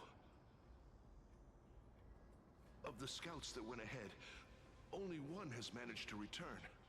He says that the land ahead is a forbidden land that should not be approached.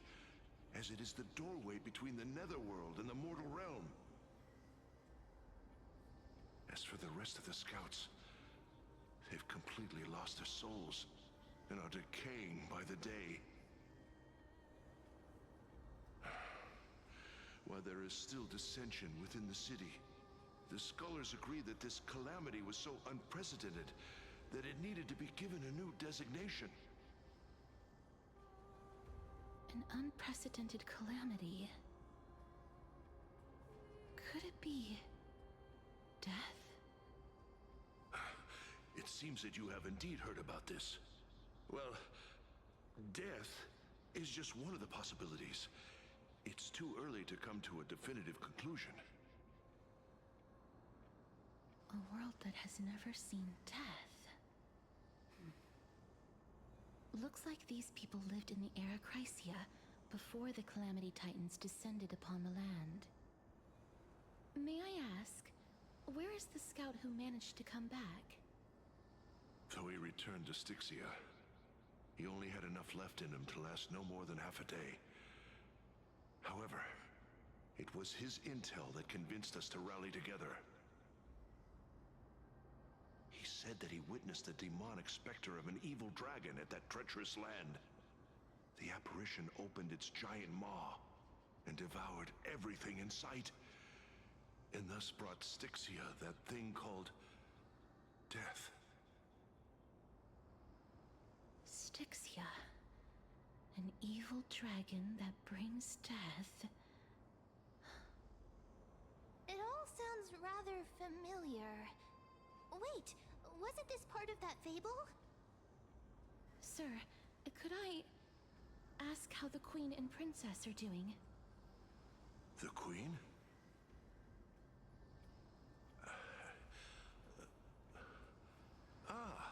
By the looks of it, you must be the foreign warriors that the Queen had mentioned, right? Oh, it's the same lines. Looks like he's still trapped in the moments before his death. Leave it to me. Sir, the war ended long ago. Styxia no longer exists. Styxia is no more? This cannot stand! Newcomers, hurry up and go take your positions! Oh, looks like it's difficult for this gentleman to accept reality.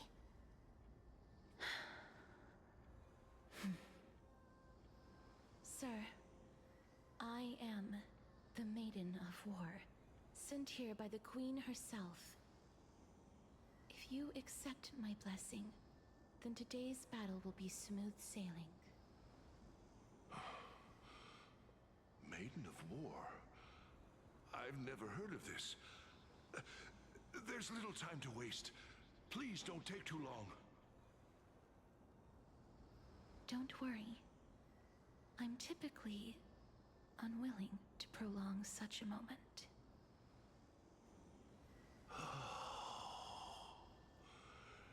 Is it over? Have we won?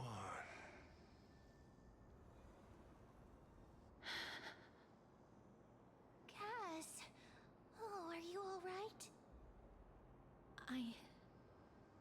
I'm fine.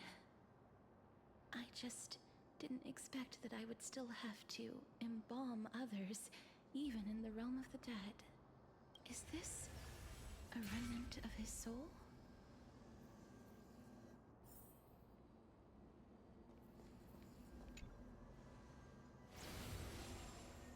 Well then, why should I place my trust in you?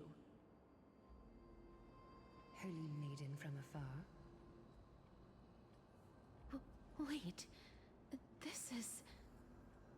I don't quite understand what you're trying to say.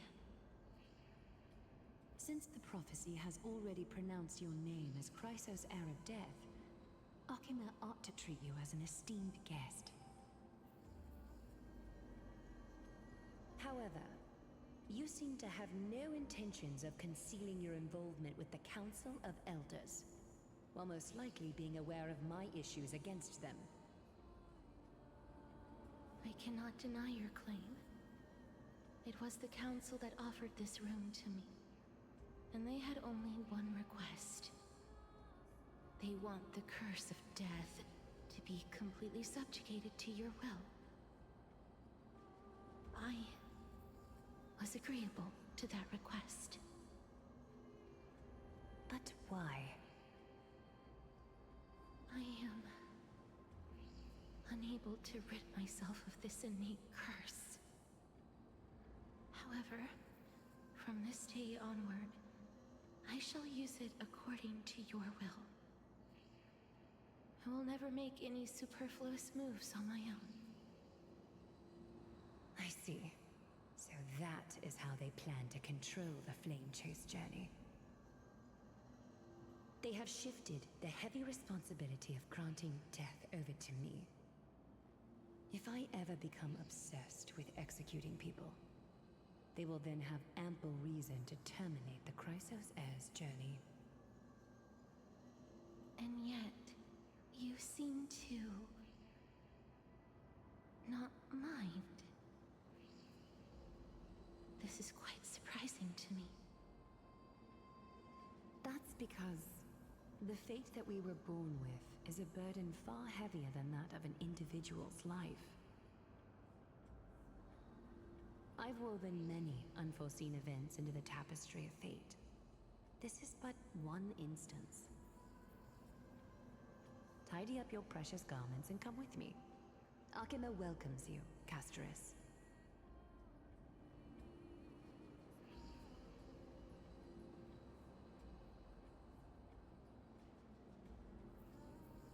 I didn't think we'd find vestiges of memory here.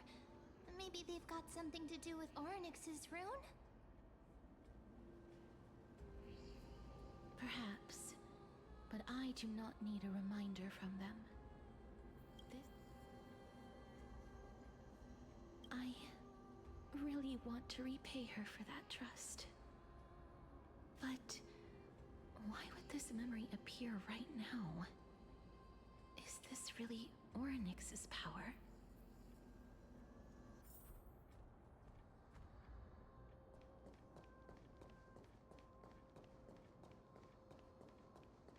Could these dead monsters actually be... Why are the Black Tide monsters here too?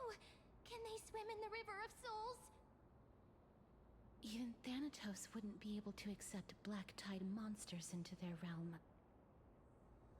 These traces seem to suggest that anybody who trespasses upon death will pay a heavy price.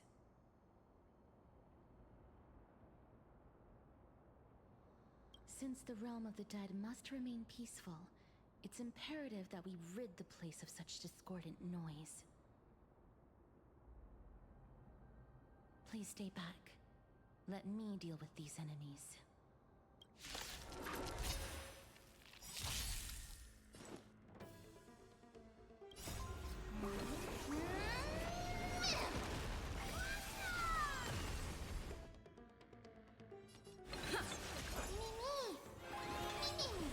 Life is not built here. I like the confidence. I'm okay. It hurts a bit. Time to mix things up.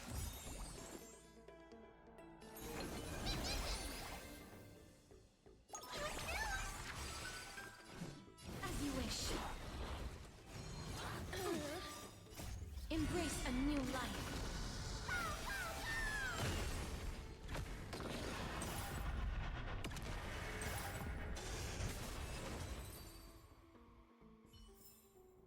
May wandering souls find their own way out. The path ahead is blocked by the River of Souls again. In that case, let's go back to the past. This miracle sure is handy. This is yet another aspect of a Titan's divine power.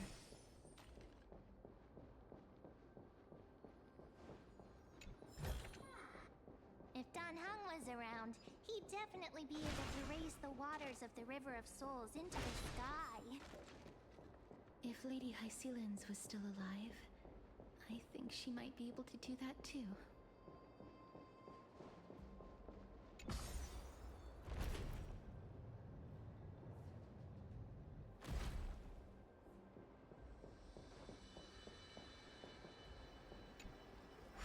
You seem to be able to discern both the past and the future.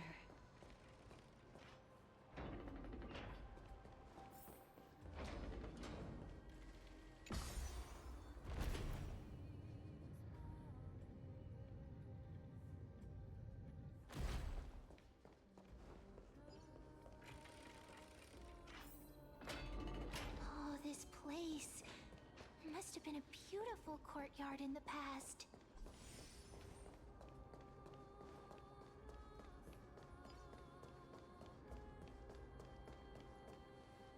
Please excuse me. I am but a scholar from a distant land who had the misfortune of falling into the River of Souls and turned into a member of the dead. Huh? This one seems to know that she's already dead. Oh, I was merely speculating, but it seems I was right. And you... I recognize you. You're the Holy Maiden of Death from Idonia, right? I'm sorry. I cannot bring you back to life. However, should you desire it, I can end your prolonged limbo. I'm well aware of that. Even if you were able to revive me, I would never choose that option. That's because I didn't fall into the River of Souls by accident. Instead, I leaped into it to seek my death. Why? If you could see the life I've led, then you would not reproach me so. My life was far too miserable. But I did not expect things to stay the same even in death. What a joke. In escaping my mortal life, I've entered a millennium of pain instead. Circes above. What cowards humans are. For we fear both life and death simultaneously. I'm sorry. I'm also powerless to answer that question. That's all right, Holy Maiden. At least you are able to respond to me. Please, grant me death. Circes above. Does this count as thinking till the moment I die?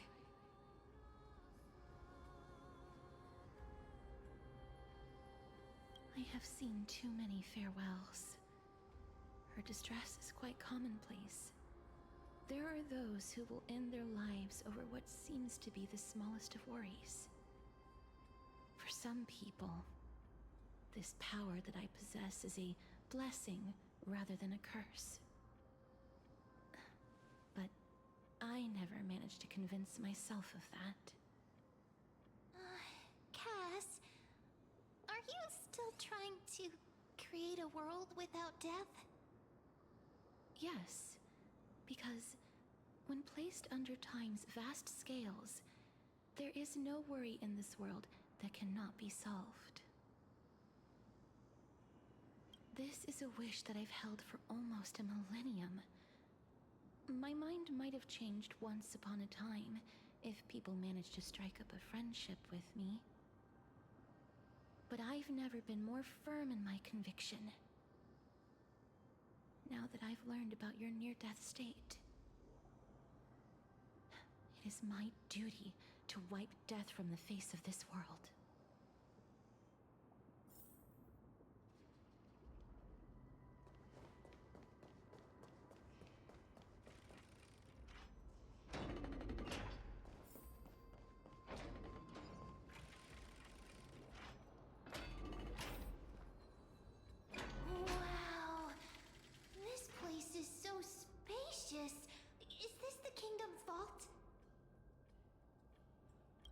fine and all, but we need to lay down some rules. We're not gonna return to the past to steal things. Do we need to enter that doorway to climb even higher? There seems to be a person. Oh, more like a soul guarding it. But how should we get up there?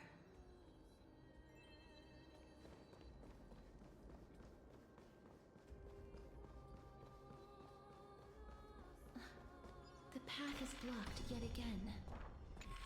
Oryx's 8 always appears in times like this. How convenient.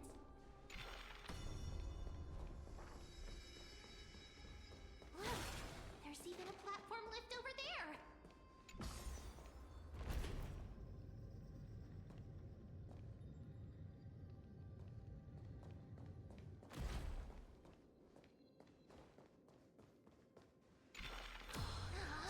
The chest of the past has been left behind, but none of its treasures remain inside. I want to make something with it.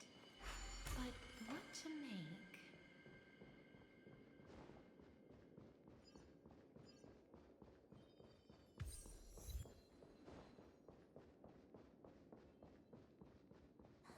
Wait, what if the miracle suddenly loses its effect? Mem, do you really want me to answer that?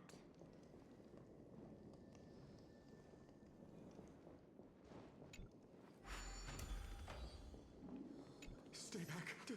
Don't come near me. Huh? Why does he look so panicked? Did the black tide monsters frighten him?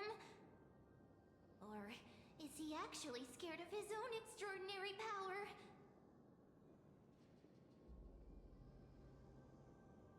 There's no need to be alarmed. We're just passing by the area. See? None of us look threatening.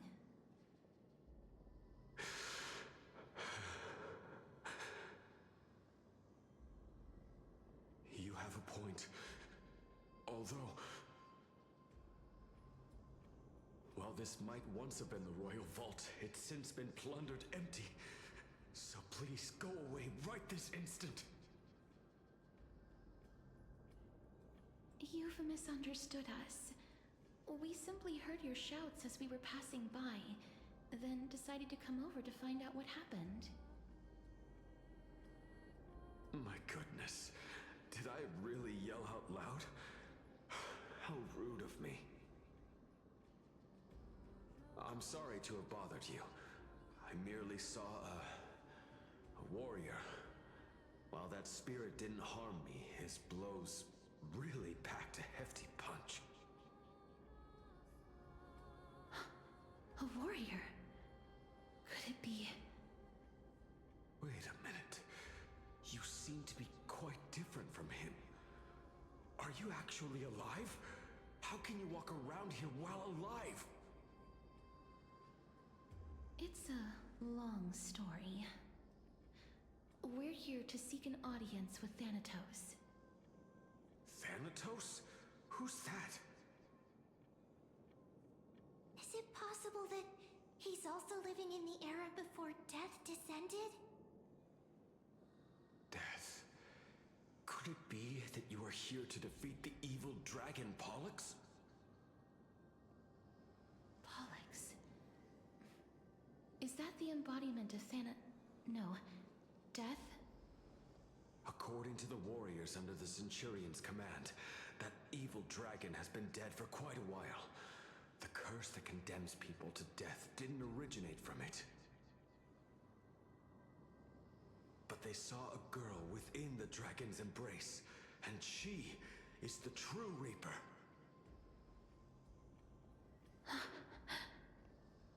Pray tell, where is that girl right now? I've heard that the Queen spared no effort in bringing her back to the castle. Her Majesty intends to control all of Amphorius with this unprecedented power. As for whether this rumor is true, well, no one knows. You have my thanks for the invaluable insight that you've given us. Please, treat this touch as a token of my gratitude. You... Are you...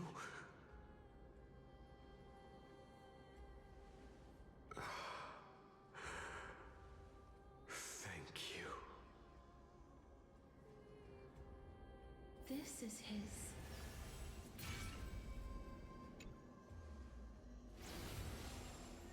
Then you granted him death? That isn't like you. You would have refused even if I commanded you to do so. I don't know. I did it out of sympathy, believing that I wouldn't be racked with agony, but I am still in a state of turmoil. Sympathy? Sympathy for that youth who triumphed in every battle? That young man was favored by Talantin, who taught him a move that will defeat any mortal enemy with a single blow and emerge victorious every time. He could rely on that move to always achieve victory during Era Chrysia. However, now that death has descended upon the mortal realm, that divine swordplay also means he can send others to death at will. In other words, you feel that he's similar to you? yes. Since he can never be inferior to others in martial combat, death would be the inevitable outcome every time he strikes. That's why he approached me and pleaded. Pleaded for me to put an end to all of this. You are perhaps feeling lost from making your peace with death in so abrupt a manner. I have not made peace with death. I've seen the people of Idonia stand tall and proud in the face of death. Even before the fated finale arrived, they were already content with the lives that they'd lived. They had such proud expressions. Expressions that made me believe death would be an insult to these mortals if the concept is truly a power that a god had carelessly cast down upon the world. Perhaps death's authority was never meant to exist in this world. Just like how I shouldn't exist. I won't refute your beliefs for now, but would you be interested in listening to a story of mine? It's a fairy tale from foreign lands, told by the person who brought you to me in that ice field long ago. A tale told by the Queen of Styxia. What? Wait a minute. That means the girl born in the dragon's embrace, the personification of death these souls talked about. That's you, Cass? I've already had an inkling for a while now. But I honestly have no memories of Styxia.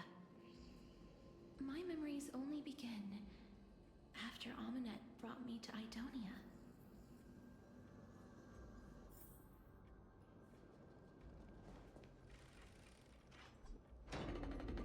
Don't look back.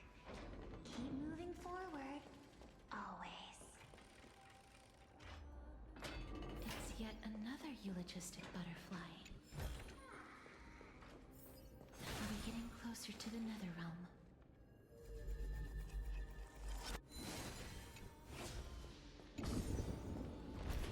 Oh, this is...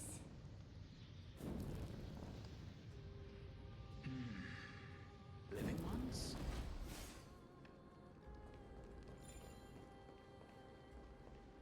Ah, Could you be the scions of Styxia? Did you hear about the great work that I'm doing here, and have thus arrived to give me the last material that I need for transmutation? Great work? Have you heard of the great name of Pollux, perchance? You have? Then that's good. During the Age of Myth, a time likely before your birth, I was the unsurpassed zenith of alchemy that none could reach. On the shoals of the River of Souls, I shall make Pollux soar again and bring death back to the world. But didn't that dragon already bring death to the world? Oh, looks like you don't know the whole picture. Well, it's true that the missing girl can grant death to mortals. Pollux, the one who delivered her onto this world, makes it so that humankind cannot die.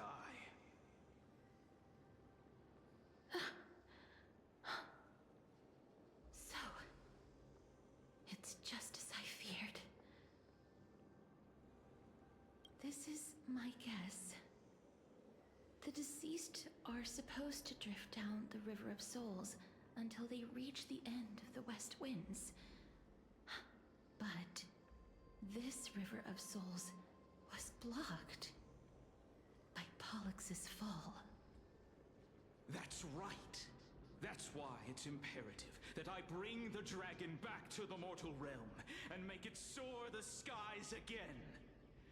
I have long since prepared my alchemical matrix in the tower.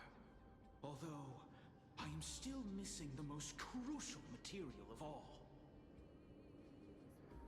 That final ingredient, the final sacrifice, is none other than the girl who lives out her days with death. Huh?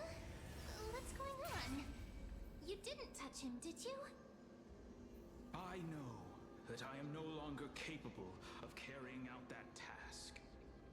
Take this, all of you, and please fulfill that great undertaking on my behalf. This...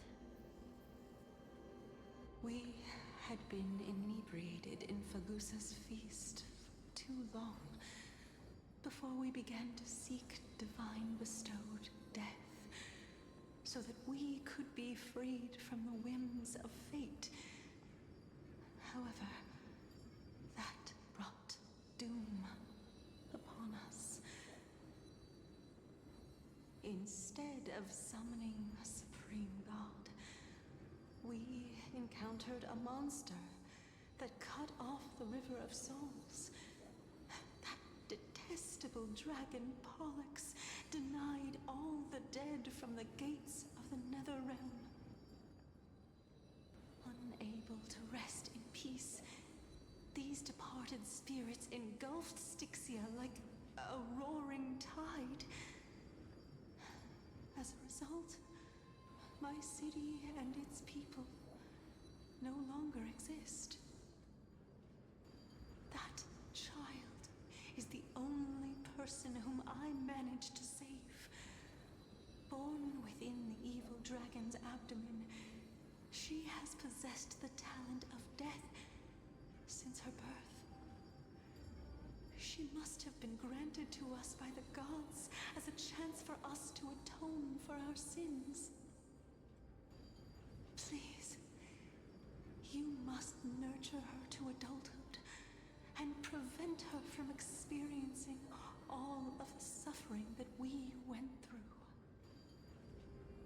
I promise that I will care for her as a mother, that I will protect her from the evils of death. By Fagusa above, thank you for your kindness. As her mother, please bless this child with a name. Before I am swept away by the River of Souls, please, let me know how I should address her in my next life. Oh. Like how a transient raven butterfly, a fleeting papilio castor, perches on the twig of death. Castorus. That shall be her name. That's where my name comes from?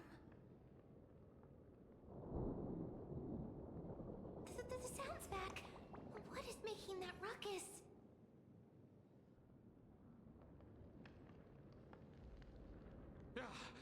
Living ones, don't waste your time bickering. The Netherrealm's wrath is falling upon you. Black Tide Creations. When did they... Miss, please fight them with caution. Be careful not to suffer the same fate as those Black Tide creatures!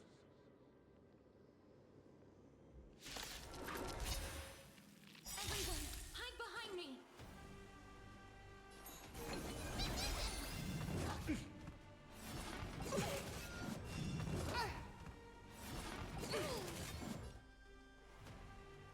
Nice like a good, my friends.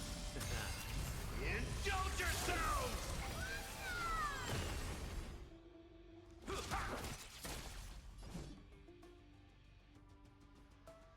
As you wish. Underestimating us will cost you! Mimi, Mimi! Mimi! Mimi! Is it coming? I feel that flame! Let me go! Embrace a new life.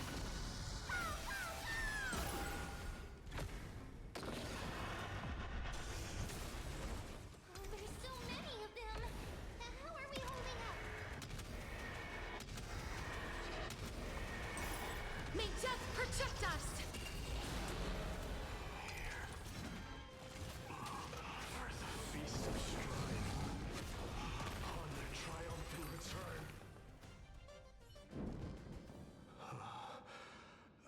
You? Lord Mighty? Lord Mighty, you've been through some tough battles once again. That black tide is endless. My death is only temporary. I will find my path of return and go back to the world of the living and continue my protection. Lord Mighty, I have always wanted to... Why does death reject you? I'm the one resisting it. I must resist the temptation to go with the flow. I'll go against the current and kill my way out of this cursed Netherrealm. That is my destiny.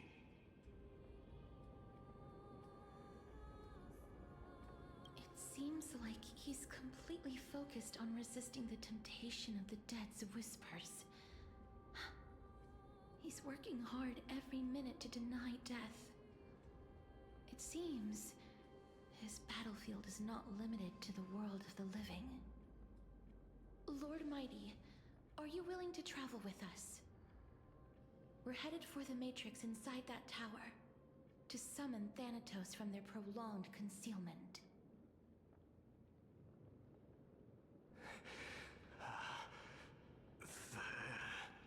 Thanatos. Challenge. Death. That's right. If we can work together and defeat them, you won't have to be troubled by the curse of immortality any longer.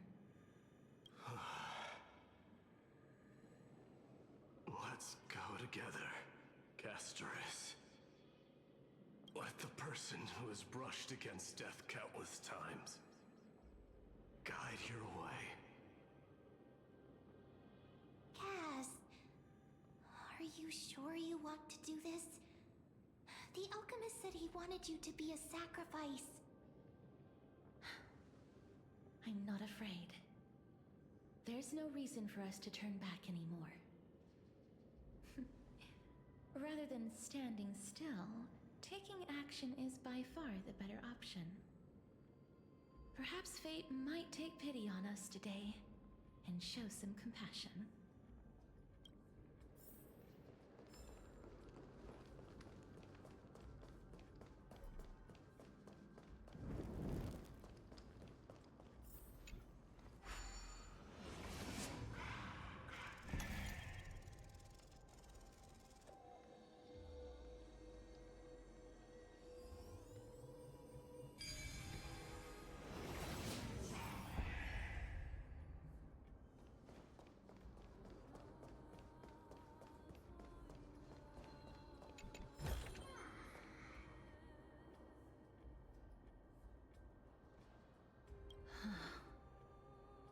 This is going to be difficult. I'm familiar with this kind of mechanism, but I've never repaired broken chains. If I was more powerful, I would be able to carry one person with each limb and fly the four of us to the other side. The Rune of Recollection is here, but I can't find the miracle orb anywhere. So weird. Oh, could it be in that collapsed tower in the distance? That sounds so weird. Forget it. Just leave it to me.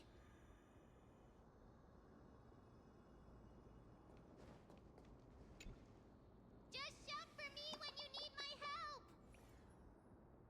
Got it! Just leave it to me!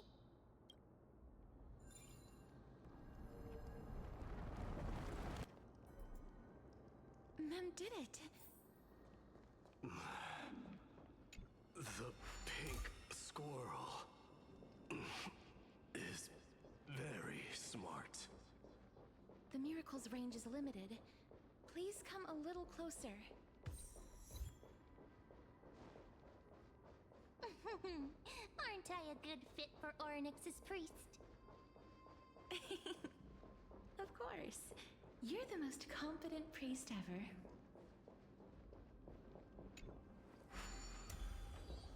The alchemical matrix should be behind this door. Is that... Wow, there are so many of you! It's little Cass and little Grape. Oh, there's also little D and the pink puppy! Trian? Aren't you... Get what? I'm getting even more confused.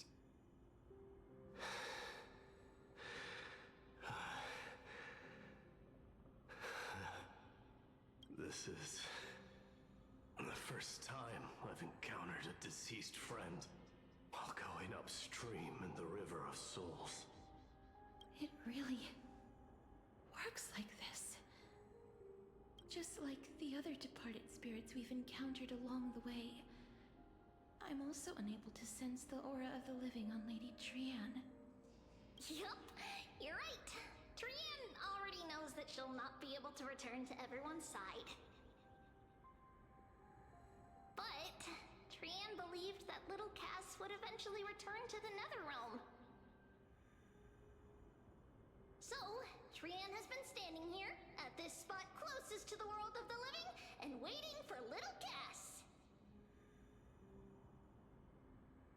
Oh, it must have been very tough for you. But according to what Trian said, we're almost at the entrance of the Netherrealm. Trian promised Trevi and Trinan that when little Cass got here, Trian would get the gift ready and be the first person to run over and welcome you. So, little Cass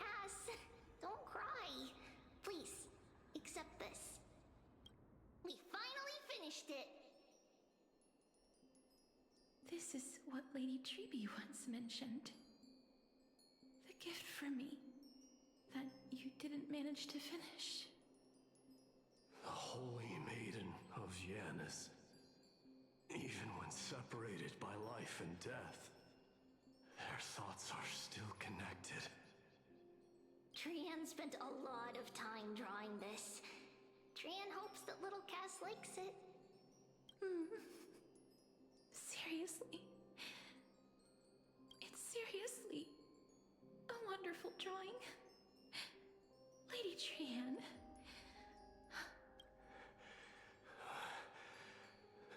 This is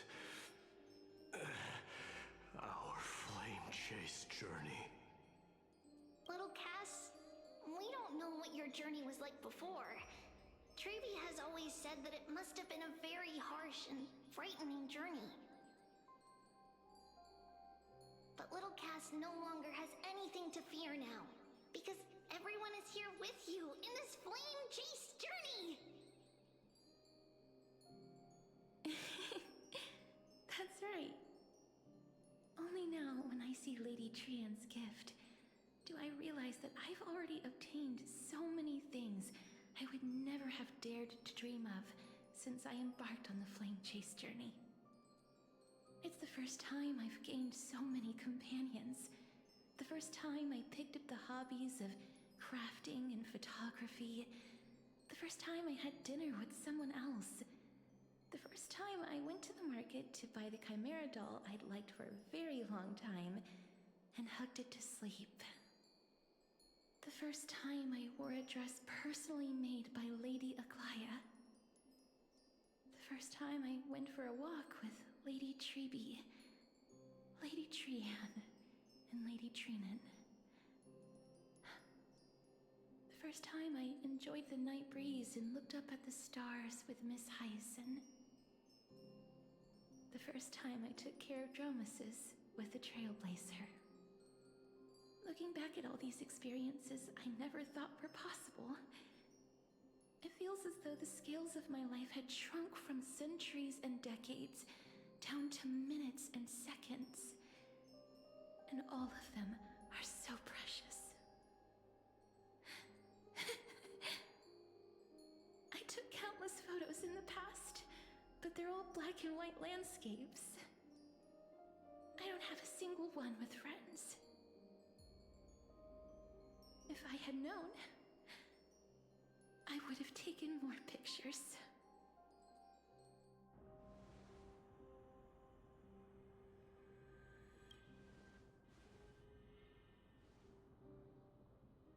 Trian says yes! Trian likes little Cass and would love to take a picture with little Cass. Sadly, being departed souls, our images cannot be captured in the world of the living.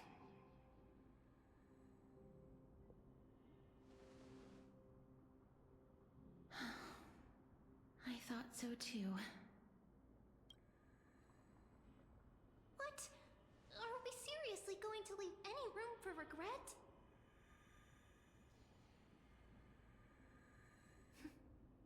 There won't be any regrets. This vivid drawing surpasses any photograph from the world of the living. Little Cass smiled. Treby, Trinan, and Trian's wishes finally come true! I remember you once said that fate is not the flowers that bloom at the end of the road, but where people tread beyond the gate. Now, the path that belongs to me is about to reach the end. Thank you for bringing me the final key. Key? Little Cass, why are you talking in riddles all of a sudden? I have a feeling that soon, this gift of yours will become the key to saving Mrs. Life. Wow, that's amazing! Then keep smiling and carry on bravely!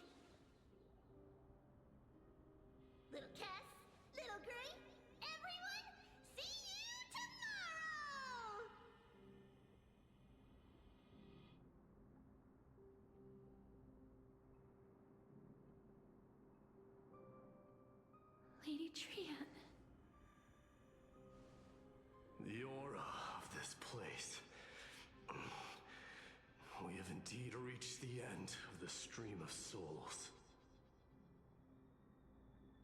If I go any further, I might lose myself. I must leave now, for the Black Tide still wreaks havoc in the realm of the living.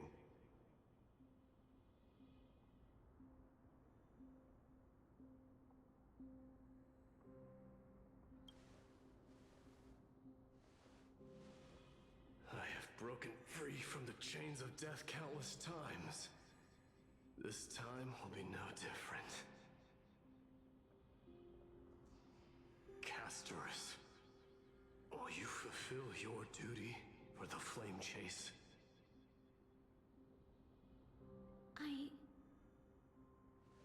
I have yet to make my decision, Lord Mighty.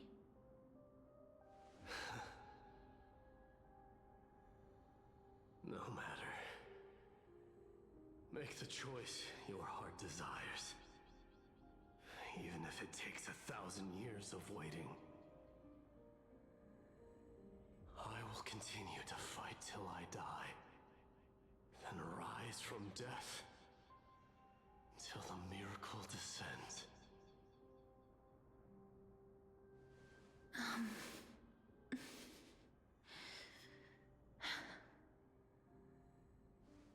There is one more thing you should know, Lord Mighty. What is it? Professor Anaxa may have deduced the principles behind the Era Nova. You and I may be reincarnated as strife and death in the next cycle, becoming calamities wreaking havoc upon the world. I see.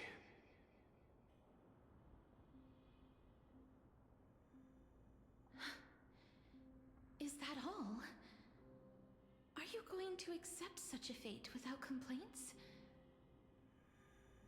Do you have a strategy to shatter the shackles of our fate? I haven't found it yet. Perhaps I never will. Then, cease wasting your thoughts on futile matters. Control what little you can. And when fate's inescapable grasp comes, resist it with the strength of your mighty will.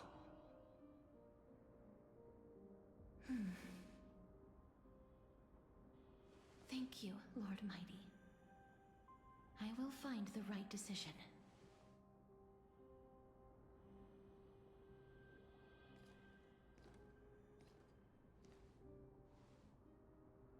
In the name of strife, may you meet a fitting end.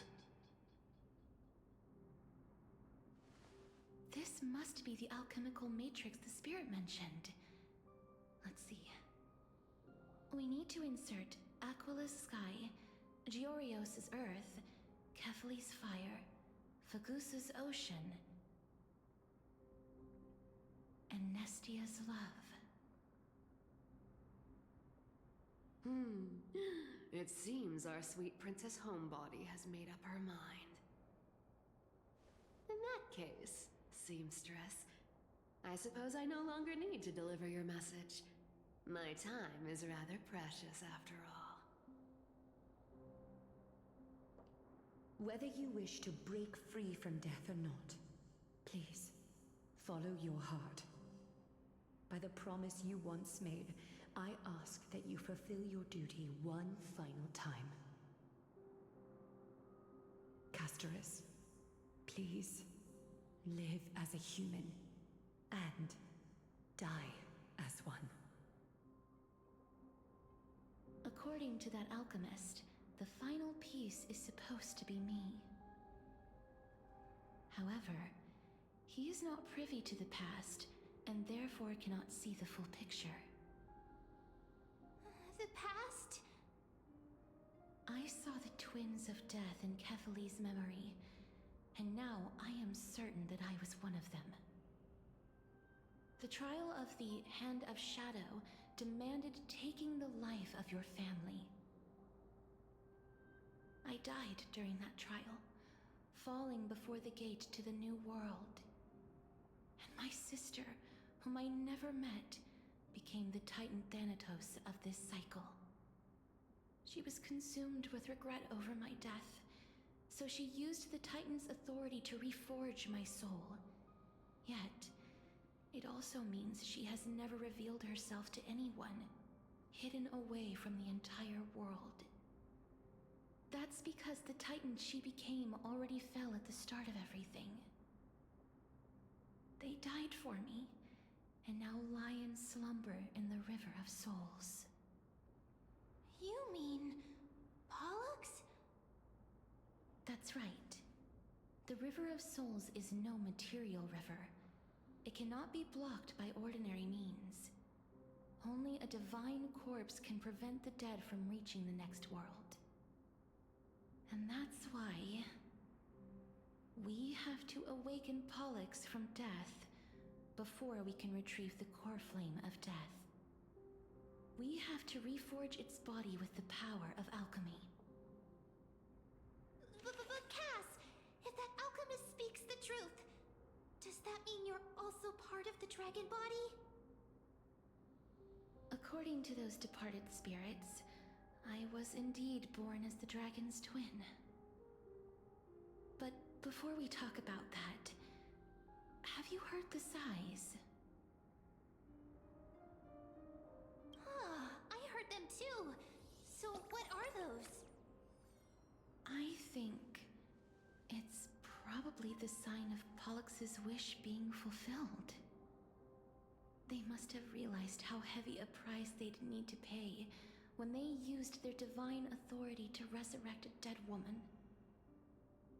That's why they exerted every ounce of their strength to send me to Styxia, a city that called for death, a land where none is hostile to death.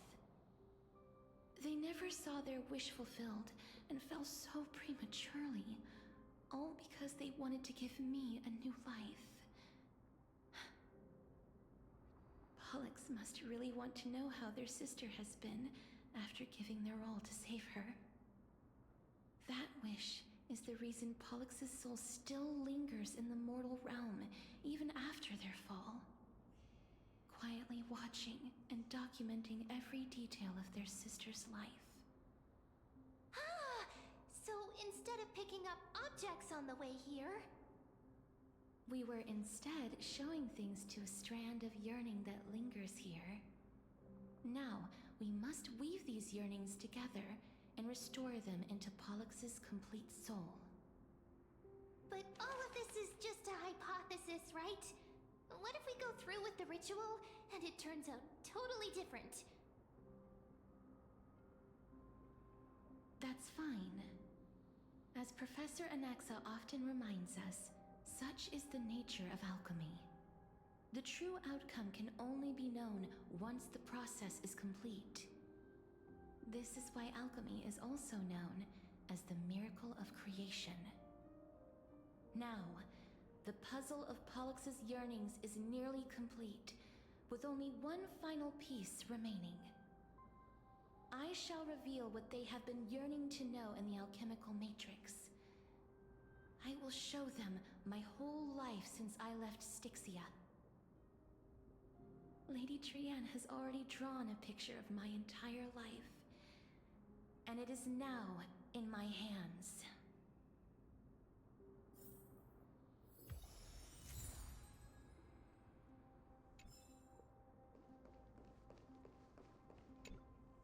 Then, let the ritual begin.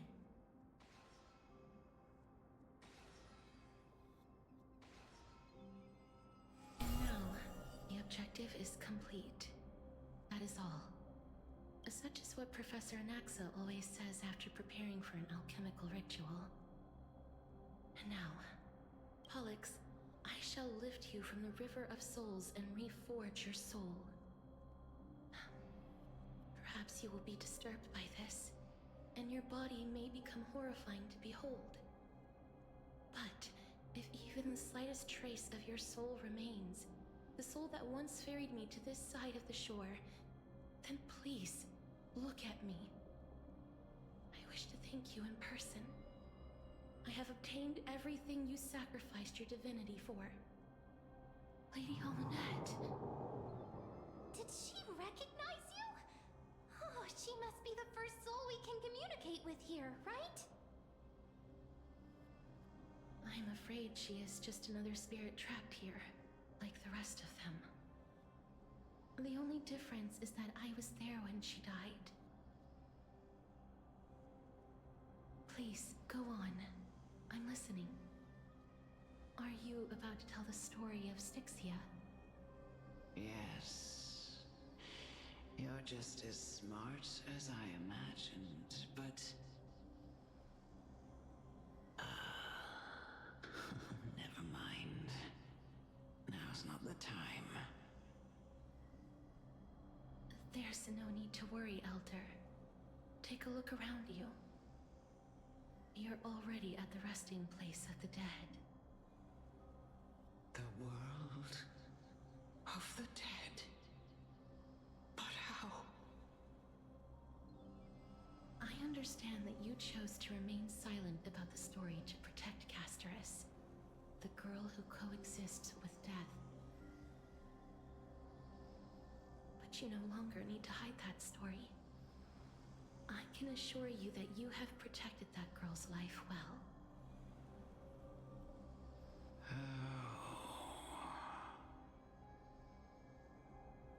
Well, in that case, let me begin.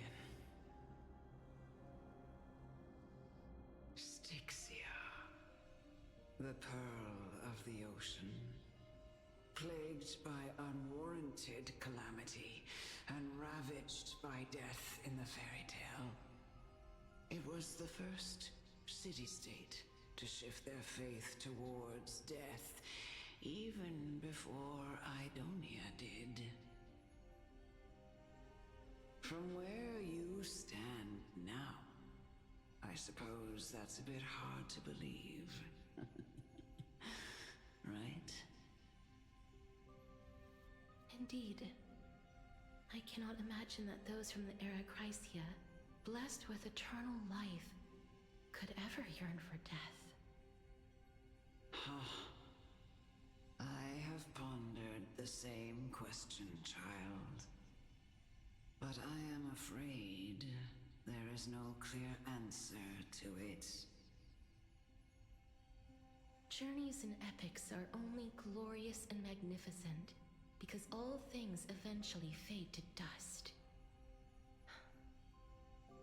That's how someone once explained to me why death is necessary to the world. But I still can't take that as the final answer. Would a world without journeys and epics be worse off? I take it the one who spoke this line was a general, or perhaps a warrior.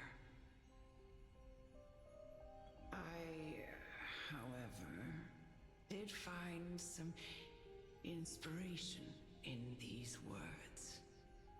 Would you like to hear my thoughts, Casterus?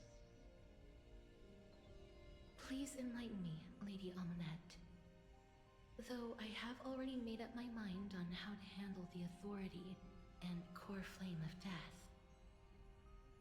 Your words might truly guide me toward the path forward. You and I are neither warriors nor generals.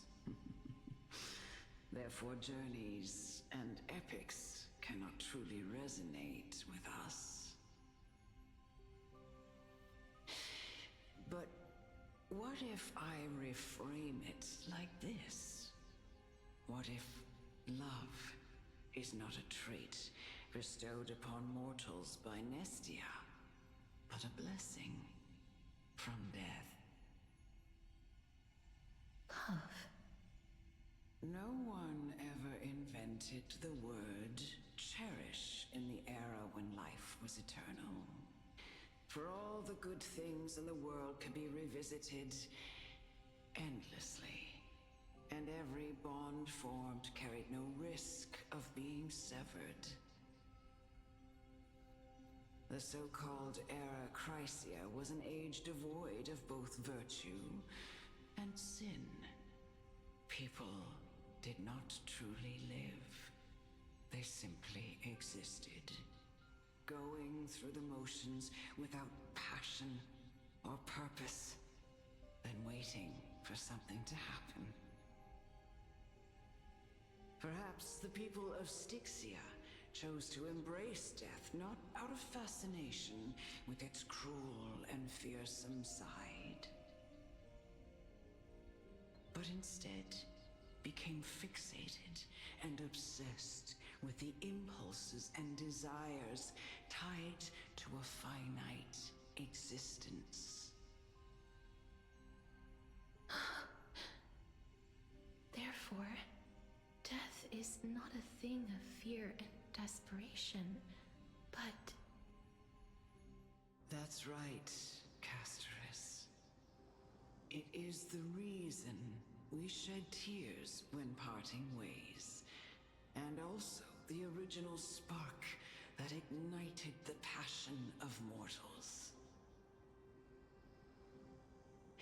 If you truly intend to deprive the world of death, then be prepared to witness it return to a state of stagnation. I understand, Lady Amunet. Our limited lifespan shapes all that we know and love. Not even the Death Titan has the right to take that away from humankind again. Nestia's love was the chrysalis of Gold's first blessing, but it most likely wasn't understood by mankind. We only learned to interpret this wonderful gift after Thanatos' arrival. If the world was bereft of death, then the Queen of Styxia wouldn't have played midwife in delivering me into this world. You wouldn't have welcomed me into Idonia, and Aglaya would never have invited me to join the Flame Chase journey. None of these stories would ever have happened, and I would never have lived, let alone found happiness. Thank you, Mother. I will use all the love I've experienced in this long life to complete the final miracle. My teacher, Anaxagoras, grant me the wisdom of all things. I call upon thee, the stripped dead dragon's corpse.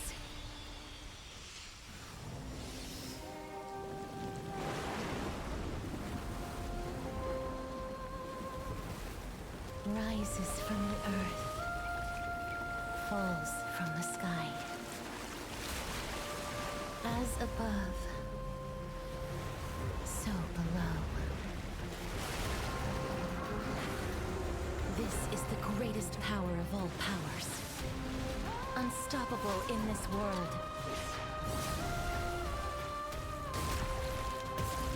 The great work that commands all death. I shall grant you embrace.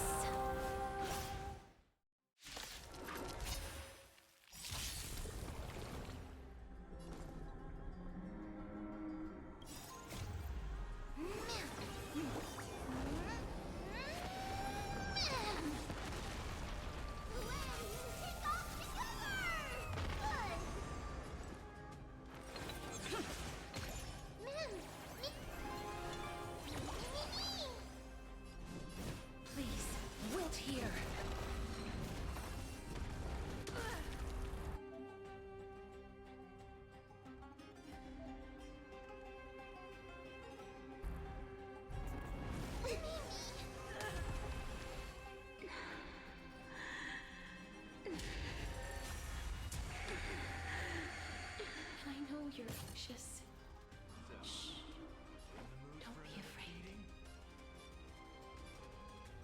time to mix things up.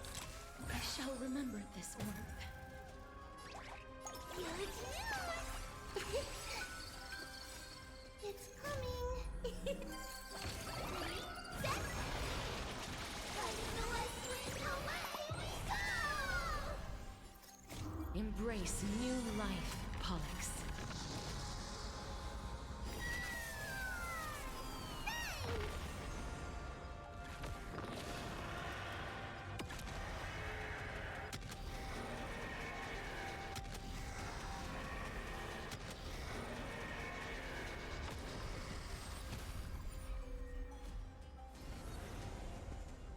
There's no more need to weep in grief. I will grant you peace.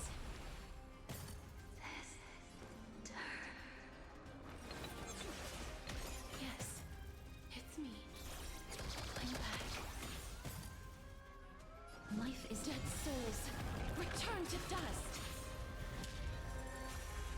Be careful. They may be moving by instinct, but there is fury welling up within them. I shall remember this warmth.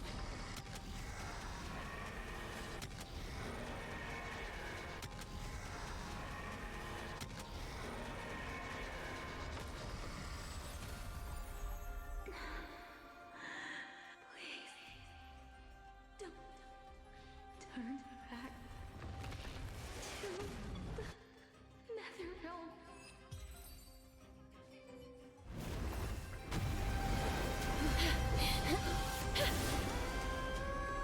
Oh, death. Sleep in peace.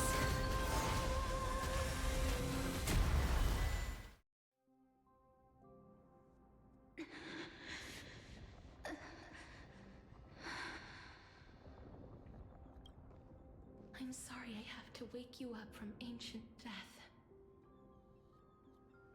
And I know you're anxious. Shh. Don't be afraid.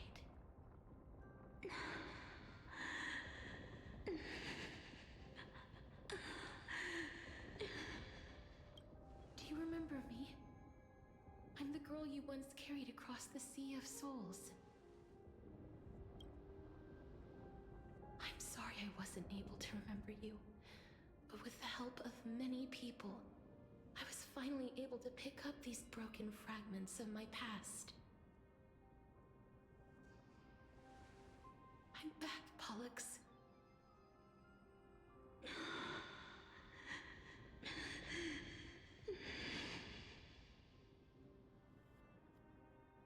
I know this might not be what you wanted.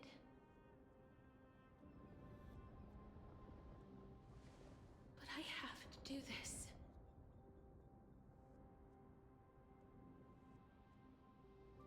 So please, carry me across the Sea of Souls again and return me to the Netherrealm, just like you did in the past. Please take me to where the core flame of death rests.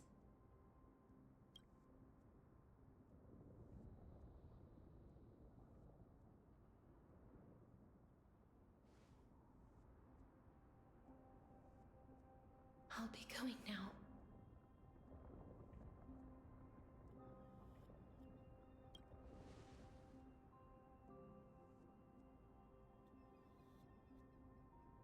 They may look scary, but as long...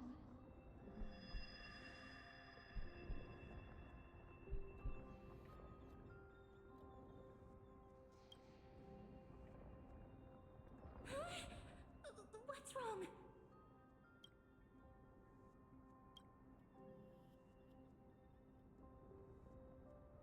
Are you... What's wrong with her? Her time is almost up. If I don't go now, I'm afraid her soul will return to Thanatos' embrace before me. What? Oh no! Is there anything we can do? Don't worry. I promised I would ask Thanatos for the Trailblazers' right to roam the Earth again. Mem, stay here and keep a close watch until I return, all right?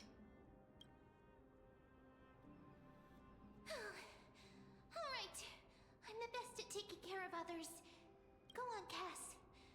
Make sure not to leave yourself with any regrets.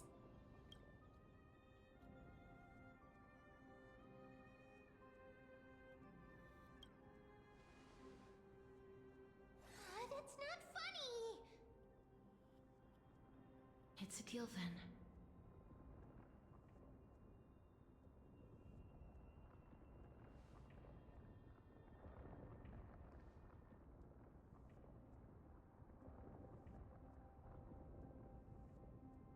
Please.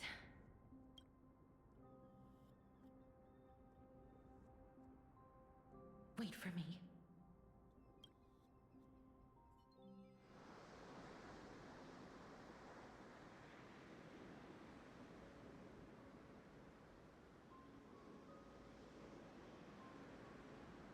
After all that, you still ended up back here.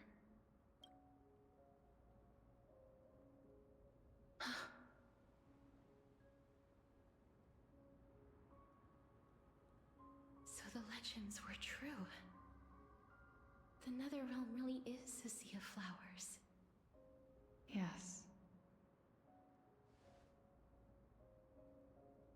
Just like the flower fields we tended to back then. Is that you, Plixia? Do you remember me? I don't have the memories from that time, but I've seen you before during an experiment. I see. Call me Thanatos, then. It'll be easier. However, since you recognize the name, you must already know everything about Thanatos, right? Yes. I'm here to reforge the order of life and death in Amphorius.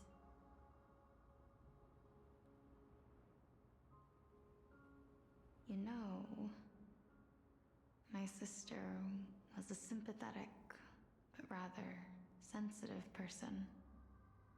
Whenever she didn't want to say what was on her mind, she would avoid eye contact and look off into the distance. Just like what you are doing now. Can you tell me about the last Era Nova? What did you do, Plixia?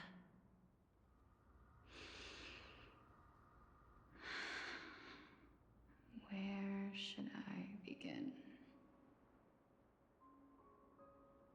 I suppose we can start from the beginning.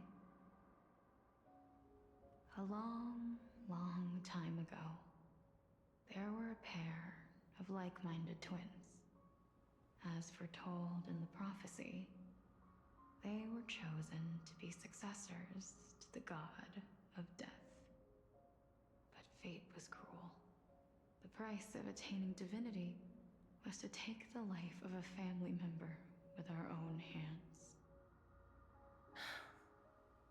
That trial was indeed recorded in that memory.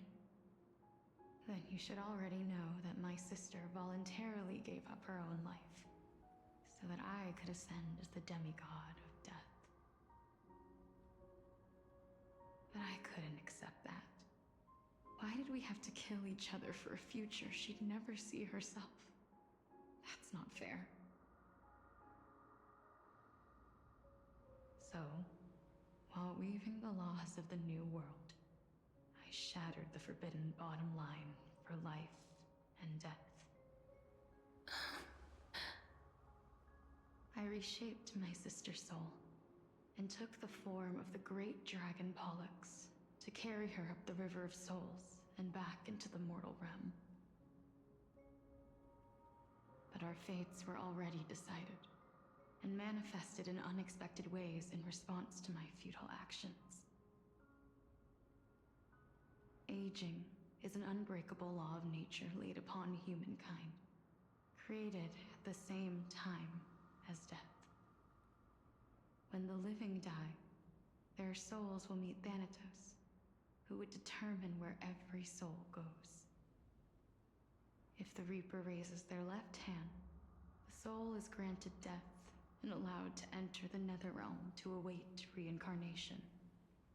If they raise their right hand, the soul is rejected by the Netherrealm and returned to the mortal realm to continue walking the earth. That's why the Hand of Shadow can only lay down judgment and not embrace another being. Yes. Death was originally a pair of hands, but they were split in twain when we reached the mortal realm, never to touch each other ever again. The half of Thanatos that represents life, the undying human who grants death, that was the curse I forced upon you. Then, what about you?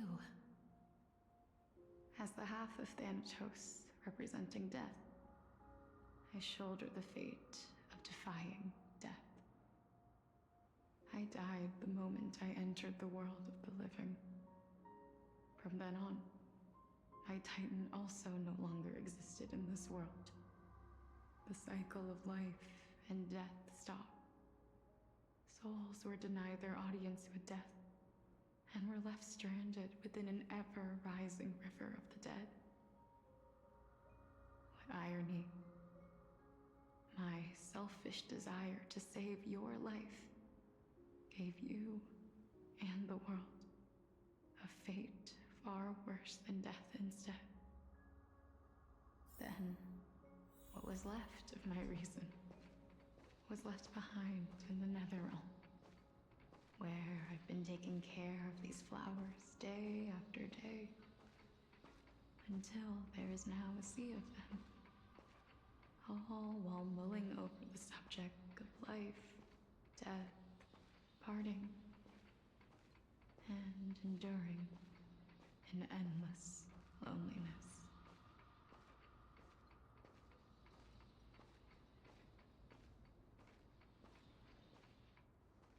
Fate is absurd indeed. Our lives were a mirrored image of one another, like a pair of hands. Even so, we arrived at the same destination. We walked different paths, yet experienced the same pain. I had hoped that maybe you would at least have a good life in this cycle. I'm sorry. I lived my life well. It didn't go to waste. As far as I'm concerned, you did nothing wrong. Even though I forced the authority of granting death to humanity upon you, a total stranger. Too many responsibilities were forced upon me in the course of this long journey. I was once lost, even upset. But I realized recently that if it weren't for your blessing, I wouldn't have understood the source of these emotions, nor would I have realized my purpose. I wouldn't have made it here to reunite with my missing half. And we wouldn't be discussing our past while sharing the same view of this landscape. I wouldn't have understood the meaning of our existence. The meaning of our existence. This sea of flowers blooms on dead land, because we sowed it with the seeds of our separation and watered it with our tears of loneliness. Yes, the only thing death is allowed to create are flowers that bloom from blood and tears. That's why Thanatos cannot create living beings at will. Nor can the Hand of Shadow determine a person's remaining days. Because the life and death of mortals should never be dictated by another's will. Are you saying there's no point in Thanatos' existence. No. No single being can bear the scales of life and death on their own. Not even a god. Life and death weigh equally heavy. We both know that now, don't we? You, too, must have had a difficult life. We've taken quite the ridiculous journey together, haven't we? I had a feeling, even back then, that we would meet again one day. Not to embrace one another after a long separation, but to come in search of retribution. Tell me the answer that's already been written, and let us draw this seemingly endless fate to a close.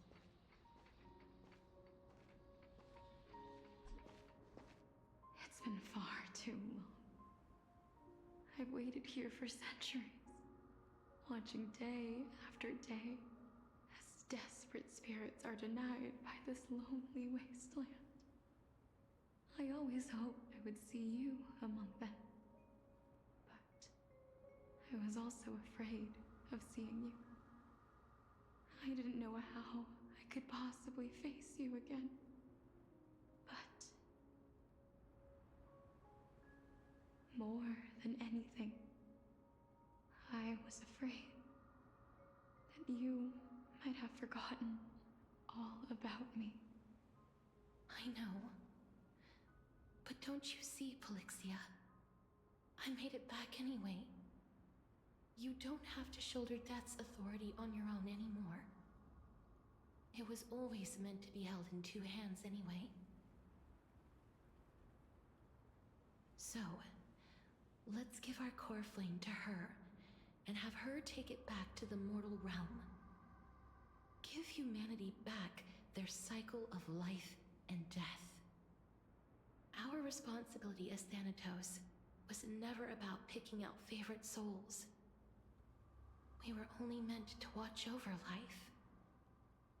Let's tend the field together and create a warm sea of flowers for all the souls to come.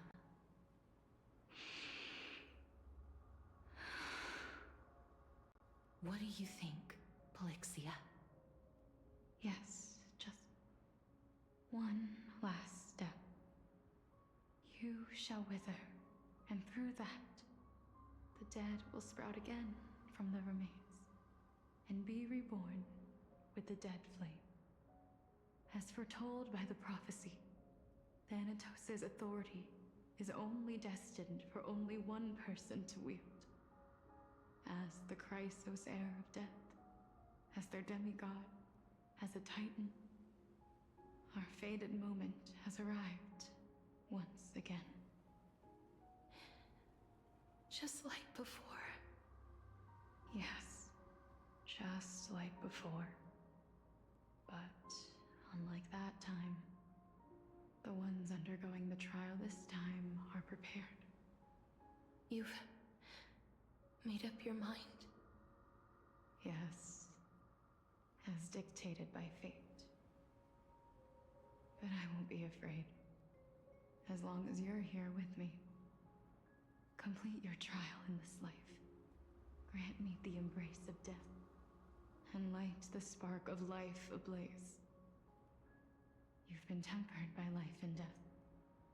I know you'll be able to give this wasteland its first breath of life. Like a raven butterfly, flying swiftly into the netherrealm, perching on the twig of death.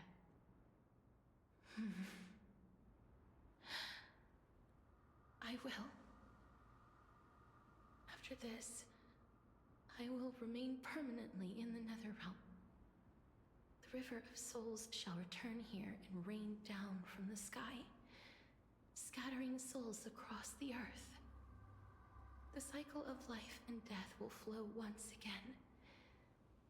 The sea of flowers you sowed shall bear countless joyous or sorrowful souls, and bloom evermore.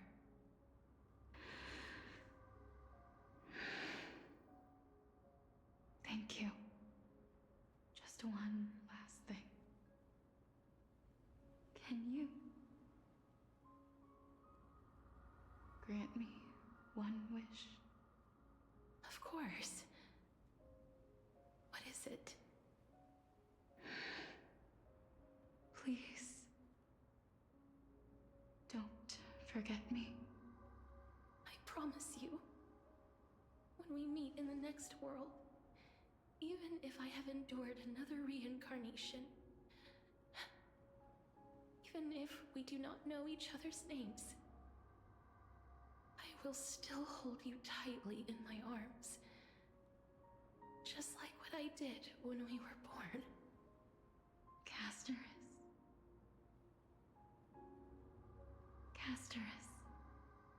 you're as beautiful as a fleeting butterfly.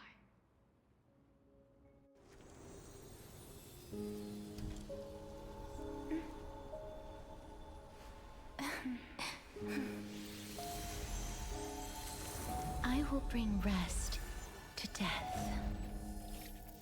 And from now on, stagnant life will once again flow.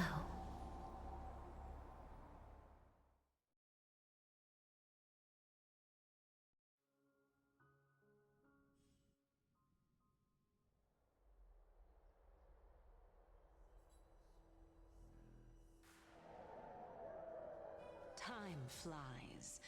In the blink of an eye, the 15th entry hour is already at hand. When this farce is over, your soul will be placed on the scales of life and death. Are you ready? No need to ask so many times. Of course I am. Then why do you drag your feet? Is your fear of crowds holding you back again? I simply find them too noisy. Paying attention to conceited fools like them would be an utter waste of my time. Such harsh words. As I see it, you are no less arrogant than they are. I couldn't agree more. Oh. I did not expect to hear that from you. Are you not going to refute me? I know myself better than you think I do. At the very least, better than a stowaway like you. And they say men whose ends are nigh have but kind words. Well, that is exactly why I chose you. Should I thank you for the compliment? The hour of the trial has come. Do you have an answer for me? And how will you prove the veracity of your argument? I suppose there is no point in putting this off any longer. Do you recall where we stopped the last time? You were saying that Amphorius's history is cyclical. Indeed. The demigods that bear the core flames eventually become the new titans at the world's end. Remember what happened on the Holy Mountain? Calypso, Naias. As their destined ends approached, one by one they left this world, leaving only the twins, who are fated to succeed death. Unfortunately, while their journey is consistent with ours, you and Calypso, as well as Nikador and Naias, act as supporting evidence. I can only come up with a rough sketch for my theory of a cyclical history. For all the pains I took to reach this point, I had already lost hope of ever obtaining definitive proof. After all, the past is in the past. Proving that we are the legacies of heroes of the past is a hopeless endeavor. That is, until I met a girl named Polixia and her sister. If Castoris was truly sent from the past to the present for the Titan's self-serving reasons, then having lived through 2 cycles, and with Styxia as the pivot, she will no doubt be the link to connect all of this together. If the Twins of Death can bridge 2 cycles to reunite at the shores of the Sea of Souls, then my hypothesis will no longer be just a hypothesis. And you too will get the answer to your question. Well, that is all well and good, but how can you be so sure? If there is even the slightest error in your hypothesis, the girl will be shattered. It matters not. The most important quality a scholar must possess is foolhardiness.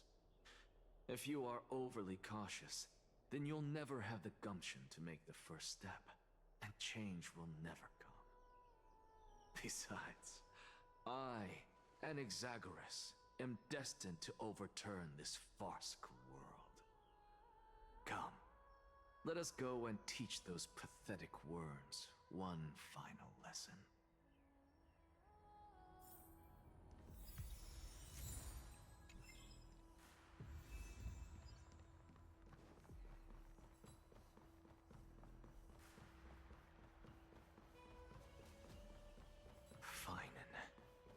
So they are leaving the final debate to him. Let those Chrysos heirs who started this terrible war hear you. Let them hear the voices of the people!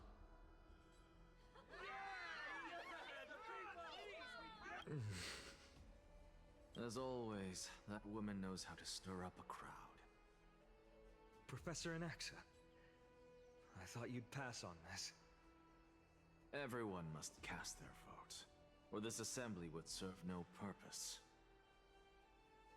Prof, do you truly think it's wise to entrust the fate of the world to an assembly like this?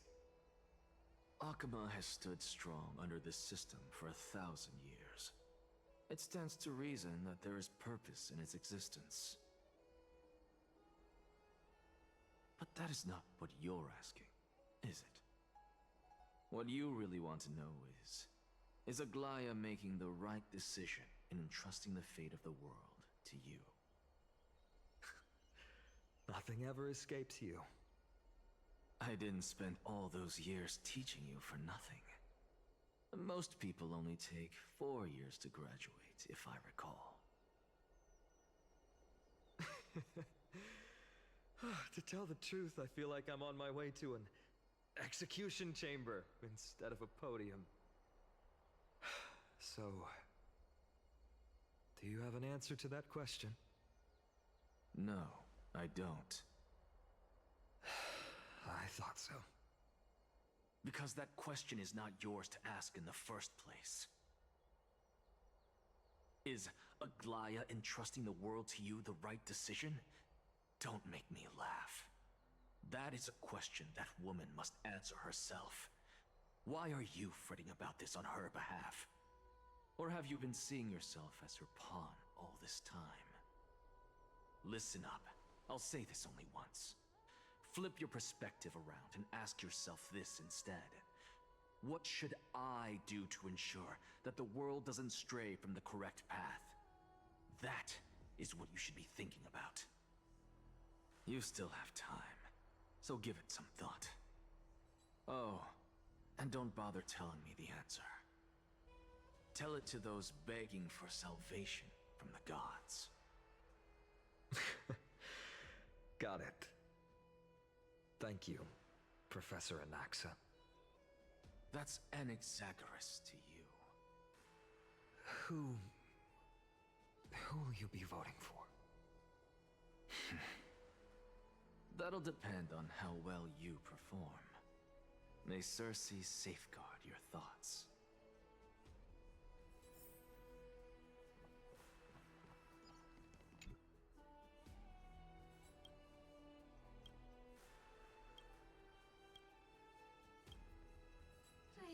Actually, don't necessarily mind things remaining. Elders and citizens, silence, if you please. As the Theoros, I present to you Finan of Ides Elysiae, virtuous citizen of Akima, and the last speaker of the assembly. Much obliged, Lord Lycus. I remember him. He's the penniless lad working for Aglaya. Where's Lady Goldweaver? Why is she sending this guy to give the last speech? Is this really the end of the Flame Chase journey? Can this dude really face down kindness? I actually don't necessarily. By Kefali above, dear citizens of Akima, as you look upon me, so too do I see you. I see your fear and misgivings, your apprehension about the discord between the Chrysos heirs and the Council of Elders, and your uneasiness about the future of the Holy City. Yet, before you contemplate something as grand as the fate of the world, I ask that you look closer. Look beyond the horizon illuminated by Kefali, at the crisis threatening to overwhelm us. What? Ides Elysiae, my beloved hometown, is a village forgotten by time. It is a place with the most invigorating breeze and wheat fields that spread all the way to the sea. I once thought that there I would enjoy a lifetime of peace and quiet with my friends and family.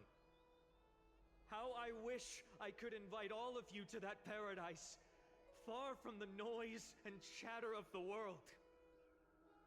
Alas, I can't. Because she, and all that she nurtured, all that I loved, they have long been devoured by the black tide. My beloved home is no more.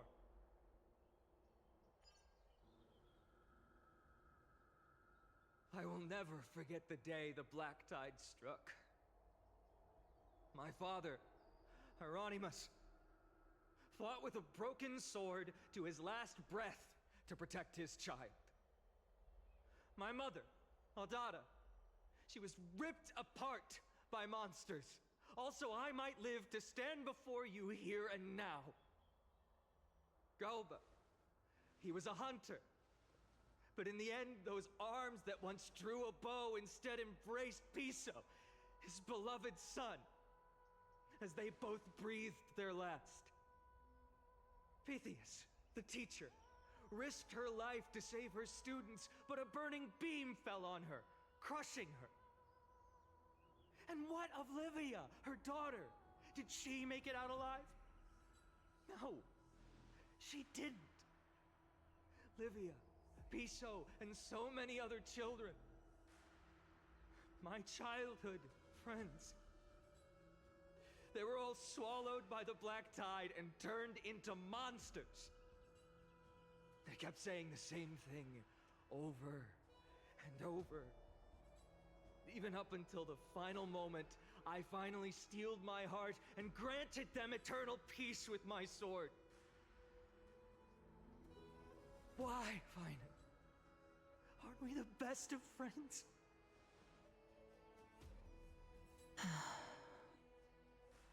That is the black tide. A looming threat that can bring Akima to its knees any time. Kindness may have promised that with the 3 Titans of Calamity Con, Akima will return to an era Chrysia once more, but much as it pains me, I must disappoint you. While the demigod of strife has done everything in his power to hold them back, they are still coming. By now, the name of that black-robed swordmaster, the Flame Reaper, has likely echoed throughout the city already. The roaring thunder is a message from the Strife demigod. The Flame Reaver has risen from death, and they hunger for the core flames of the gods.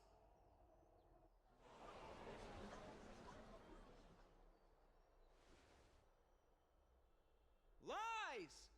If such a powerful enemy is indeed approaching, why is Akama still a picture of peace? Exactly! The city of Akama shows no signs of pandemonium or chaos. And why is that? I beg you, spare a moment to think about this. Are we able to stand here and hold this assembly in peace today because the danger has passed? No! This peace we enjoy is no gift of fate. We are able to stand here today only because the Chrysos heirs have stepped up and shielded Akama from calamity.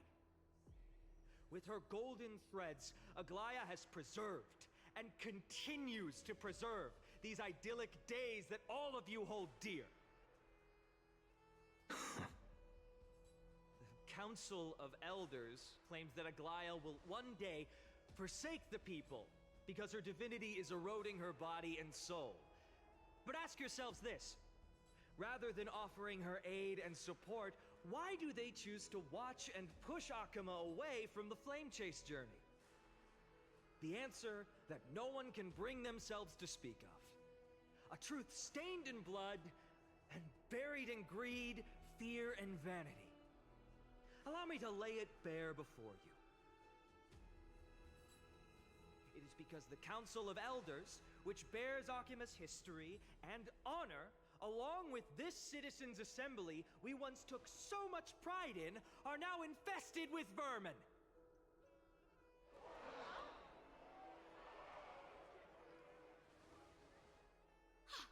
You insolent whelp! How dare you! It is true that Aglaya has reached her limit. Why? Because she has been working tirelessly to weave the defenses of our holy city against the encroaching evil. All while these vermin are making up baseless accusations about her and scheming in the shadows. Not once has she ever failed Akama. Yet these vermin attempt to tear her apart, tarnishing her name with unfounded allegations. She may have been blessed by divinity, but hasn't her heart always stayed true to humanity? They attempt to mislead you and reduce this assembly to a crude standoff between gods and humans, but citizens of Akama. Once more, I implore you to open your eyes and look at those around you. Examine them closely. Beneath all that finery, do you see the good heart of a human or the poisonous glands of a pest? Make your judgment, then turn your gaze to the demigods whom so many of you regard as cold and merciless.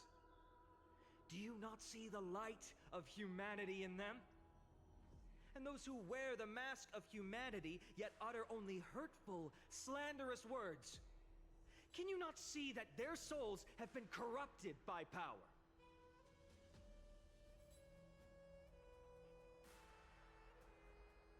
Yet, no matter what your answer is, and no matter who your vote goes to, rest assured that you have nothing to fear. For Aglaya, Tribios, and I will remain your faithful guardians and pledge our lives to upholding your decision. And this vow will stay true until the end of our days, where it will be passed on to future flame chasers.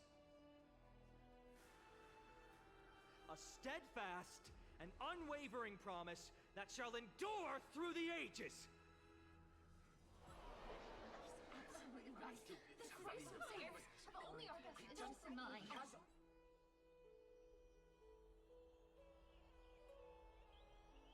At the present time, on the scales of Talentum, those who call for the continuation of the Flame Chase journey, and those who demand its suspension. Each faction holds an equal share of votes, resulting in a perfect balance. As expected. This is the moment when the Flame Chase journey is the closest to its end. And now, it's your turn to vote, Lord Anaxagoras. Is there anyone else who hasn't voted? No, you're the last. Cast your vote with care, for your decision will break this impasse. I have long since made a decision. Very well. May you bring much needed change to this farcical world.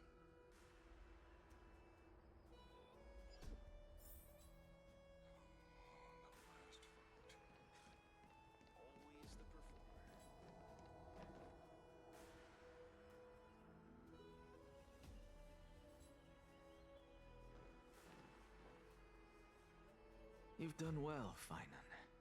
Given the circumstances, delivering a rousing speech to stir up emotions was a prudent move.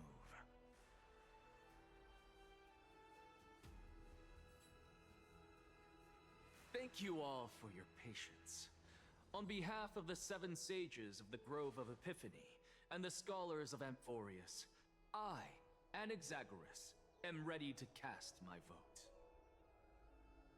But before that, in the interest of fairness, Lady Goldweaver, I pose a question to you before all who are gathered here.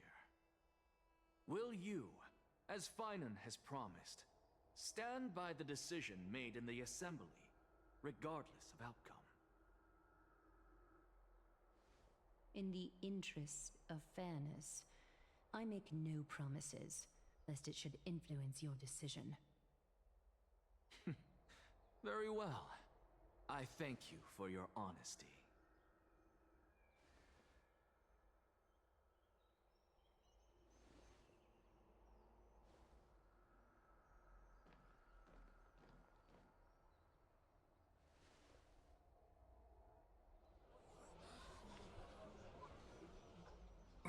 What's he doing? The stakes are high. Let's be patient. Cut the act! Who do you think you are, wasting our time like this? Lord Anaxa, please do not forget that I... Rule number 1. Do not call me Anaxa. Rule number 2. Never interrupt me. Silence is golden.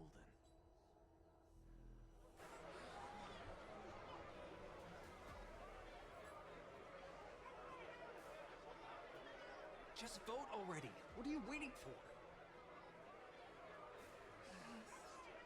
Your vote. Cast your vote.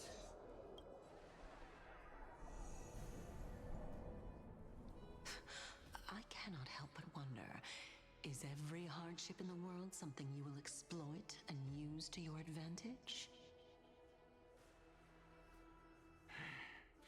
How else am I supposed to make use of this situation where my body and soul are separated?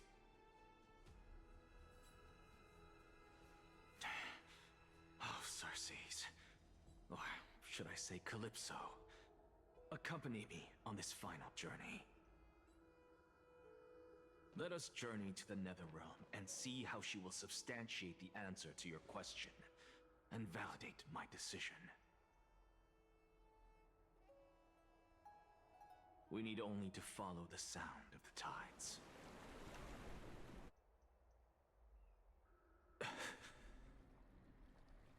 You are... Well done, child. Just as I foresaw, you have achieved great things. Teacher. What a twist of fate. A blasphemer raised in the doctrines of the Venerationists. It's like a foal kicking its mother in the belly after taking all her milk. I respect you immensely, sir. But you cherish the truth even more. So, child, do not be troubled by the criticisms I have borne. Do not let those voices hinder you as you forge ahead. As the Sage of the Venerationists, I am duty-bound to oppose you. But, as your friend and mentor, Anaxagoras, I say, go forth, for the truth is already in your hands. I will keep that in mind. Go now, child. Your lonely pursuit is about to welcome a new chapter. And when you reach the end of this journey, may we meet again with the truth before us. You have my word, sir. May Circes safeguard your thoughts. May Circe safeguard your thoughts.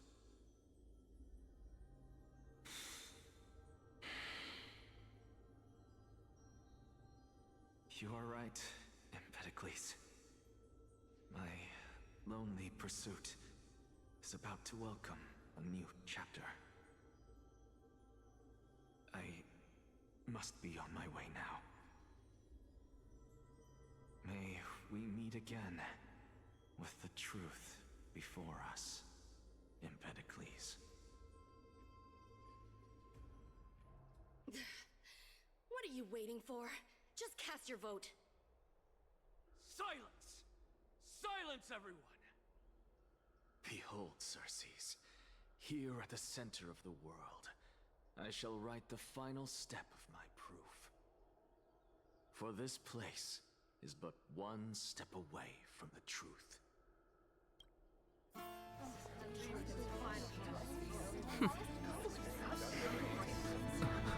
Professor, I completed the proof you wanted.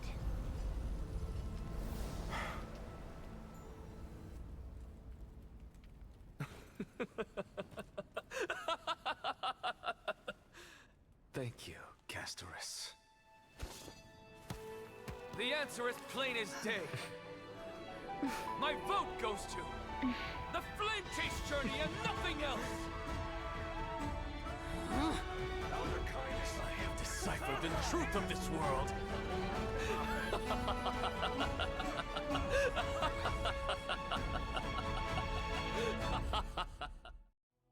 With the balance shattered, the result is clear. By carefully enter Lenten above, as the Theoros I have observed. No! Ligus, you can't! Anaxa, what have you done? Have you lost your mind? I hope you are prepared for the harsh punishment awaiting you. Mark my words, I will make sure that clever head of yours never forgets the price of betrayal! Have you forgotten? I told you that happens to be one of my rare talents. You put on such a grand performance, just to aid their preposterous flame chase journey? Performance? No, you are quite mistaken. I may be paranoid by nature, but I've always been known for my honesty. If you really understood me, Lady Kindness, you'd realize that I never had any interest in your pathetic little game of politics. Factions, standpoints, they are jokes in my eyes. I have never once switched sides. Because I, and I alone, am the truth. Lady Kindness, with all the citizens here as witnesses, we should honor the spirit of democracy and respect the decision of this assembly. I have observed that Akama has chosen her destiny. This Citizens' Assembly has resolved to continue the Flame Chase journey.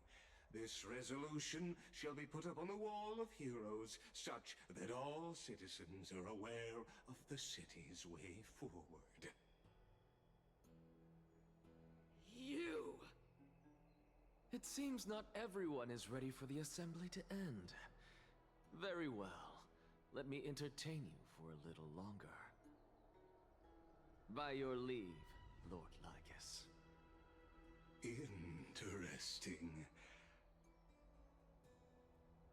Elders and citizens, your attention, please. Stay for a moment more, if you will. Anaxagoras of the Grove of Epiphany has an announcement for the assembly. What is this performer up to now? Just moments ago, all of you made a decision on the fate of Amphorius. As a supporter of the Flame Chase journey, it pleases me to see the choice you have made. But I regret to say that I still harbor doubts about this outcome. Thus, I hereby challenge this resolution. Tell me, who among you dare swear to Kefali's name that Era Nova will truly welcome the fairy tale ending that the Chrysos heirs have promised? A beautiful new world free of calamity and madness? Nonsense! That's impossible! What is he getting at? No one? Must I pick somebody to answer? Very well. You, the one acting so wise and profound, in front of all present here, do you dare swear that it will happen for sure? No? Fine. Next. You, the one with ignorance written all over your face. Yes, you. Do you dare swear by it in front of the Titan? What are you trying to do? Useless. Your turn, then. With that smug look of yours, you must be confident that the Flame Chase journey is the best course to take, right? Hey! Mind your tongue! So, no one? I see. In that case, Finan, answer me this. Your speech was filled with such passion just now. How confident, then, are you in making this promise? Professor, what are you doing? Let him continue with his performance.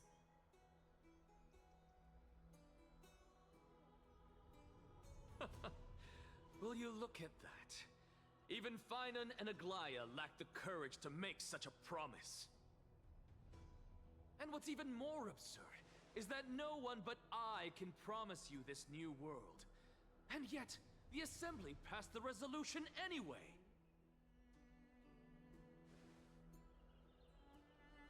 But you needn't worry, because I knew better than to trust you good-for-nothings. That is precisely why I am here today. To give you one final lecture. Now listen up and listen well. I, Anaxagoras of the Grove of Epiphany, hereby declare everything that the Flame Chase journey promises is true. Finan of Ides Elysiae, the prophesized demigod who shall succeed Kefali, will reforge each and every one of us in the new world with his complete, intact memories. What? The core flame-bearing titans were the Chrysos heirs of yesterday. And the Chrysos heirs who carry the core flames today will become the titans of tomorrow. All of our souls shall endure for eternity in the miracle of the World-Bearer. And all under Kefali's protection shall step into that new world.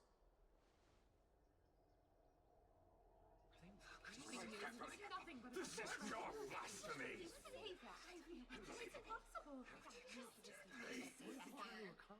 What? Are you saying that we must bow down to you and worship you even in our next lives? Enough, you blasphemous imbecile! How dare you try to deceive us with all these lies and falsehoods? How can you prove? I told you, don't interrupt me. But since you've asked, I shall be kind and indulge you. My statements are based on my experiments on the divine body of Kefali themselves. You heard me correctly, everyone. With the tacit approval of Kindness and the Council of Elders, I fused my soul with a god through alchemy and learned the truth behind Era Nova. What is he talking about? Isn't that pure blasphemy? I, the vile, wretched blasphemer, deserve nothing less than death for my sins. And the Council of Elders, which granted me consent and aided in committing this atrocity, should face punishment alongside me. By the gods, even Kindness has betrayed Akuma. The catalyst. We're carefully involved.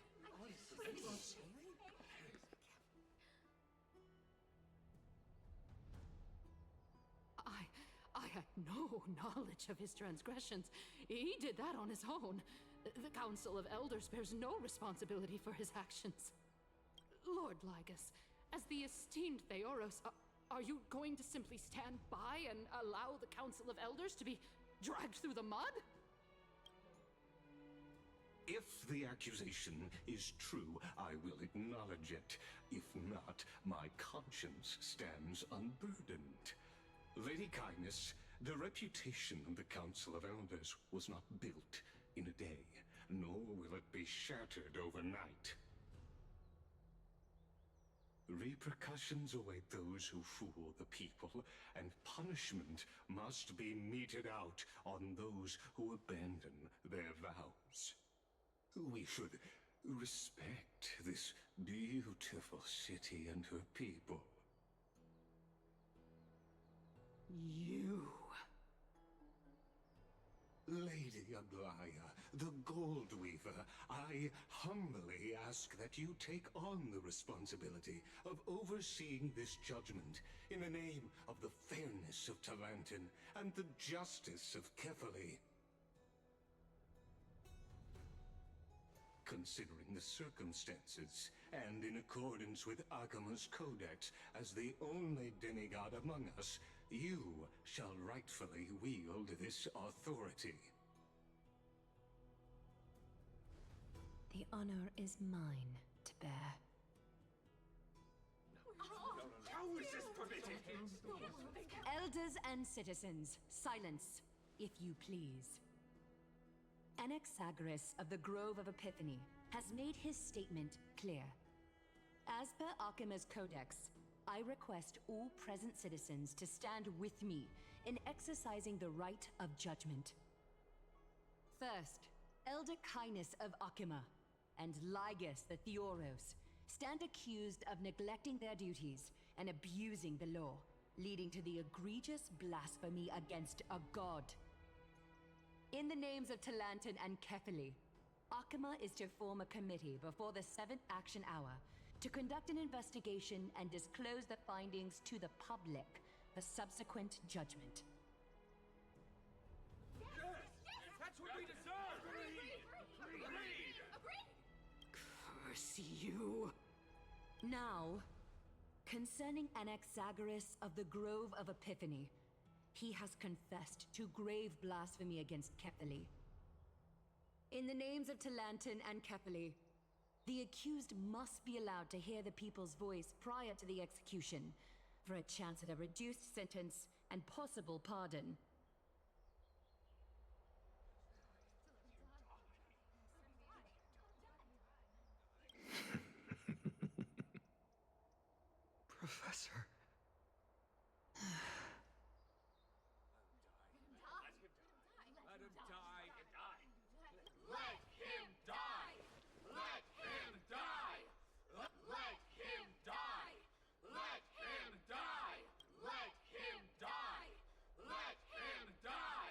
What decision will you make, Lady Goldweaver? Enough with the hesitation, Aglaya. This is not like you. Let him die! Let him die! Let him die!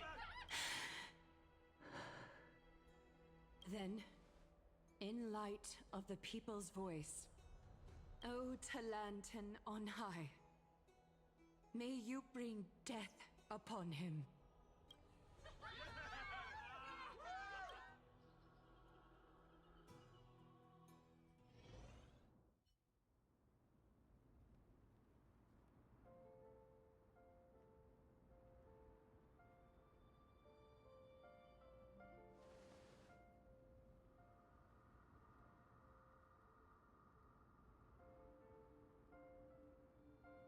Allow me to reintroduce myself. I bore the name of Castris while walking among the mortals. And now, I stand as the demigod of death, the living side of Thanatos. Welcome to my realm, where the west wind ends.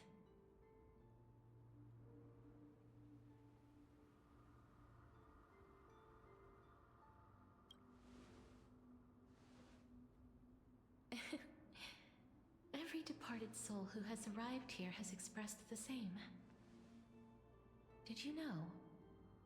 Every flower here was planted by Thanatos themselves. These flowers were originally both lifeless and immortal, but in the first rain brought by the River of Souls, they were given new life, flourishing as the bearers of countless souls. And it is my duty as the Master of Death to tend to their well-being and foster their growth in this serene haven. Similar to the structured cycle of life and death in the mortal world, these flowers too shall wither and fade, returning to the earth and then ascending to the sky with mist and tides. Eventually, they will descend to the mortal land as gentle rain. Every soul undergoes the perpetual cycle of reincarnation, albeit in varied forms, until the world meets its end. Yet, sadly, there's no time left for Emphorius to wait for when the flowers bloom again. Now, death is the power at my fingertips. It once led the souls of the deceased here, but I shall open the gate of the Netherworld and return you to the realm of the living. In exchange, please, take the core flame of death with you and complete the flame chase journey. Do not let our work thus far be in vain.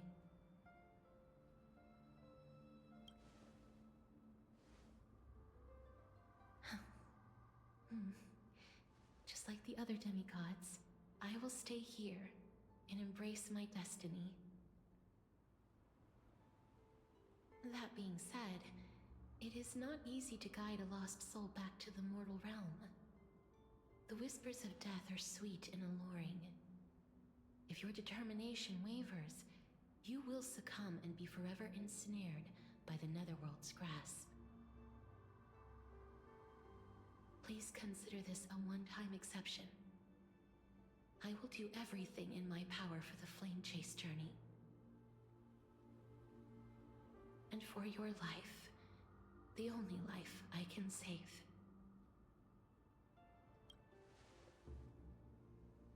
I am glad to hear that.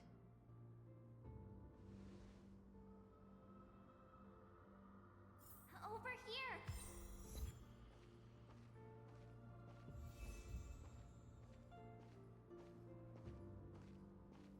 I believe in you.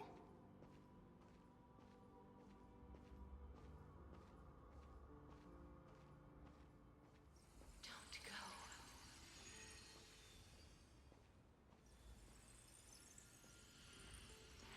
Such a don't go. Lift your chin up high and step forward with us toward tomorrow! That's right.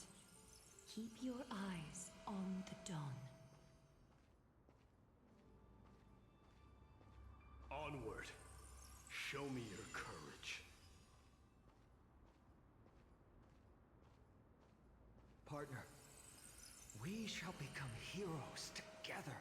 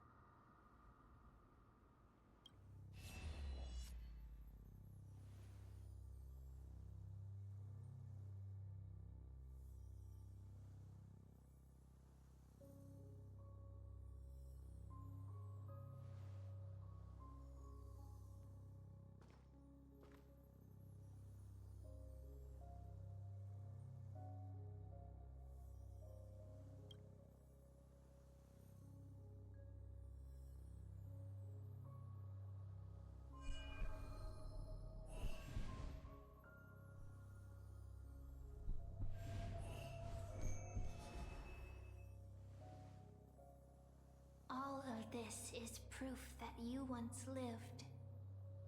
Your soul, your memories, the years you've journeyed through, and the path they revealed, leading you back home. So, continue onward. Do not stop moving forward, and do not let her sacrifice and the support of all who have stood by you be in vain. Over here, friend! Take my hand! Let's go home.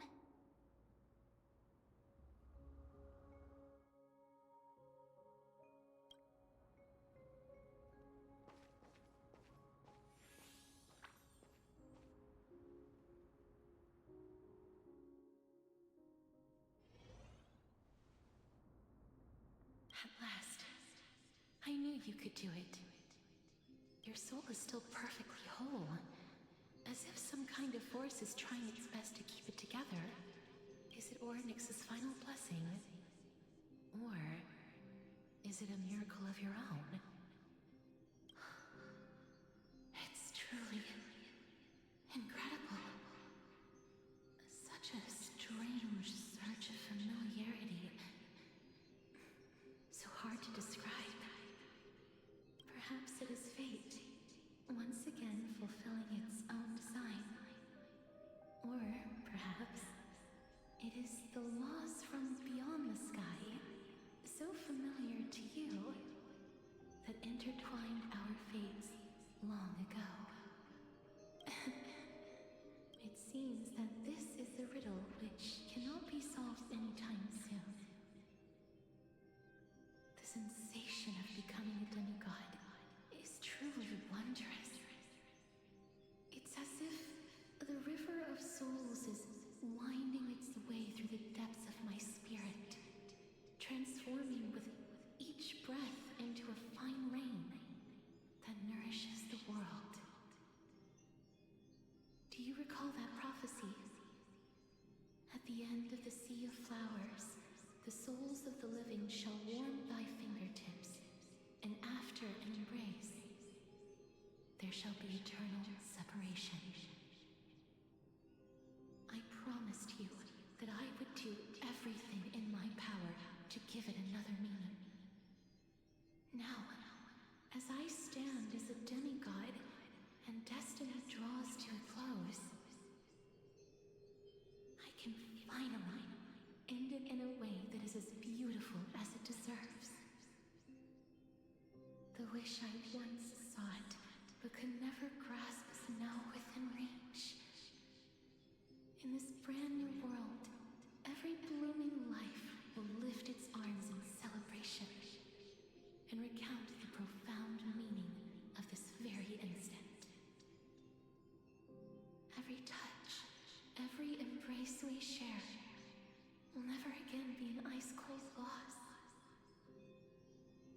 day will radiate with an intense warmth, sowing love far and wide throughout the land.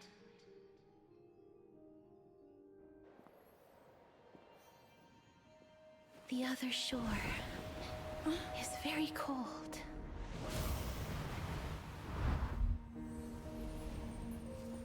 May I borrow your warmth? One last time.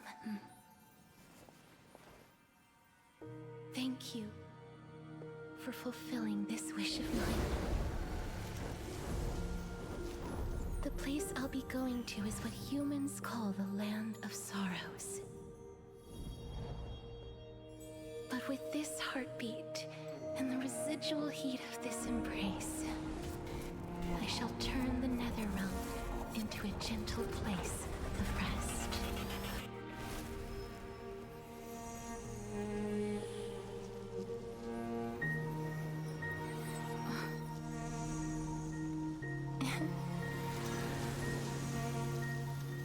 This embrace may be brief, but it's the proof that I once lived.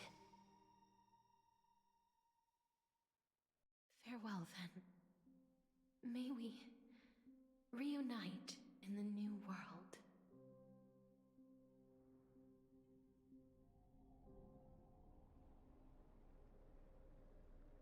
That grand and absurd performance was what you've been seeking your whole life? I gave up everything in search of truth, and it culminated in this very moment. You, on the other hand, performed as I expected. You did not hesitate when you saw the chance to attain power. It's as if you Crave power, like a fly craves rot. Those are your words, not mine. But what you said at the end, did you already know what I had planned for Thainan? I may have lost an eye, but my vision is clearer than anyone else. You've nearly exhausted your humanity. You're no different from my current state as a walking corpse. That's true. I've long since burned to ash over the past 1,000 years. Only he is capable of unleashing a raging fire that rivals our final great enemy, Aquila. So, this is our last chance.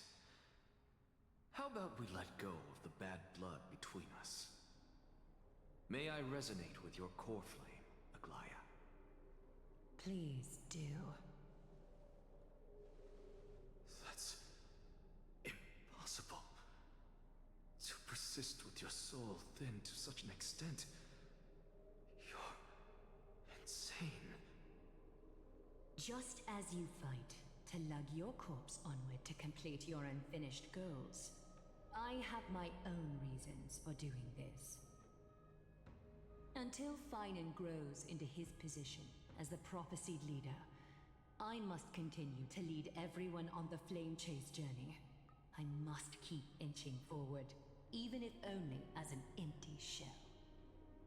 I've long predicted this was the case, but I didn't think you'd already lost so much. How ironic. We would have avoided so many misunderstandings if you and I had just spoken this candidly before.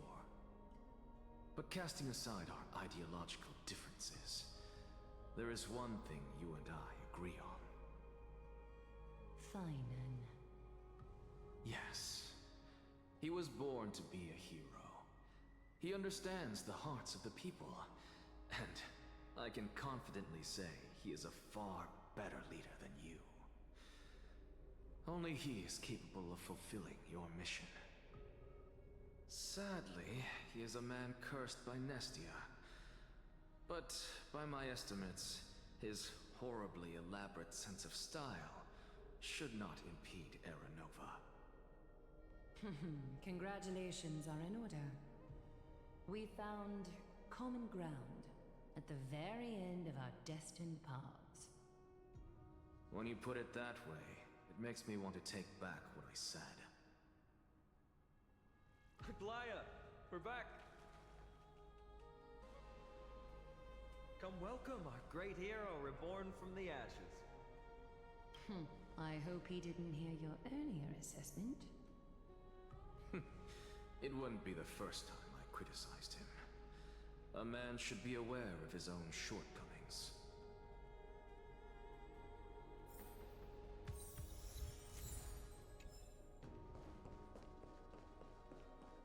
I'm glad. But I don't see Castris among your number. It looks like she not only helped me prove my theory, but helped you fulfill your mission as well.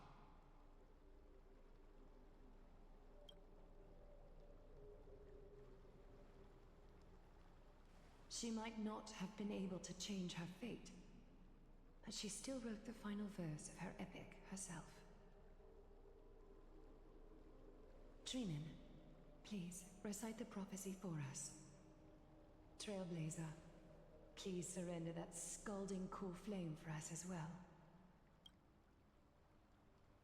You are the only life she ever saved by her own hand in her 1,000 years on this earth. I believe no one is more qualified for this noble task.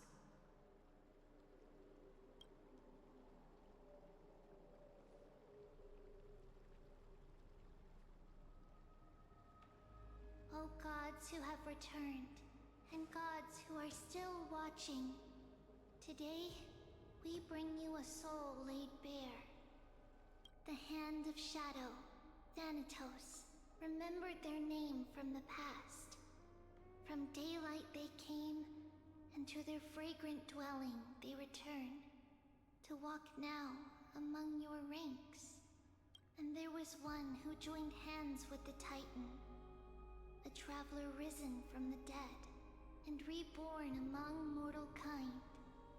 She is the everlasting night, and shall now proclaim in her good name, O Majesty of the 12 Titans, pillars of the world, we seek your divinity to mend the rifts of the world. Fill our bodies with blood of gold, till we wither in willing service to the prophecy. Step forward, trailblazer from beyond the sky, and together with us, surrender the core flame and carve their star into the sky.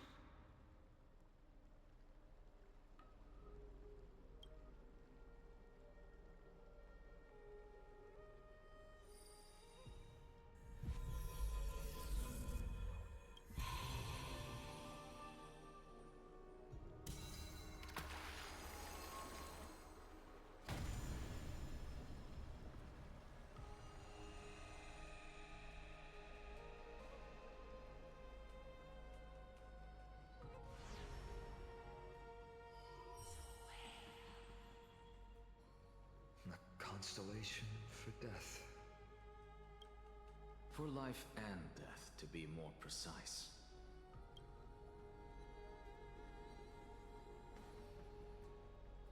Look, it's...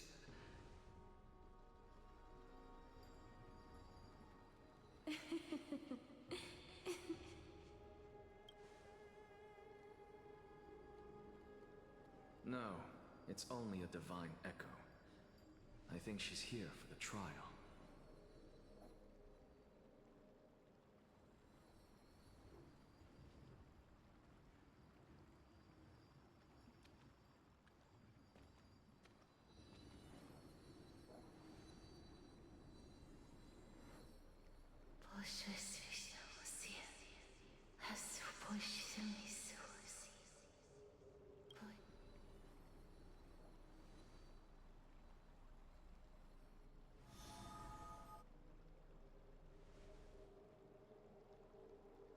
What did she say? That's the language of the Titans. Casterus... No. The Titan. They said... I have illuminated the cold shadow of death. Onwards. For your path to the future is bright and its flame eternal.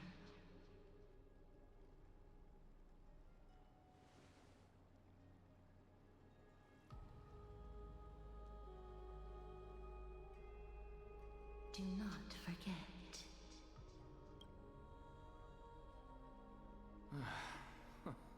She made quite a scene. I suppose it's my turn now. I won't stop you. Professor, you... What's with that look? You were present. So, let's get this execution over with. We wouldn't want to bring shame to Akuma's divine laws or keep me from creating a new world. You never change, do you, Professor? I don't understand. If your theory is correct, you'll lose all memories of your past life once you become a Titan. So what's the point of becoming a god? Of course there's a point. Even if I forget who I am, I'll still have my brilliant mind. It goes without saying, I'll find a way to retrieve memories of my past life. Besides, I still have you, don't I? I still don't really understand what you said during the assembly. Even if it were true, things reforged from memory could never be the same as the original anyway. Then allow me to tell you right now that you're wrong. What exactly are we? My answer is that the Chrysos heirs are the future Titans and vice versa. Of course, this answer only applies to us. So, what are we when it comes to regular mortals? The very essence of the world, our souls, are tiny invisible seeds that hold records of each person's memories of the world. And we are the buds that sprout from these seeds to grow into great trees. Is that what new sporism means?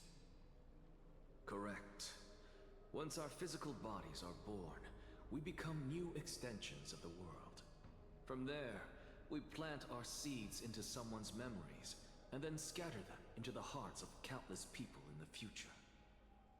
Just as seeds are affected by their environment, so too will our appearances differ across memories.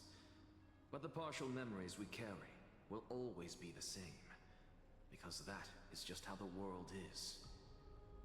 To destroy our very existence, one must destroy the world itself. But we have someone who will still live on with his perfect memory. That person is you, child of Kefali. This is what it means to be the world-bearing Titan. So, carry everything of this world and live on. Don't disappoint those most precious to you. Don't disappoint Lady Goldweaver. And especially, don't bring dishonor to my theory. Anaxa, I swear to you, I'll lead everyone to our reunion in the new world. Good. That is all I have to say. Farewell, everyone. May we meet again in the next life. Farewell, great performer. May Circes safeguard your thoughts.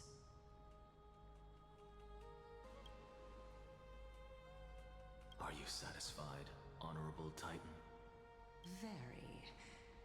I hereby swear I have borne witness.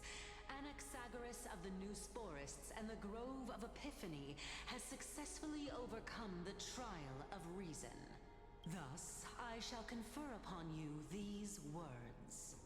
You shall transcend the peaks of purity and return to corruption and hardship. Oh, so that's a god's prophecy. It sounds like you just rephrased my past, present, and future. Ah, Circes. Is that all you've got? Well, you've already transcended the peaks of purity, and you were never the type to give me any leeway. That is true. But I do still have one question. I knew it. What is it? Maybe we're thinking of the same thing. As you've so boldly stated, we and the world itself live on through the memories of others. If that is the case, whose memories did the very first new spore sprout from? How should I know?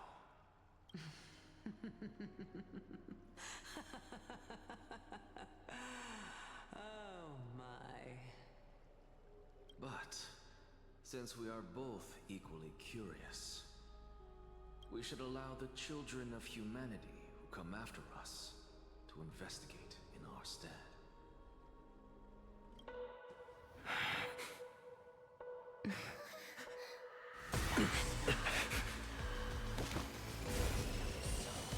Rejoice, Circes.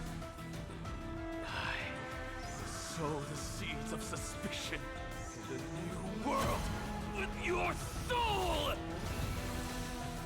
And now, the objective is complete. That is all.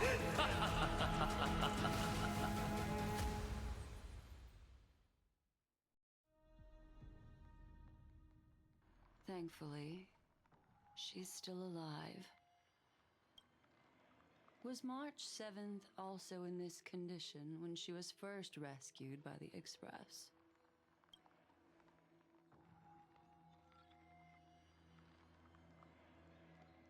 But she still woke up naturally. Looking on the bright side, that might happen this time as well.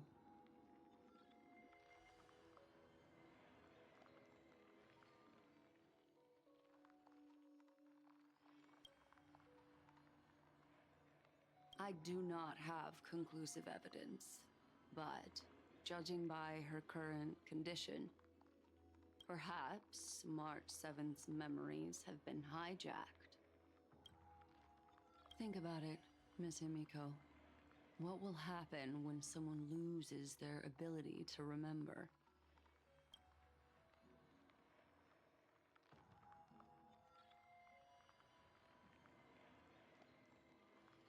Unfortunately, short-term memory is an entirely different concept from the inability to remember. Perhaps it is difficult for you to imagine, but an individual who has lost their ability to remember turns into nothingness. The belief of the Garden is that everything in this universe can be interpreted through memories. This is the driving force behind the continuance of this path. The past is made up of memoria, while the future is a possibility that will eventually be converted to memoria. But the present, it doesn't really exist, and it's only an abstract expression. Therefore, when a person is affected by the path and loses their ability to remember, their physical form will also be affected. These ice crystals are a manifestation of that.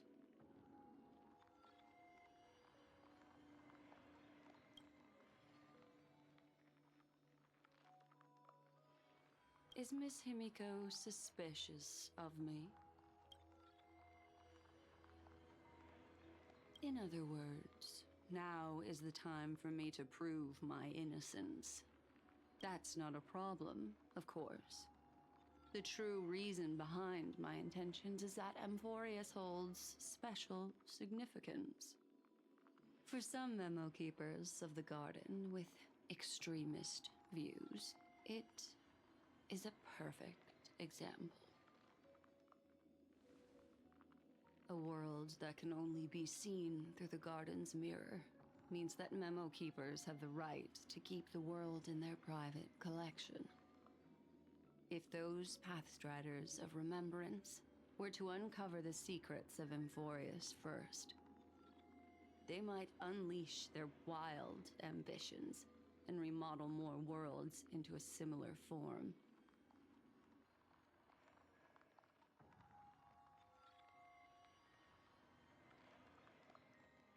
I chose to remain quiet before, because I did not want to involve you in the Garden's internal conflicts.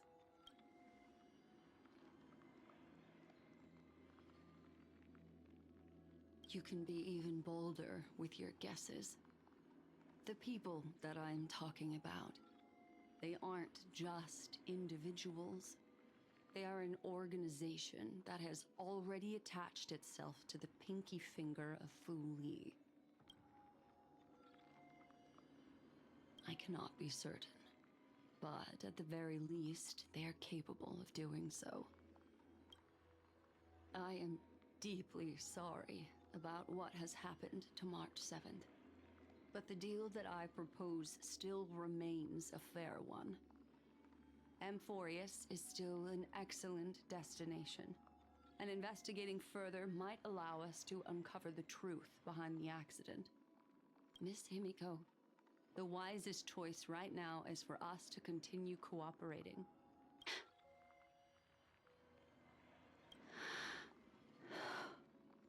Let me take back a part of what I said just now, Miss Himiko. Although we indeed struck a deal, it seems like I have involved you in some unforeseen danger. Please accept my deepest apologies. It's Fu Li. Their gaze has just swept across Amphorius. Oh, how interesting. I never expected a mere memo snatcher to be actually hiding so much inside her head. What's even more interesting is that the word Amphorius has appeared in her subconscious. This lady seems to be having fun. Is she usually like this? It's, hard to explain. What are you two whispering about? Has it not occurred to you that I can hear everything clearly? Please pardon me, Madam Herta. Would you mind sharing with us what you've discovered? The ones who need help are the Astral Express. You will have to put up with my methods, even if they are rather unconventional. Let's get back to the topic. By using the fourth mirror, I rummaged through the brain of this memo snatcher and learned a good deal. Not only does this person know of Amphorius, but there are also many memo keepers who are interested in the place.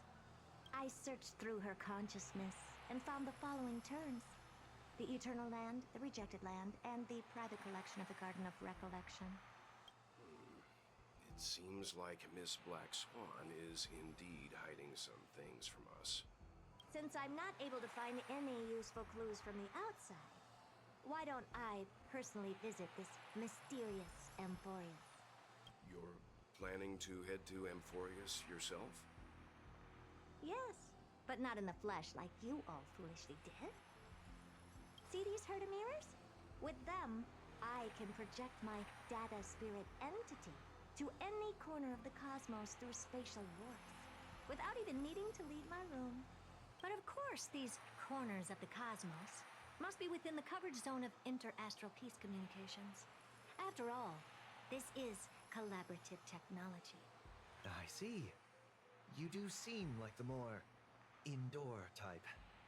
Although that star zone is not within the network of the IPC, the Express itself can serve as a signal station. Come, give me the astral chart coordinates. Then, sit back and enjoy the show.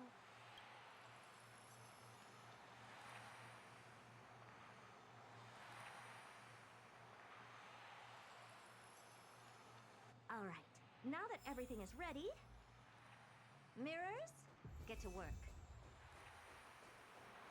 First mirror, input the coordinates. You'll be in charge of the spatial warp. As you command, Madam Herta. The preparations are complete. I wish you a pleasant journey ahead. Second mirror, prepare for the thought refraction. There's still some distance from the Astral Express to the Amphorius celestial body. You're in charge of sending me over. This time, raise the power to the maximum. Don't be stingy.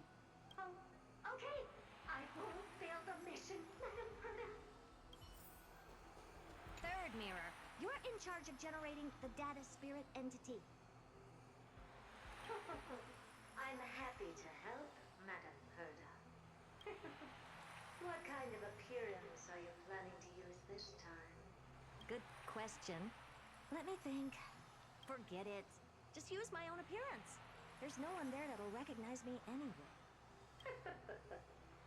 As you wish.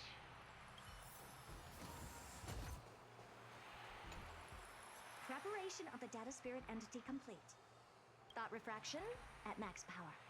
Excellent. The first mirror. Let's get going. Have a safe trip, Madam Herta. May your journey yield good results. Coordinates input complete. Preparing to activate spatial warp. Destination: unknown celestial body. Amphorius. Spatial warp countdown. 5, 4, 3, 2, 1. Warp activated. Oh! So that's Amphorius? Its appearance is, well, sure is unique. Second mirror. Prepare for thought refraction. It's time to send me in. Alright, please read the safety protocols carefully. Can't you hurry up? Yes, ma'am. I didn't expect it to be so turbulent. I should have asked the second mirror to use slightly less power. What a magnificent sight. Is this the entrance to Amphorius? Let's see. Perhaps I'll be able to find a way in.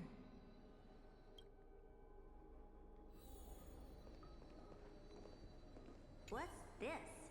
A statue? It's ugly. I don't like it.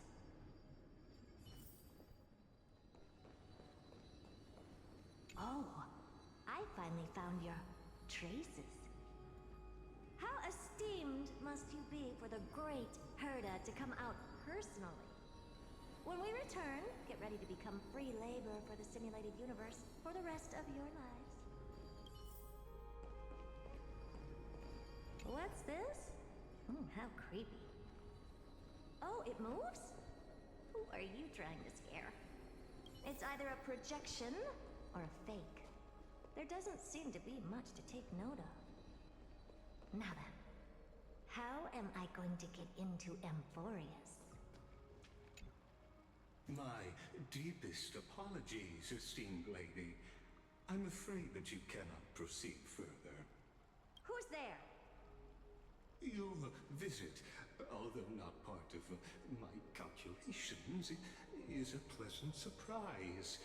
It's a pity that the preparations are not yet in place to receive you with the hospitality that someone of your status deserves.